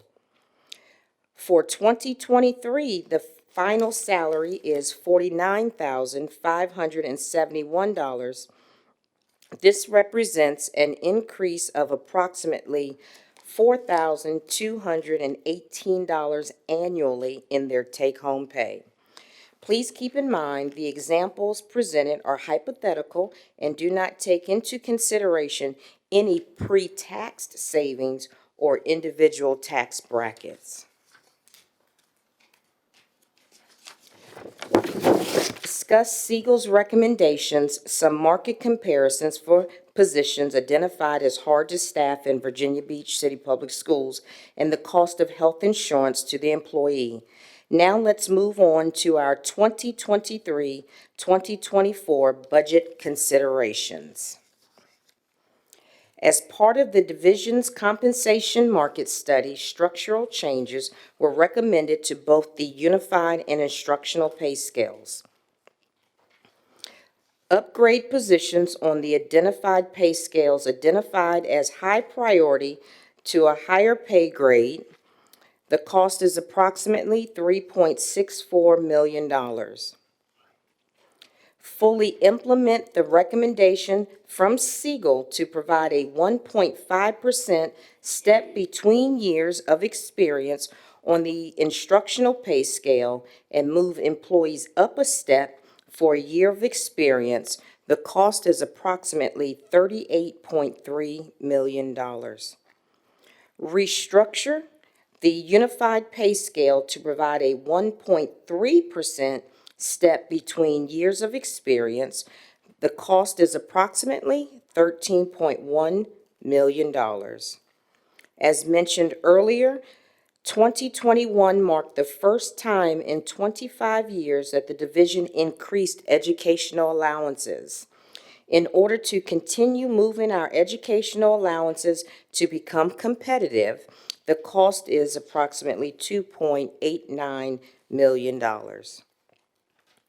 Increased temporary part-time rates at a cost of approximately $1.7 million. And this includes our tutors, our non-instructional substitutes, such as clerical, custodians, project supports, PALs, job coaches, and the likes.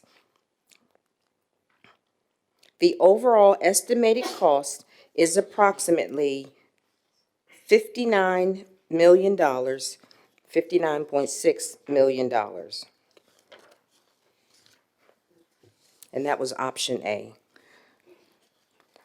Option B reflects the following changes.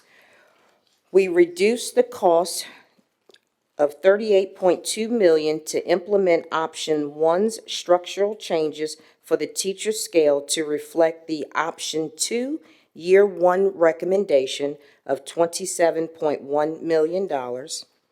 In addition, we also reduced the cost of the educational allowances to reflect 50% of the cost at $1.45 million.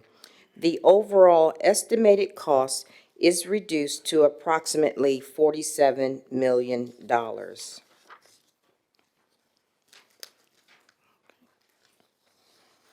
Thank you, and this concludes this presentation. I was going to say members of the HR department, but I stand ready to address any questions that you may have.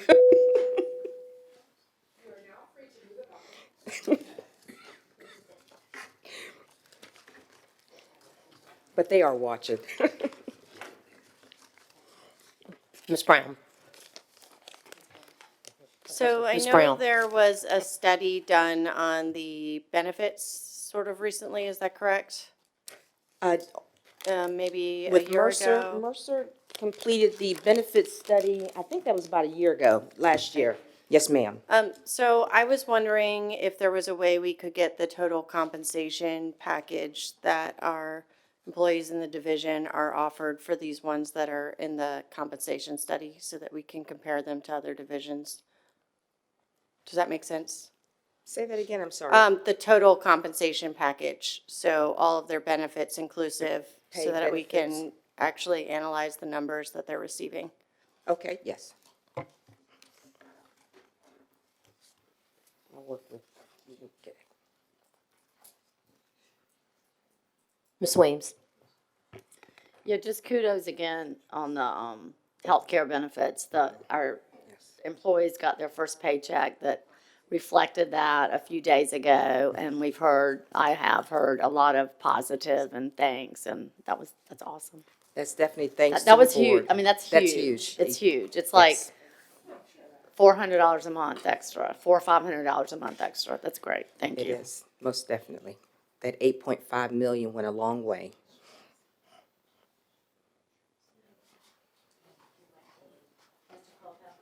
This might be similar to Ms. Brown's question, but I remember on page 18, when you were talking about educational allowances, you mentioned that total cost was inclusive of benefits. Yes, sir.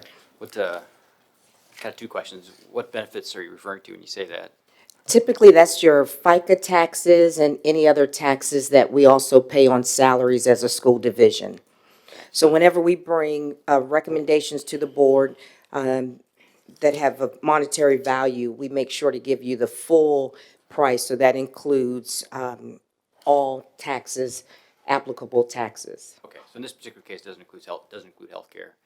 Does it also include retirement? You mentioned that somewhere in here too, so I'm kind of curious, like when you got these final numbers at the end, how much does Right. that affect retirement costs as well? Well, the retirement is just slightly different. So the division contributes a certain amount to an employee's retirement plan as well as the employee. So with these numbers, it doesn't necessarily factor in retirement. It's usually just FICA. And Crystal, what else is included? Well, certain compensation is VRS applicable and some of it is not. And so when the VRS percentage rate is usually based on that total salary that the employee makes, and so as that salary raises, that percentage will increase.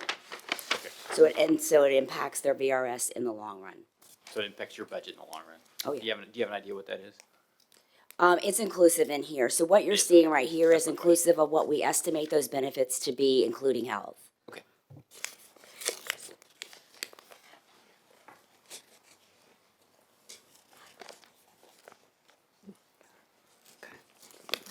Okay, I don't see any more questions. Oh, no, that's okay. Okay, We good? All right, thank you. okay.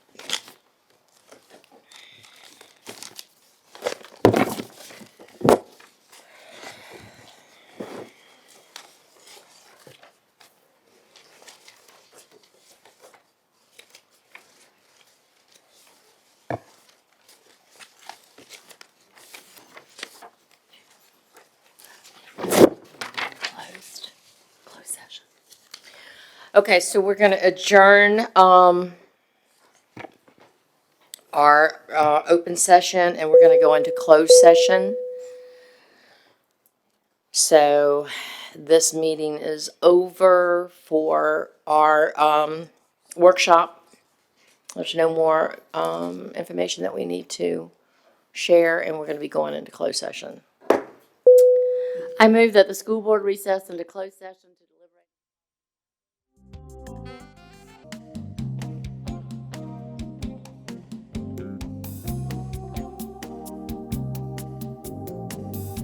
Whereas section Section 2.2-3712D of the Code of Virginia requires a certification by this school board that such closed meeting was conducted in conformity with Virginia law.